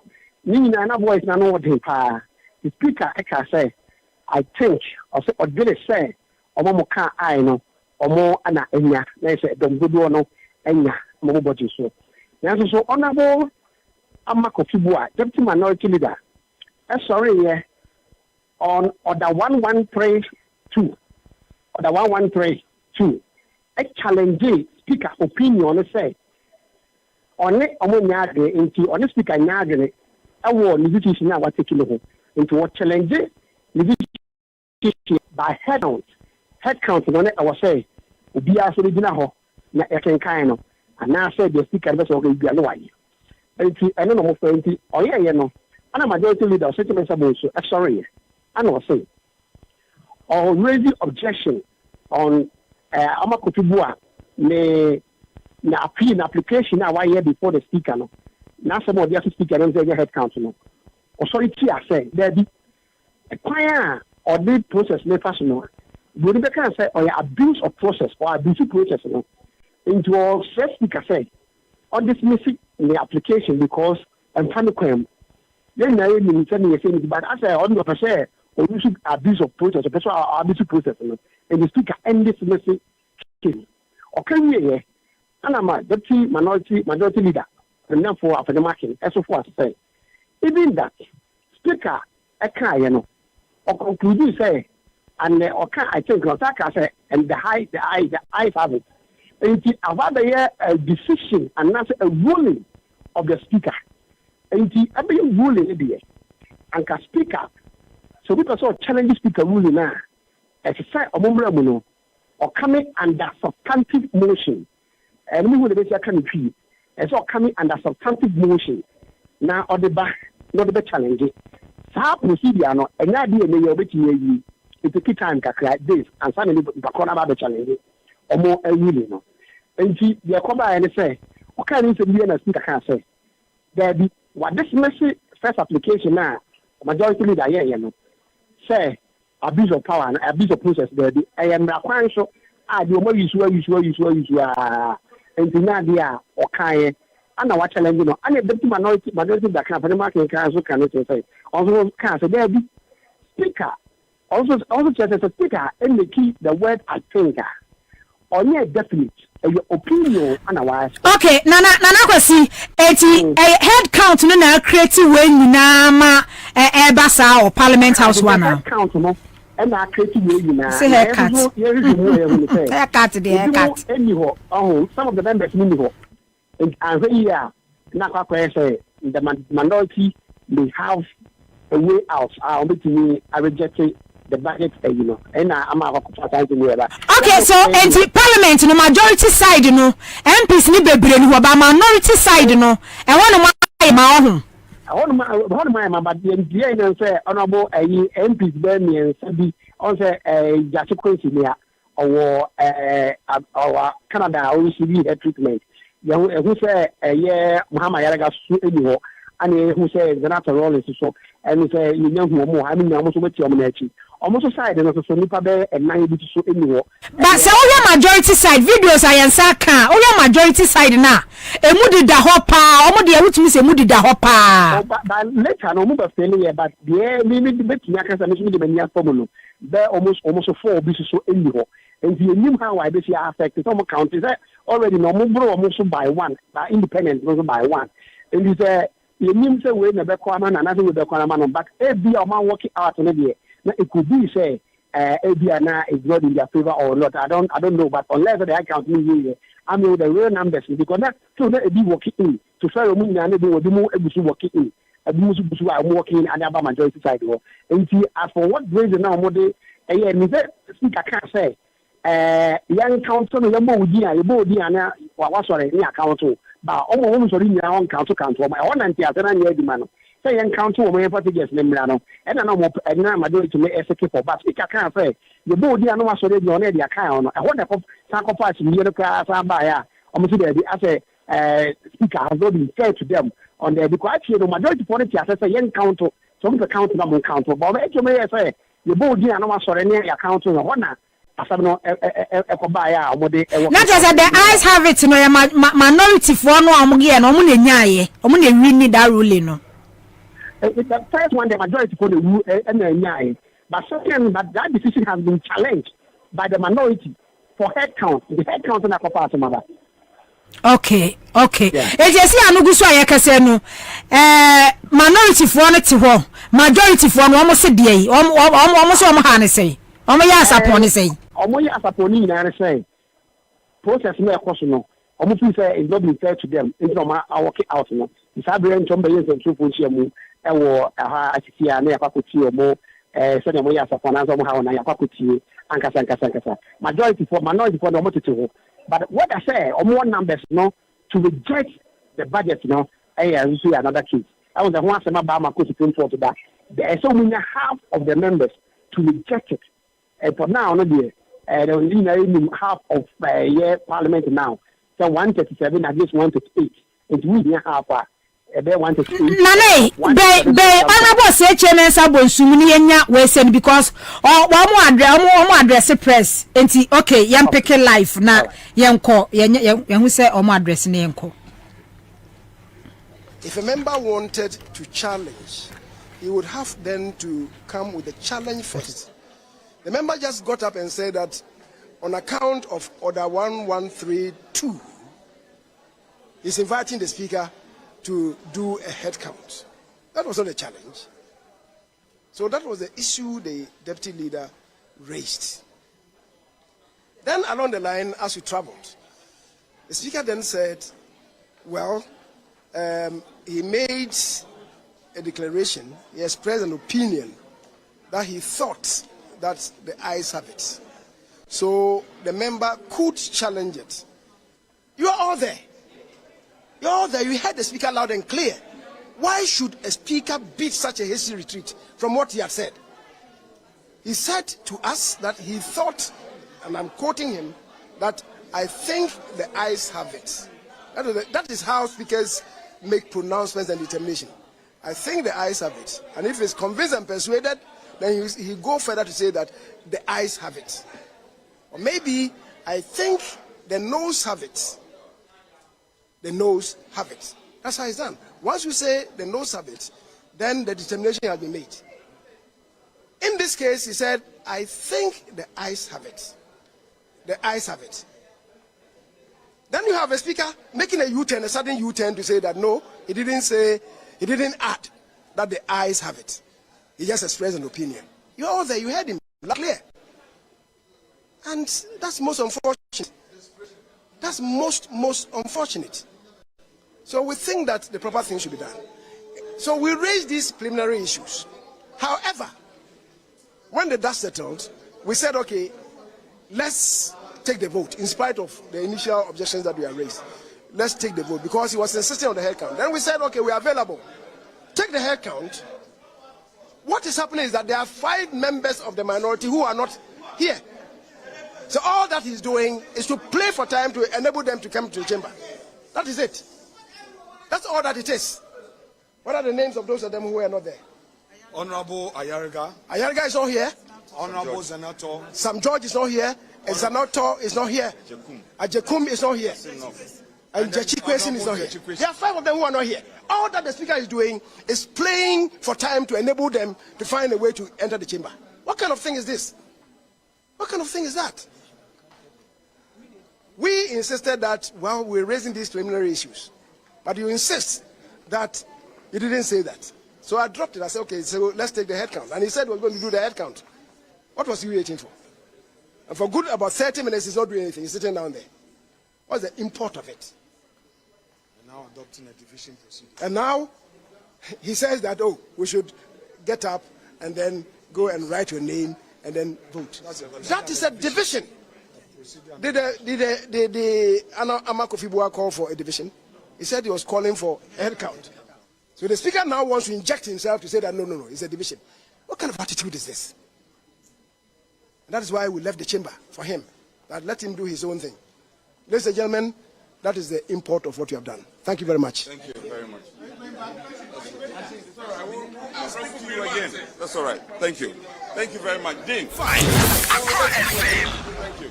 So you just heard the majority leader address a news conference in Parliament.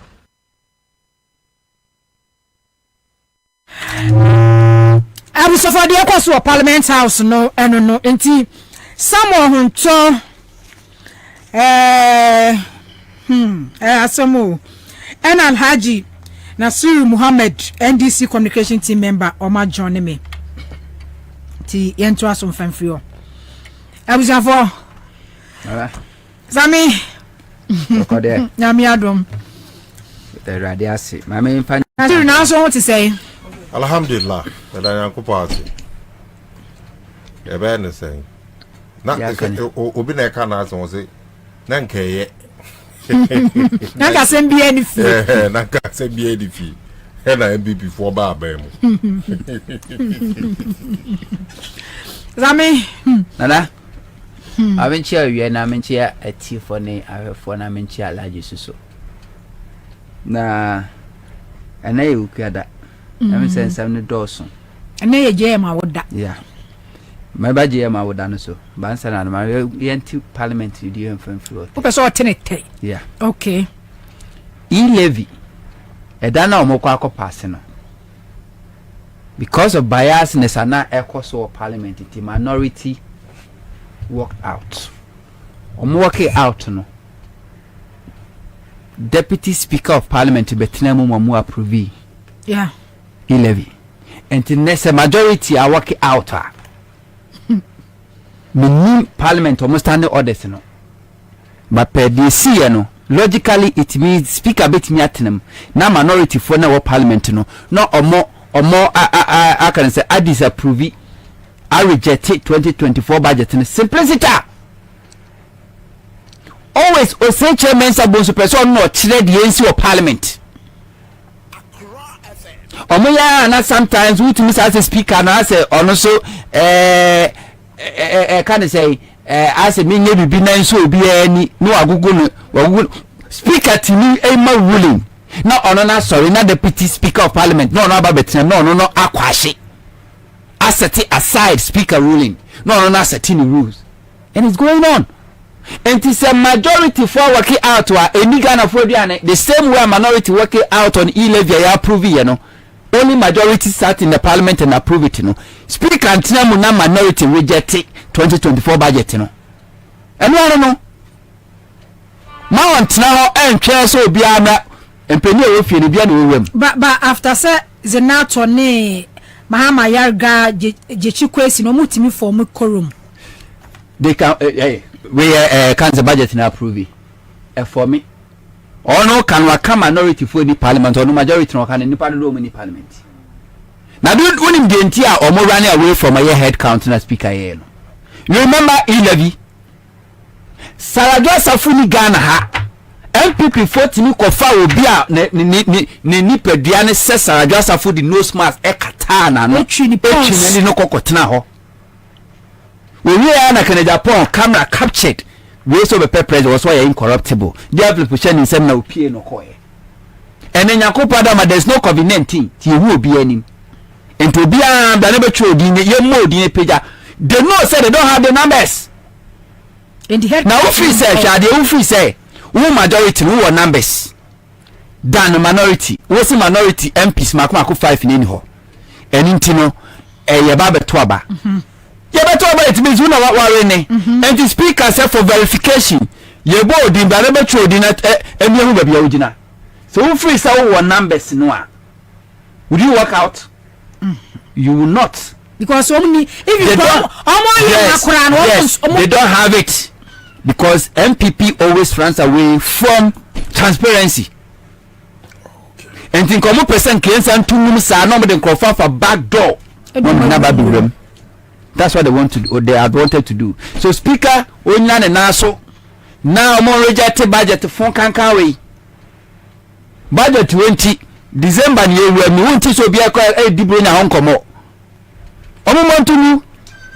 Speak and trans mama sana me fa na ni metwetwe from because metie honorable Isaac Adongo and honorable Rekit Hegamu amaka mo cookie figures just say o share budget will be a fraud yes o can for that no say signal chef ita say easy who say so him say camera ho me say people that knows can ofrata ebe catch us say papa we the no TV so no abonte no nya sa na ote oye wiki dankasa so who se camera ho no I no mob as onim kasa pretende list obe kasa so for bada nanso so kukwam na the power of bada or to say the power of bada power be ma for bada na offer we can offer that so for bada so offer ya de offer ya say just so one be yi ka kon ho na so si as a father the speaker of parliament we enkai dadu no kura mumuntu kura na yenko enim nana okay but no ma say you tell them alaji nsumre na yenye na yenko ada issues so well media ubisami I think is very obvious say nedi kan ya de nchia sombo ebe ma hwefo ne etiefo nyina na media kwenya no etwia ye flag bearer the nation builder 24-hour economy vision John Dramani Mahama and the na order parliament in Sensemnoa. I mean it's pretty obvious many want to say at least from Nigeria to two people there menim record bi a kyerɛ sɛ abedu parliament na ye kokan wan kasa wo budget a wo de aba na wo dwane free parliament sɛ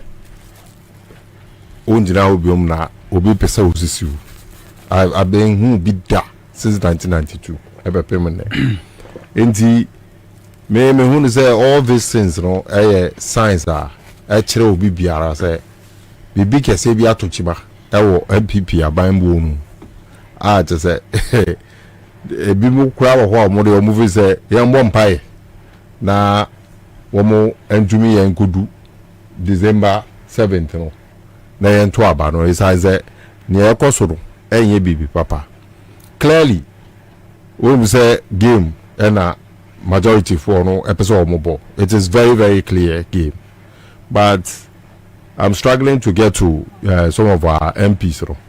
Na yate one side of the story. At least we need to also understand the other side of the story. Na yehuno direction NDC for no so pese fa. Ye adwin PV is Ghana for omo ajenkwa ba ko a wo sa MPP aban we mu the minority in parliament and speaker inti bibi biara wo mo betimi aya ye be ma aban we ejira de nan so aye dwumaden aye ne esefata no wo mo so indira ene ubomu say majority for one kasa edwane free from a budget. So let's see how it unfolds until I hear from the NDC side and so na yehu sania nyoma no ebisi akọ. Okay. Honto yanko special prosecutor ni issues matters ifinu ba. Na mame mfa awoda nsam sronkonkoma omampeni John Dramani Mahama. Iman happy birthday.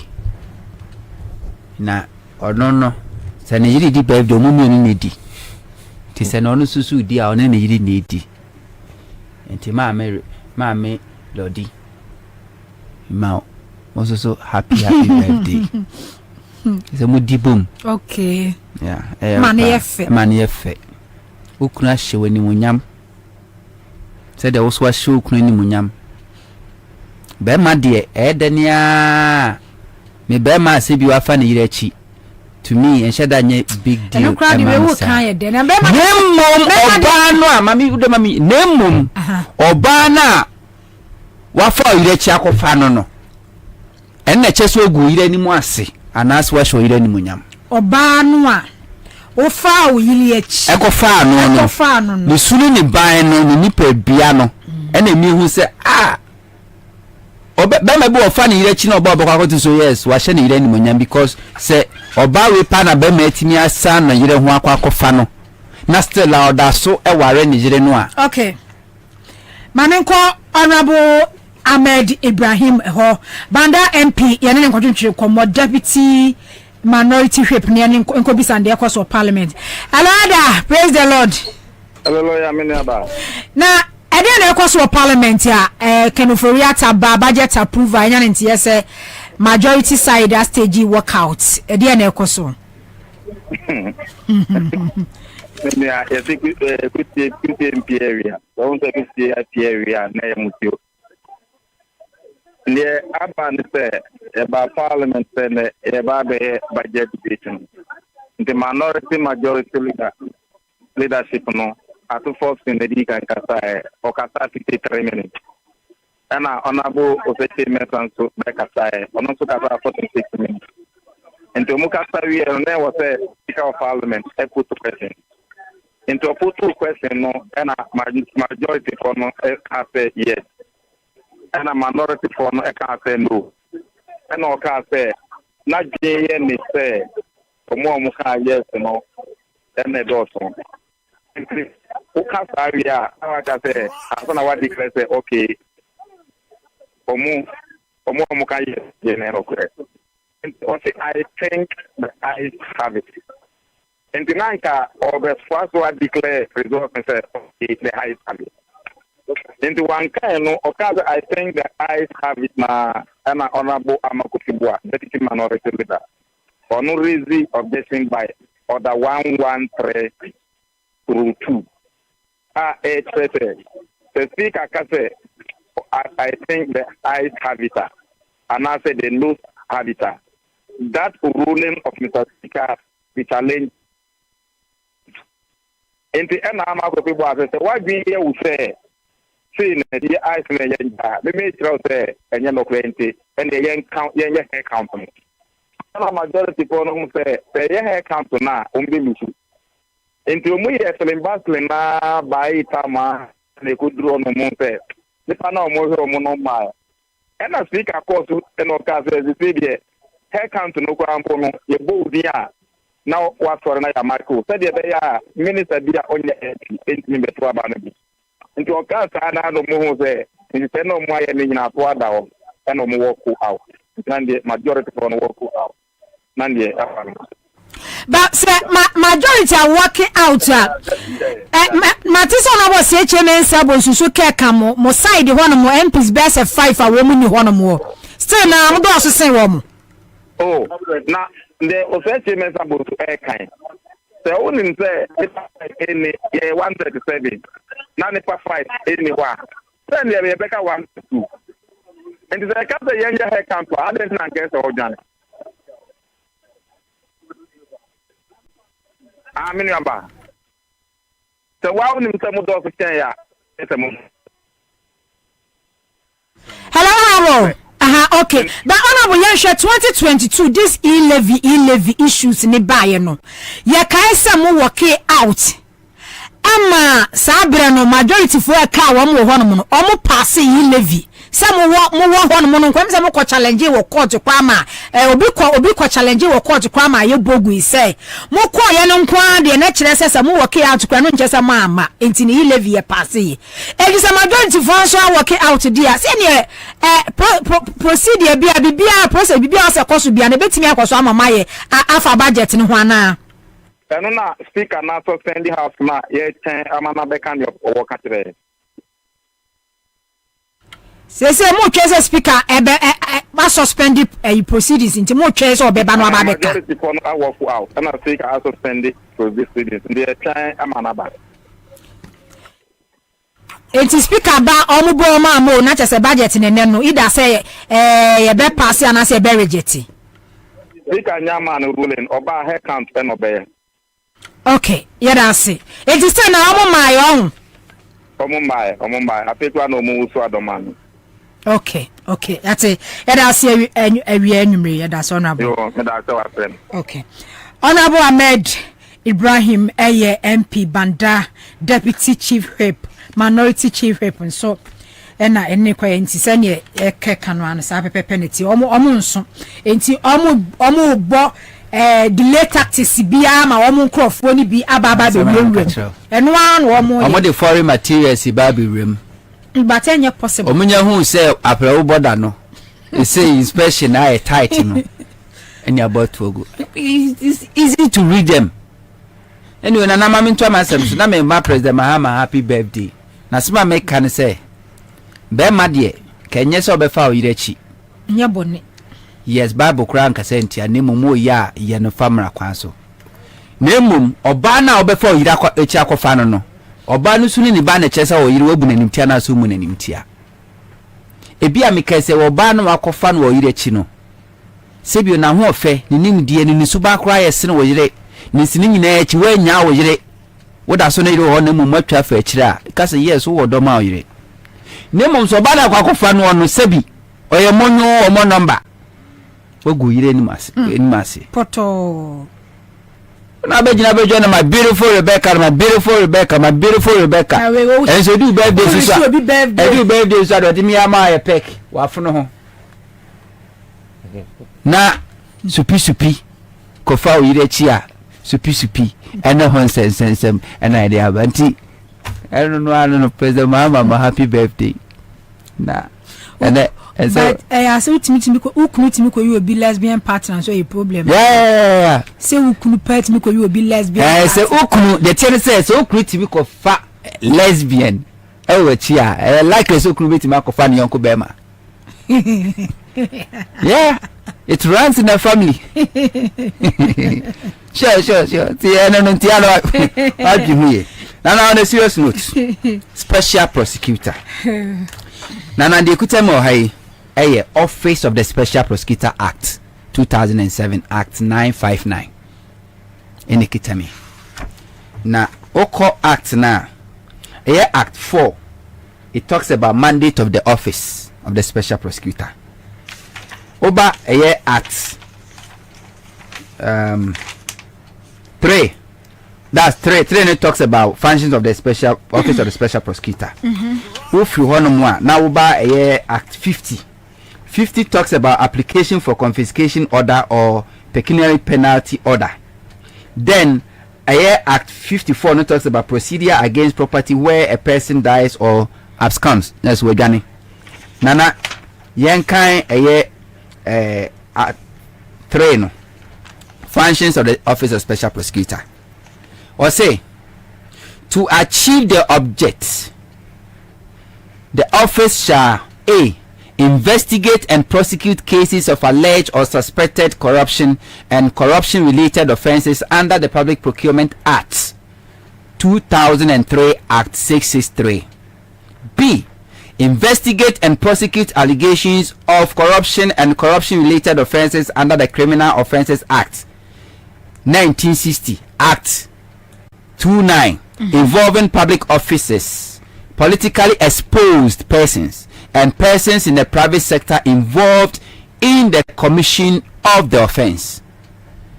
C. Investigate and prosecute alleged or suspected corruption and corruption related offenses involving public officers. But okay, my can't honor. Over D honor na D no say recover and manage the proceed of corruption. We Office of the Special Prosecutor na juma yedi asha nsa Parliament hamani to me. Gani yamani to me so mfanye na juma no. Na yanko at 50 no. At 50 no eka se confiscate obi eja pade anaso ade nsa eto obi eja pade eso. I say 50 at 50 no say application for confiscation order or pecuniary penalty order. I say where a person is convicted for corruption or corruption related offences, the special prosecutor may apply to the court for the following orders. A confiscation order against property that is deemed to be tainted property, or B pecuniary penalty order against the person in respect of benefit derived by that person from corruption or corruption related offences. Enti se special prosecutor esusi se nana wo ye kankane poni dream bi no be yehwemu a otimi court ma court money to me na wo eja pade awo wode ne nsa to so ko so be ne hwehwemu awie ene ye ata ene de ma special prosecutor ni mra wode ye adwumani court na wakobisa na court money to me na wa freeze your properties anasa japade be freeze bia obetimi anya bibia freeze otimi ne nsa to ni nyina so na amakwan amwaye ne hwehwemu but in a case of Stella Blanda pa or court ne kwaje that Emma court granting okay over 54 no at 54 no procedure against property whereas a person dies or say special prosecutor shall apply to the court for confiscation order in respect of tainted property if the person from whom property was seized enti se uwumpo na se anase wedwane ye special prosecutor ye wase mu hwemu se we unu wase mu hwemu waja pade bi ofi se ho asemu a wotumi ede ne nsa to so anase nipa na dwane a wotumi de ne nsa eto so was say where the special prosecutor applies for confiscation order in respect of property under this section, the court shall therefore, hearing the application for the confiscation order, require notice of application to be given to a person who appears in the opinion of the court to have an interest in the property. Tiamfan says, so when Japadi no yawodia, well, oko, but obi na rechri, and a wajani, obi na Japadi nechi. Sani pano koko twa awoso no koko chirim ekoko ginam ko chirim enti special prosecutor tini na djuma pepepe na ene President Mahama asimo kan say posterity will judge his contribution to Ghana. And I'm saying no a case. And you can say President Mahama say okay see Ghana. A case on how Ghana for you treat Mahama. Nana say what they want no ka busisem egu obi a onni wuni fo a edane no me edema. Inti a self case a Ghana yeni ankase ya trate to ourselves and ediaba. And the President Mahama was 65 years. Oba be di 4 years be wie no na or 70 years. Ti 2020 best on 2025 and 2028 no wenya 70 years or for failing in life bibia we. President Mahama once again has been vindicated. President Mahama over the years kasa de ekoso e wa atenmu atena ye entechia a ekoso ho ema Ghana fo nya gidie nya rehemu wa atenmu atena ye a o hye eye dangerous to our democracy na oka na MPP 40 agunu sise mobro no ma bedi na tem. Nanso President Mahama asema oka nyina na nkofo abefu ano so beka asem kro na so fi MPP. One of them Kanapa, Minister for National Security. One a share just kwesi anyin yeboa. The immediate past Chief Justice. The only Chief Justice ayabo ko adisa wo ye kronfo. We je the media $5 million when time anyin ho anu no de kwa ahomegiem. When catch and say debia ye the political case ba court wa na aban mebu ama no e dangerous. Emma Ghana fo nya gide nya rehemu ewo atemu atraye num. Ekoba ne saa enkrofo be famra hwo musem aye de ompeso mo ya emfasum biema ohwene no ka kire no open eye forum no ka sasem na de kire no. Justice William Atuguba enso na no ne lecture say yes so de Ghana ebeka the same thing. Enyama wodo a ekoso ho you will retire a court of appeal judges. I must repeat the same thing. And then your office of the special prosecutor himself, another appointee of a Kufuado government. Was it on person Becca say Ghana, we are doomed, but was it we are facing doom. But the truth of the matter, and they said, no person can say Ghana, we are doomed. Or can some or citing 4 cases. Nana nya ha na no amebetra na meka desi no. Nana makame say before nyankopon bo nipa no. Nyankopon ambo nipa onye say the uncompleted building. Nyankopon ambo obi oye incomplete and that's incomplete. God created a complete human being. Nyankopon bo nipa odimu. Enti answer nipa be ko skwa kosua si de sisi dan no Nyankopon amasawo ni kro na adwen de si dan. Enti ancient times sabre no na omonko architecture school civil engineering but now omusi dan ya eye stronger than ene. Obi enko law school enkosua law embeye lawyer embeye judge no Nyankopon ama the sense of reasoning and sense of judgment. A wotimi se we papa we bone wuni we di asem a wasem a woka di entosum we di entosum nti we di bem we di fo Nyankopon abasa nipa omba nipa da sanni sanim die no nipa ko school kokosua medicine no na Nyankopon aba nipa nim dia ye de sayade enti Africa many years ago na Africans black people na ye omiye brain surgery I am for to computer so enso omiye brain surgery in Africa wonko school da India Nyankopon de manipa. Nemum school ni India ne dia ba say di obi nimu no a wu nimu no kone ko sua bi ene na di school e baaye. Enti na meka se yensua nyansa wo school yesua nimdie e wo school bi obi nimu a watro de ato wo no wu nimu ntimi so kwa akosua bi na wo de abeka wo de ona de abobra ti yesua nimdie wo school yensua nyansa e wo school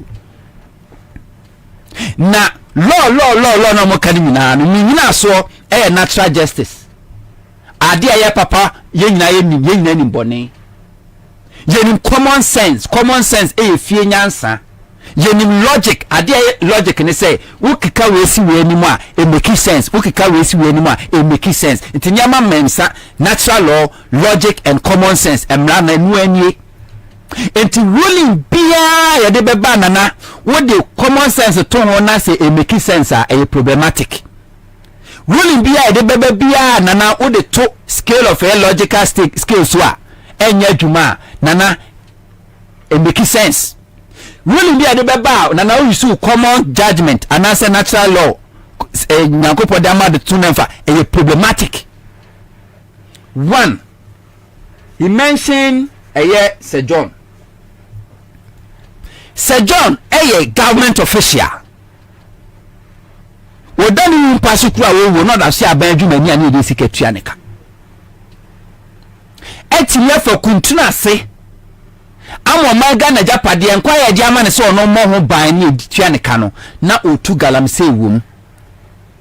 Na wasan de onu company no wakoto pick up no abedonate di ama abaya so forest commissioner no da no abedonate di ama mo se omfa enko protect ono mining site okwa yemi wanaga na fodim se company ne se John dia may he so rest in hell.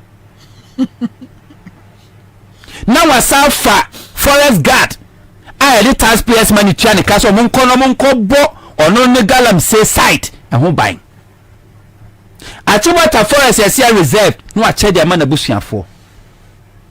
Within these few years, we occupy all these properties. Na asemwa ba ni wila like magana for nyina na special prosecutor.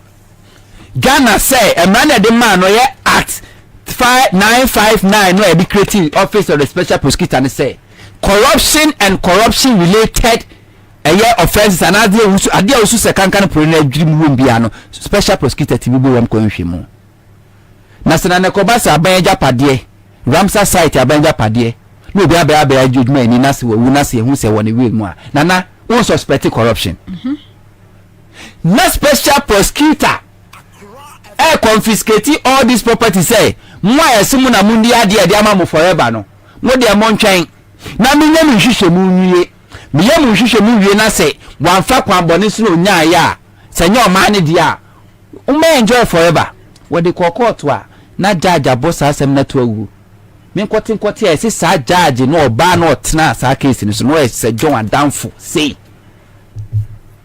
oni ni boko suata say se John Adamfo pa nyonko pa eno no boss asem ni tugu ye how se o boss mu egu asem we asem aye bo aye nim se Ramsar site ya ban asase obi enu Ramsar site a wo mo beka se asase we de me to fra hemfo ho da bi Greater Accra regional minister Henry Kote nam sa onu so na ma chenya no so sitabi no oton according to Kennedy Japan Atimota forest obi enu sa Atimota forest ya ban japade na akodi ankrankra we nsamansie mu court say my investigate my freeze. Does it make sense to common sense? Does this really make sense to logic? Does this really make sense to natural justice? Yet because you see be the democracy. Obianim say aboase bo anu nwie miensa. That's one ekuna beka. Ghana, how you can criticize, you see, was 3 arms of government. You were legislature, parliament, you were executive, president in Aswafo, and you were judiciary. What me criticize the president, a firm hoodie. It me criticize the parliamentarians for hoodie, but don't me koka judges of wasem. And some car was say, or mukran it me ka or masam recklessly. Yes. Na yakoda etem kromo edame hutoyen or mumpo because they're supposed to use the law to protect you and I. But because they don't want people to be posting their nose in their evil businesses. And to me saka kamo to be na share contempt. and then who said Nancy Ghana for any bar so can say there be some contempt and it doesn't make sense no who say I feel almost I think of content I say yeah they are chow person white we are chow we are their chow because what we say Ghana for any air basso use the court system na law no Ghana parliament here dey say share ama special prosecutor to me some fanko say adwuma no one person sit at the court and say no you cannot investigate you cannot freeze a yes John properties even when those properties in baby one no e ya banja pade cry cannot we let it go. Also mention another case Labianca nana Labianca case ni say special prosecutor act ma special prosecutor kwan say busumi afibia na say quarterly I have a half year 6 months bia no I was say we report baba case ben na we ho adwuma de na wadi ho asem de na gusu no de aba we ye ni report about Labianca and we indict Canada mo akwa fa so indict ni openi anu deputy commissioner of customs in charge of operation Joseph Educhei report in citing say only issue on lawful custom advance ruling to Labianca unlawful che say ono na e che say Labianca sato mentua enfamra kwan so no ono no ye deputy commissioner no no ye eye no ruling ni wie no e na Canada moa e approve ye and omoma Labianca evade those taxes and special prosecutor ye ni hwehwe mu no ekosi ase no essence na wrong green things those that money no a invade no they pay that money Labianca was compelled to pay that money back to the state coffers I will try 1 million Ghana cedis over what you then Canada Moano our no act any deputy act Emma a private company Labianca evade tax special prosecutor elu hwehwe mu a Labianca na nkasa jutum sampa ma yamfun so watua nika no wo mo asa afa akira court say special prosecutor report na asite omo na guomani mu ase for defamation to court enkle omudin na court say yes ampa mun samana me bae no yes special prosecutor report no agum hufin enti sa report no kwa me court metwam eni ho munya boni bia so manya boni bia the identity na Labianca sika ne mfa money back because so manya boni bia it mean there was no any tax evasion there was no any unlawful ruling by the deputy commissioner but in this case these people admitted Labianca admitted Labianca naka san sorry no not tax ni metia we am ba remintia somebody gave that ruling and the catcher say you can pay this amount you are not supposed to pay this amount.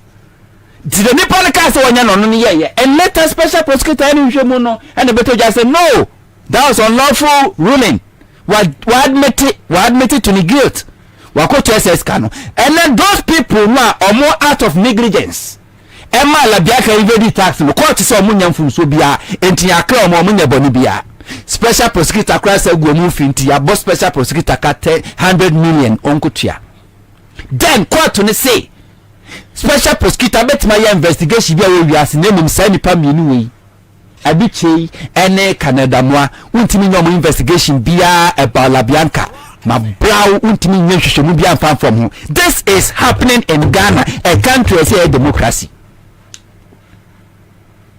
Meanwhile Artin say any corruption and corruption related offenses be a special prosecutor is mandated to investigate and a high court judge is telling the special prosecutor say you cannot, especially when me doba or so many untimi nyom nsemu hwehwemu bia.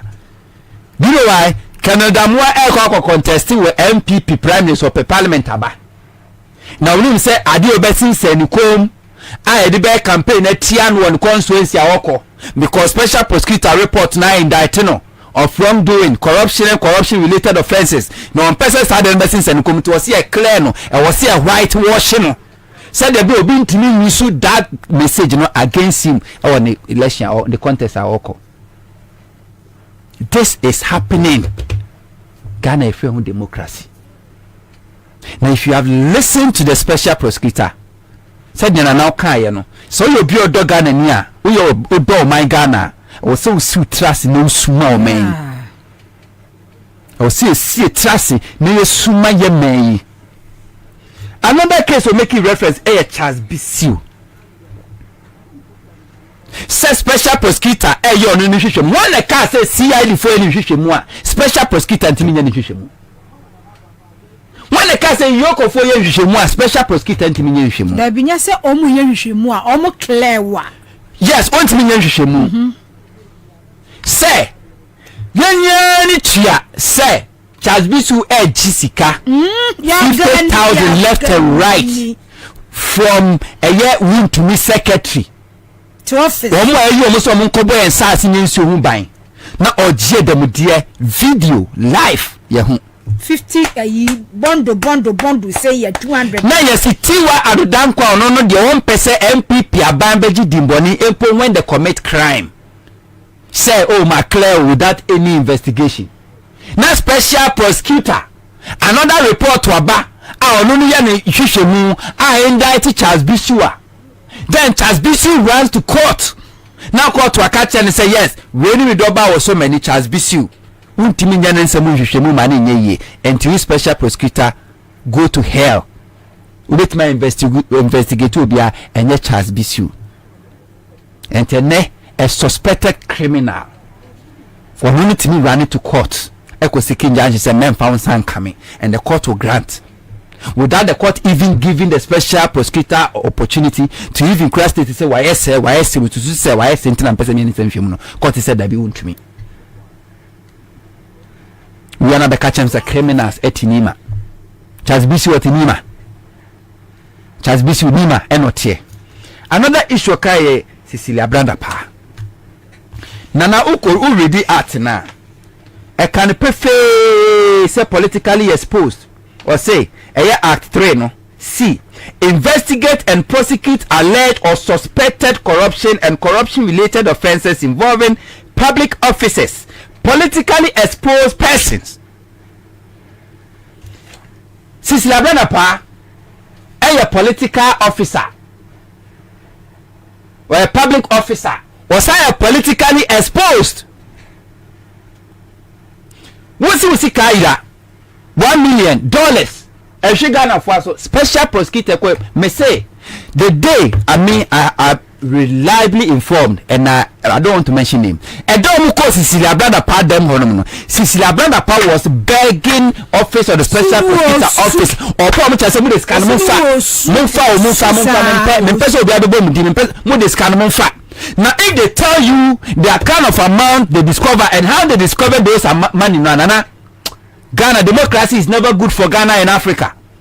Sikani yeso atichiribu on tumagum na shaha watichiribu odukum na shaha we she brand fibu na gwache say it's like school ni akola a 5-year-old boy and as a class 1 student people we free school aba now owura hall na we say in the bag wato atwene ha ni socks we da ha na ni pabo we da ha sa pepepe na ni wu wa yeska no watoto apete we shaha wachechire ntumagum we abono aboso we she dukumu we she brand everything we she politics na ya chechire sa ne gugu wasa and almost says cano and she was crying begging them say mo this can monfa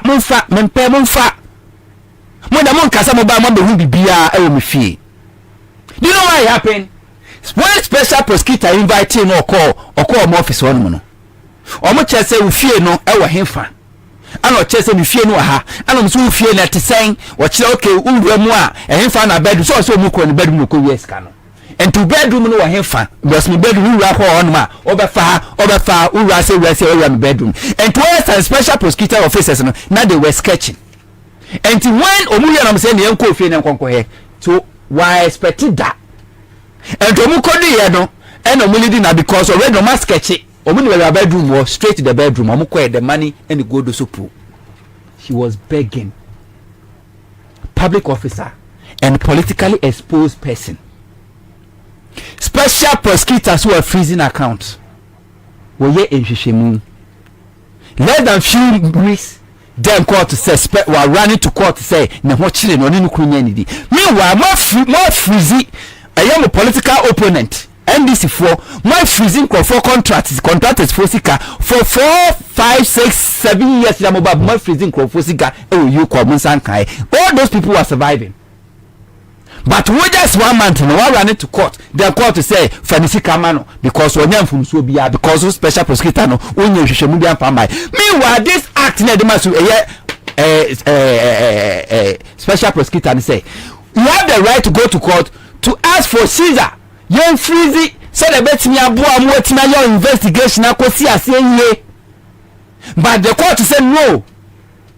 Uni sa kwa ntimi nye. And you allow all these people, all these cases are also Sir John MPP, La Bianca MPP, La Bianca Council of State member. Now I'm saying one day we have to find time and go to the Council of State members we have. Most of them are criminals. And then Crawford will just our position just to cover up their criminal dealings. Because it gives us a certain amount of immunity. That's why Nkrofo turn Japade turn Yama just to bribe people to have their way through.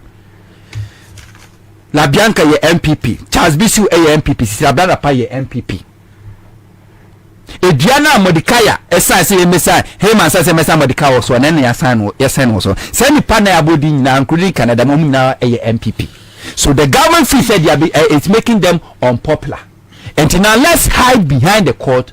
Na million na obekaya the BNP for tato na mobile na so kofu aban Crawford kofu aban na Crawford mobile man chu bia. This is why MPP always commit crime with impunity, because when you say at the end of the day police for chino police for cannot pass judgment when they go court and then before I go to court because only say court where they must secure her every.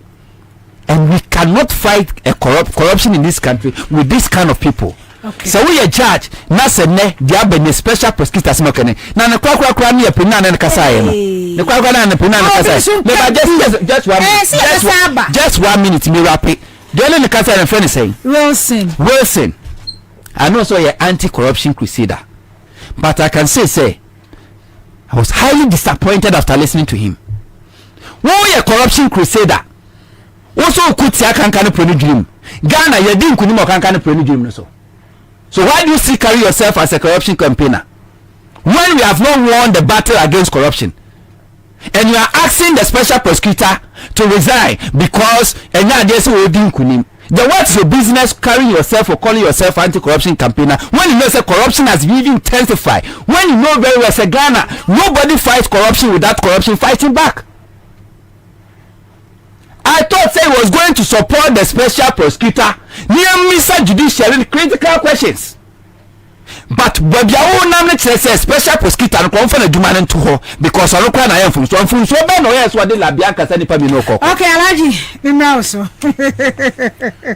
As I travel probably Abakaso. That's very good. Asem no asem mo. Asem no dey all kanu. Ya we yes ni asem na wo kanu unti. Asem mo a wo kan unwi. Wo kan unwi. Lady kai mene wo ekasai the empire member sisi an say my special prosecutor man resign also resigning and yes I also go for do mo deal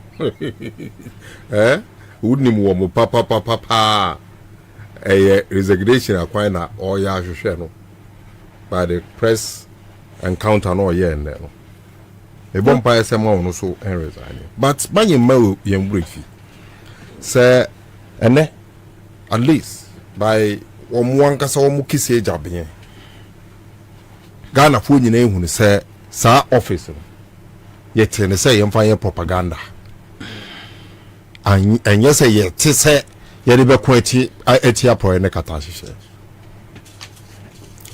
ne nti America ne sa ne say emra na matina midu e ka no hu nsensem no no be office say matina midu no ye NDC ni na mo kofa no enti na o ye yes ania o ye no mom me ye we fi say matina midu ma ye te ase say na aban no aye nhyehyɛ say onumum onkofa NDC fo emra no mo ntwe mo abo so ono se sa de no onye corruption no ya de ne ewo so sisi a ehya ase ansa wakohwe ne esi daa no yi oni asimple chance wako yi obi de so hu ya meka no enti asema match na medu ka che yen ane kisi enso abe shemu kinano that is say bibi kese bi ekoso bibi a ewo say ye twetwe ya adwen braso den ena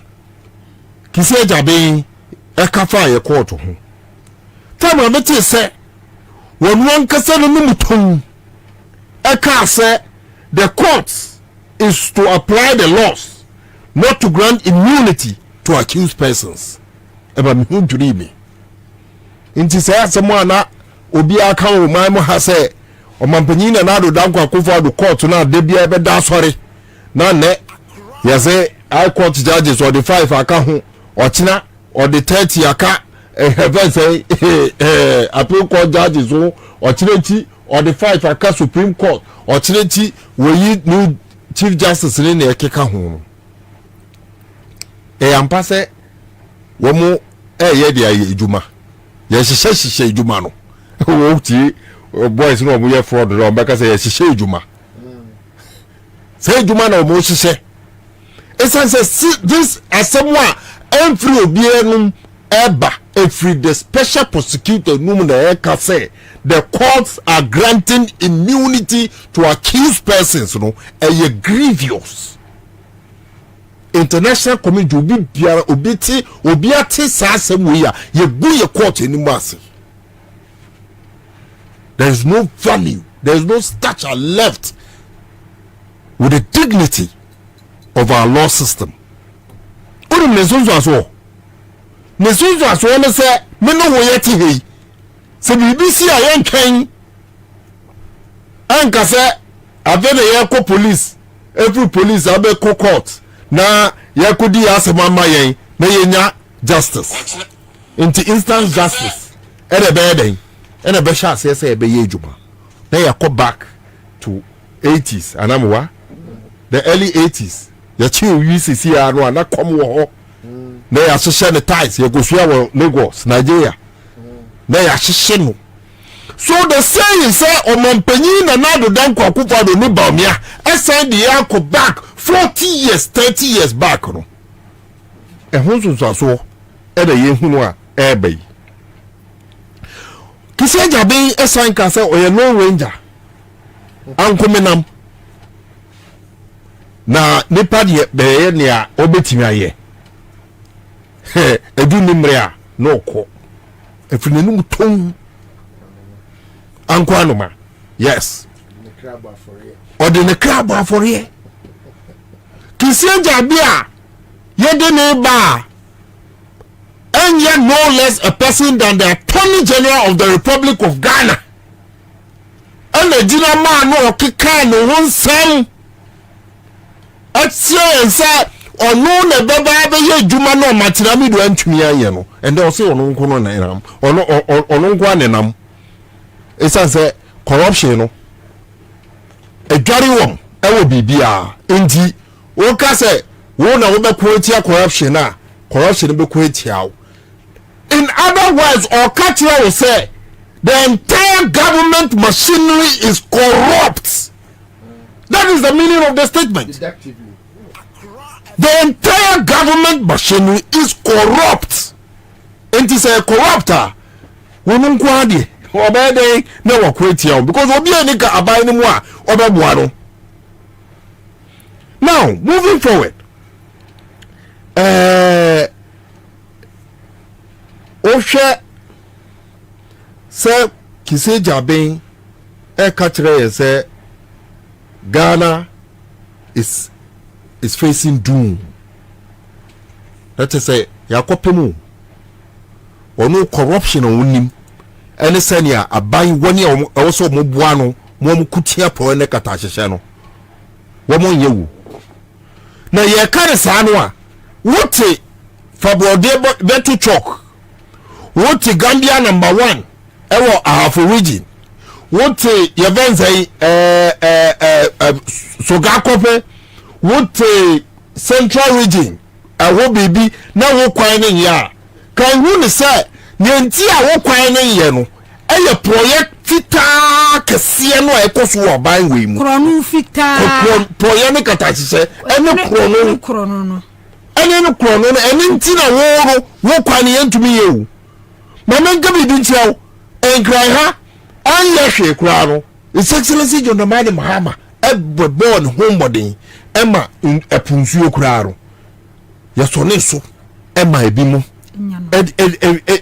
enya enom ye ede ye eduma in the Labadi area wo munsuo emfa tap for so many years Ansah John Dramani Mahama eba wo ko Madina wo ko miamia bebria na sika no John Dramani Mahama breso ye de ye bibi ma eka ye nyina and no me no ka say wo ko Accra West for the past 3 months insuo I've lived in Accra all my life insuo to nyina echi insuo ema insuo to nyina Daddy insuo ma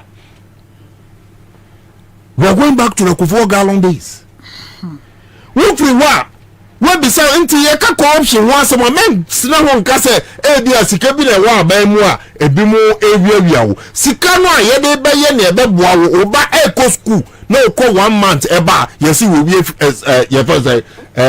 first year na form 1 o ko 1 month ba na o sa go 2 weeks ba ye si we first degree one kasa wo ko hospital ene renal unit Kolebu your teaching hospital eye jumano Labadi polyclinica meno wo ekasei wo mo entumi ensensi biomu na ni nyina no every pore ne katahye ne krono vita na sa krono no bi no wo ka ni ya kasa no okobo Canada moadi efa corruption a special prosecutor hwehwemu efa mu what I say? A massa la bianca sende ba ya Canada moye boni dino. Onya kukuduro ejina simpie so katre Ghana po nyina say special prosecutor ne akwala na onim ne ekoso small boy. Also onim ne ekoso. Na corruption me na meye. Wonim bedi ya disikaro ko. That is what it means to me. Yeah, wonim bedi ya disikaro ko wo be kasa wo be hwe o be nhwehwemu ama wache yen. Now, there is one critical thing of me, and that's already there between who I meant to say. Many way wouldn't say God be watching Daku, on ya by Munipa. Wouldn't say God watching Daku, and so be dear say, or by who buy the oath of secrecy in the Ekikahu. Then a semuna about Ghana ha, and ye God watching Daku, and the first person or the Betuda. Okunya document ruin. Poene katahye ben embra a yebu te say yebu no by hearts no ne wahi ene so sen wi se huni aban mu so bibia nchire obia you are not accountable to anybody. When others who have also sworn the oath of secrecy are leaking information too. You're correct.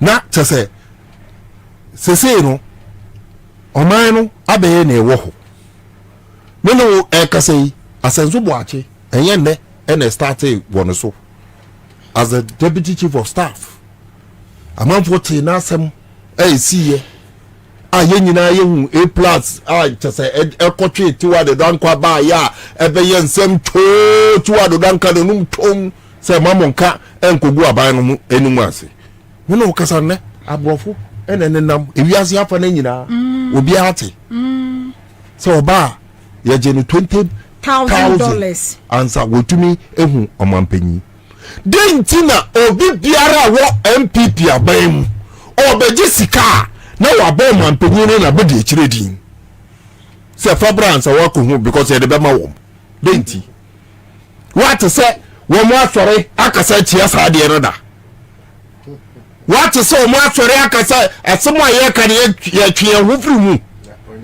business inside. Enti me bisasa ene me wo ekase ya omampanyi abedi etire Alhaji Baumia ni office anya ni onwa ni staff ke kosei ekosi se obi emu ade ba sa yemfa haram mu because what could be and all the mama woman mu trivia haram also now we are Muslim now you are representing Islam Muslims interest now you was special prosecutor office ho sake concern what is say your permanent free ho what is say your permanent free ho PDS won some ne what that's what matter say the independent power producers no wo mo asaka wo mo hubium say wo mo de aban no say na nyoma siko no ebo sha wo mo say obetua no wo ntuma ntua enti Ghana for ehwe ni mo ni muyara ye be sa akodum so no mu biom esa so mo they can continue to produce the power yentua wo contractors yentua wo obi biara wa ye edwuma ma aban yentua wo eno no kura ne betua wo no asa da ne edwuma within the MPP administration ni mu say me na me kwaji usika abrɛw enti fa say bra. This is how deep corruption has eaten into our fabrics. Ata say ankwala kura ni mu ne say corruption no edu bebia yentimi ye ho hwe na yakutu nipa say wono na embeku entia saa de no a say eno zo na ye yebezai alo na 419 say mo nipa beto say wono na beku etia pro ne kata hyehyɛ but me de ya make an say anye hwe kura no ene Ghana fo nyina ehunu se po ne kata hyehye no adokore MPP aban no obamia ne nanado eda enimu no esen bibi biara na sa po ne kata hyehye no the only way a yan nyina as Ghanaians ye betimi akuetia because ne court no ntimi nkuntia special prosecutor suya chreyen this is the second one or no so asu achreyen besides the say special prosecutor since that no ye kan say o mampanyin na nado aton san friend so ombra o kan say won tumi ma besides say from that day ba pem ne ya man sika wo office wa na say won fa ye ejuma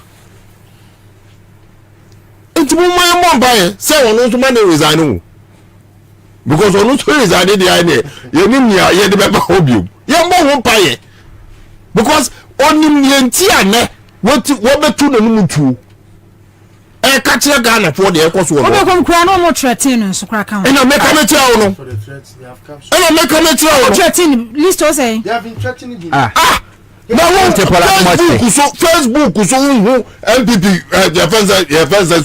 social media warriors yes so wono oba se oba kwatia MPP fo na omo o investigate obi ada judges kwa be bon ho po yeah correct judges be bon ho po correct so in America that is how deep the situation is if Sisi Abdullah can offer money to special prosecutors e konife ko search ne se mo de mo mfa na mo mumidin na wa mfa na se sa asem na kwa kudu court is it not possible say she can easily also offer the same money to a judge to say so there maminya mitrim kudim is it not possible judge no and you be appointed no he feels his allegiance to nipa no appointed no because some of them have been appointed wabra woman to kura say be appoint o mo akọ bibi o ye de o mo akọ no so the allegiance to nipa no say nipa no so and appoint na kata hyehyɛ no kro no nyina e koso no ya ma ye hu no say ono na ye the head ono na ye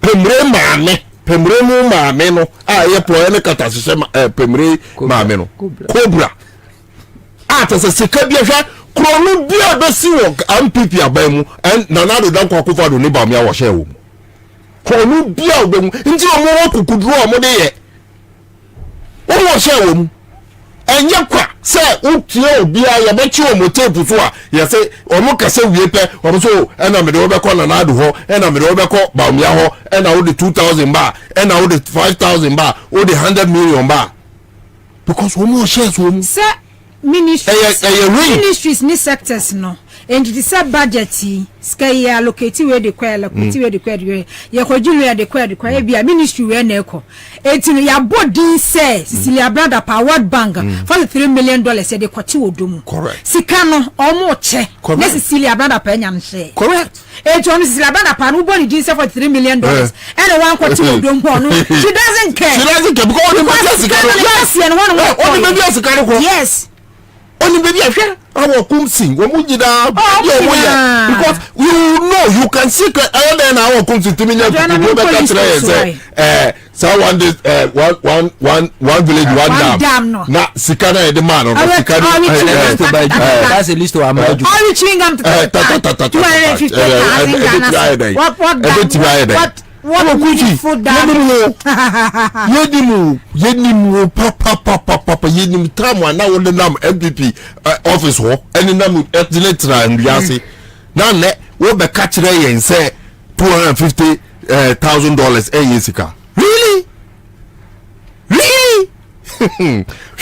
so the long and short of it ne say remember me no so abamu na maka kire Ghana for say we have a duty. And that duty is to collectively stand up to defend our democracy. And the only way you be defending democracy, you know, and you say you be about full about time chrono, you be two about at your tears abano abano. Now ne unim me who say ubi choice say ubi nim no kotoaba. One some prominent person Citizen Kofi correct Citizen Kofi yeah. Okay, I say obi nim no kotoaba ema the next 20 years 20 years yes and yeah 24 years in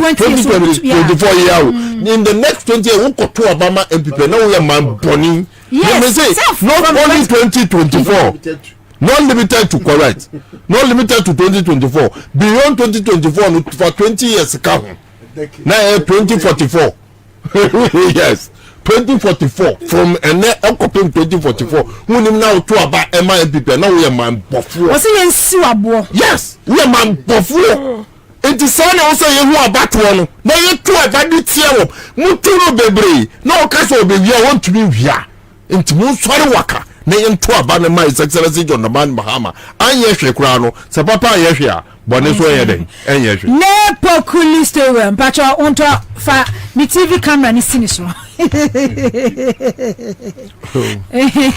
got the list off. Aba juma. Waba. Duty cost nti.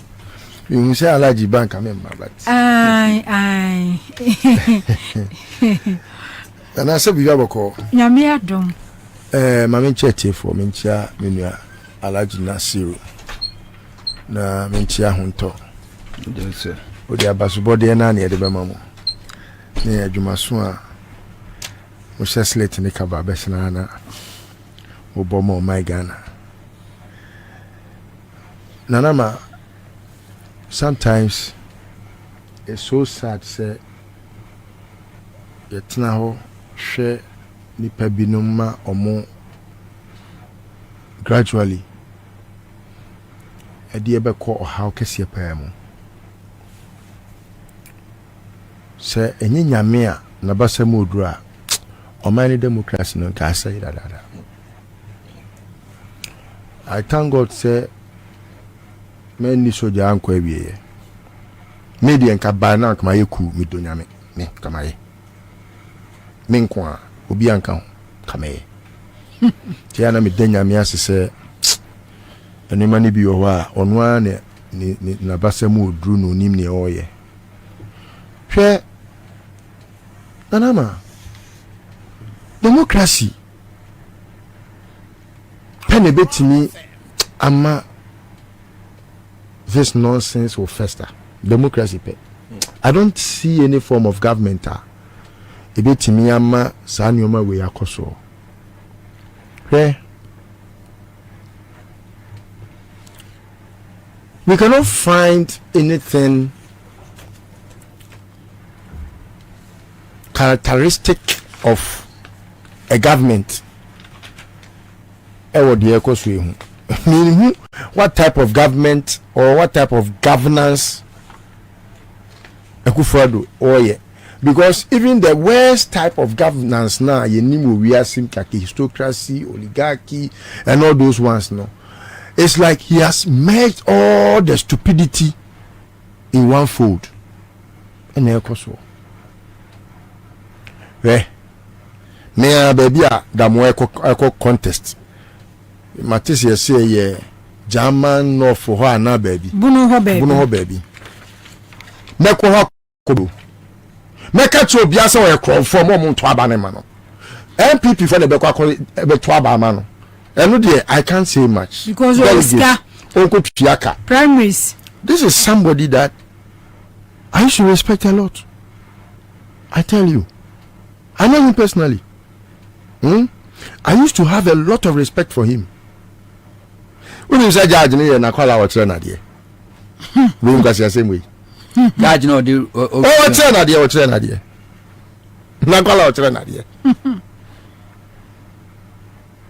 We stood and why here etu who Jimmy no what there why Bible Jimmy no woni mu na asha judge ni mu no who ne direct. No punctuation, direct, straight impartation of Jimmy from Damwa to the judge. Straight. And you see that in the judgment. Straight. You don't have to say Sebi. Hey, straight. Judge Bienu wo we asimo ya. Obey say Jimmy way apart from ono. I'm telling you, hey, straight. Hey Jimmy, you don't have to. If you read the judgment.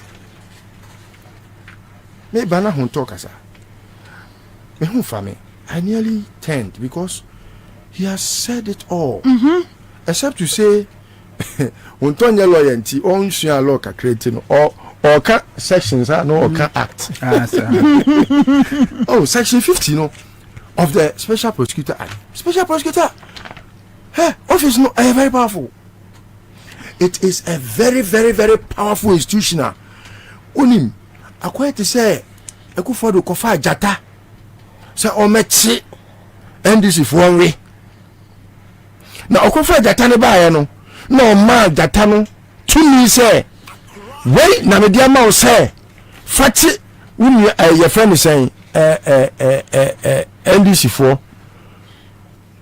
chomu na yomo oni omo do pekranka na nipa wodi tumi ne ma no no na adwe ne say oni ne ya adwi wo position enti waba abranu a matanidu edi ne say gu nachi aba president office camera sine so oboni mu ase onim se matanidu no oyahuro ni awo oti ase Martin ne principle character ni trait na ordinary wi ase no onfa wo se oye ni nua oye ne wo fa ase oye na konta oye ne yire Martin ne yire kura no ajolof na njina tinimo obeka what you say that's why say what did you mean what you say ebi kura pa obetimi kura fa jolof ni so ayeden ejawo eti time ode ma tell me Dubai no na he was not going to prosecute any NDC.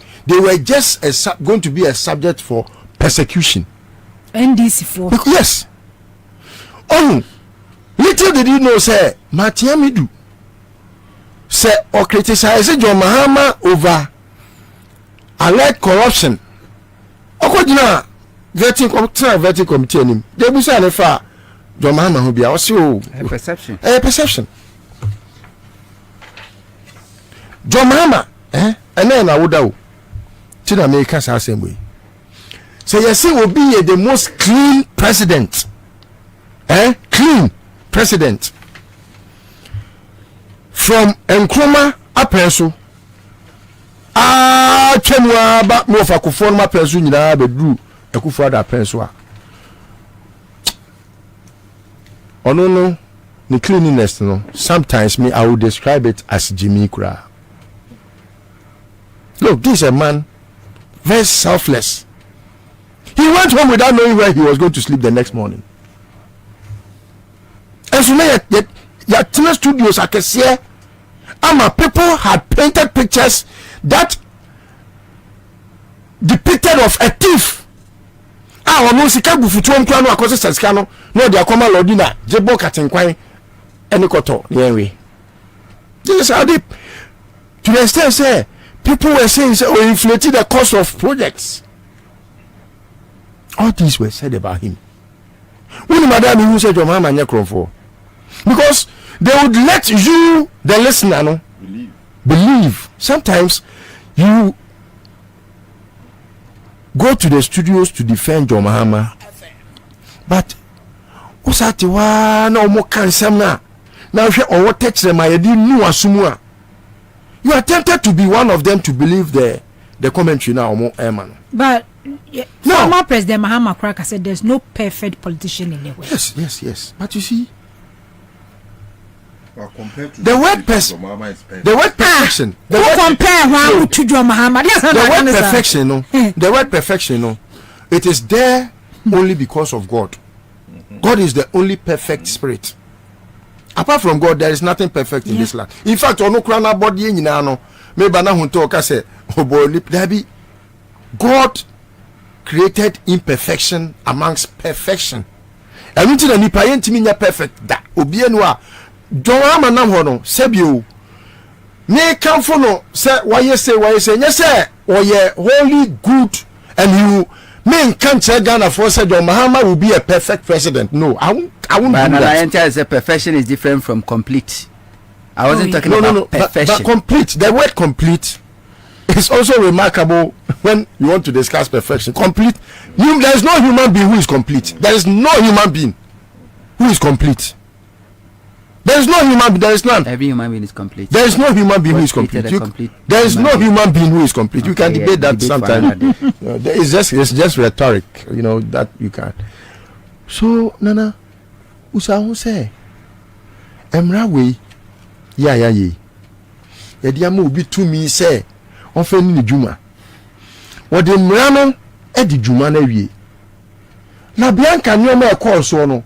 Me da mo krampa and ka would have been the ostrich na me tutu from the mitiashim me mabedwanu biem because ade na wa ya egu sebio wani mo nyam nyina wo de ade we egu hu fi sikanti did Damo not attend on the special prosecutor meeting? He did. Only the lawyer na call ye true or false. True. And to say no lawyer ko baby wo call ye no and say na ebusa no anu ye no enu na mo tro ya na say de wo kan o man tro. So what did he go to court to challenge? Na judge is so no so ejami papas ma jimi nti teacher say ma fail it means me fail it. Right? Ono so atwon kwase asem. Kwase asem complete. Any question me to say be what jimi straight. And a judge not trouble crata so say Ghana for ye yan kwase afo nti yan kokan. Na me kan ni na me hu Jimmy from line 1 to the last line Jimmy nkwa no tro Jimmy nkwa straight.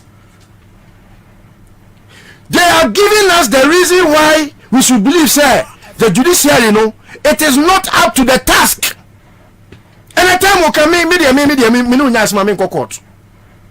Me makasa sengwe sa me so hu se me court na ebia me ne Nasiru Nyankopon pangu bibia ba yentem Nasiru di mako police station police for say o me de me court o me di me dru court won me busam se me wa no di se me ni hwe ka e kwantoa bi ko bodua me judge ani me lawyer nyina ye frɛ omu owuo me lawyer ye frɛ no owuo lawyer owuo me judge owuo anam di ja okwan anu ti na me nya boni no me ma ye boni a prayers ya anu no so kra no Nyankopon cho Bible mkra say boni me boni anu no list of one sima me me nya batimi akame me de be ye futuo ma me toko no ti hoi ada oba e me betena studio ha 24. I've seen a new match say or ye worse than any yeboa me ko so 24 because ada ebeji ti no untimi nka se wo ko se wo wig na emu kankan no e fa nkotena ayo se wo ko akoye judge eji twi a. That's what we have always preached though. Sometimes we insult them to get their conscience pricked. I do so intentionally to get their conscience pricked so that at least they will have some molecule of nyansa kakra se enti adi tia meye dan hwe ene obi ase ne banko ye lawyer but abedu time bi no lawyer hu hia se me mabo na siru osme court oba himi kaka so ama me se atu na wo obi a wo be kan wakoko high boys ama o ma bebu wo court akopɛ den eti kwasa se wenti ye na court yenko how judiciary my reputation can any okay be a judge. Hey, it's like you have to walk like obi a una secret the one person obi better. And then look at how people understand obi a judge. As obi a konfo to me, and the government has formed a syndicate. I could follow any your friend is saying legislature for minority and majority for a form syndicate with the judges. As I say, I'm working. A judge for it at your room. Well, site opa, let me do a quack so judge and a site wall. Can I deport your I have a Kwabena plus. The bus are Ramsar site once. It was a that Ghana for my creative special prosecutor office of the special prosecutor. Yeah, the Betia Crawford, Ukuja international platform. So I have set organizations that are anti-corruption organizations that will chase after everybody that is corrupt and what can say you do all this and you think the Ghanaian is that stupid because or your gullible say adie bia president beka adie bia na be die chire beka adie bia hwan ma beka say nya sempa ne te Ghana ha. How on earth does obi te say Godfrey Dame qualify to be attorney general? What be our boss say? Sometimes onto me mamu 2 minutes na me time ko Yankopon a o say wiem ene yesi o say chire wiem man me time no continue list of wanu si na aka ni no aduan na aka no me fa no aduan me damase Kwame Ansah na be ko break obi send message ma me fa ma na kan o say Dabi ma me ma His Excellency John Dramani Mahama a happy birthday na me ma eye ne hukani ne dofo na no ma kanafo so me ma na mo say enye oba bia na ejina be ma chima be ma na successful enti say ye kase behind every successful man there is a woman. I want to stand up and say Mame Lordina Mahama has been a woman, a force behind the mighty power. Can I message you know? Ewo Jo Mahama munu. Nyankopon sha no no moano. Na omfani nko baby asebio mapomma etna. Na mapomma no enhu ne se ono ene won panyi. Okay, and that's it. Okay. Good evening, Senior Comrade Samuel. Great delivery. My daughter arrived yesterday from school and they will be resuming on 18th March 2024. 18th March. So December otifie. January February otifie. And then they say and 20 is it 28 29 okay so December 19 or better fee 3 or better fee 4 months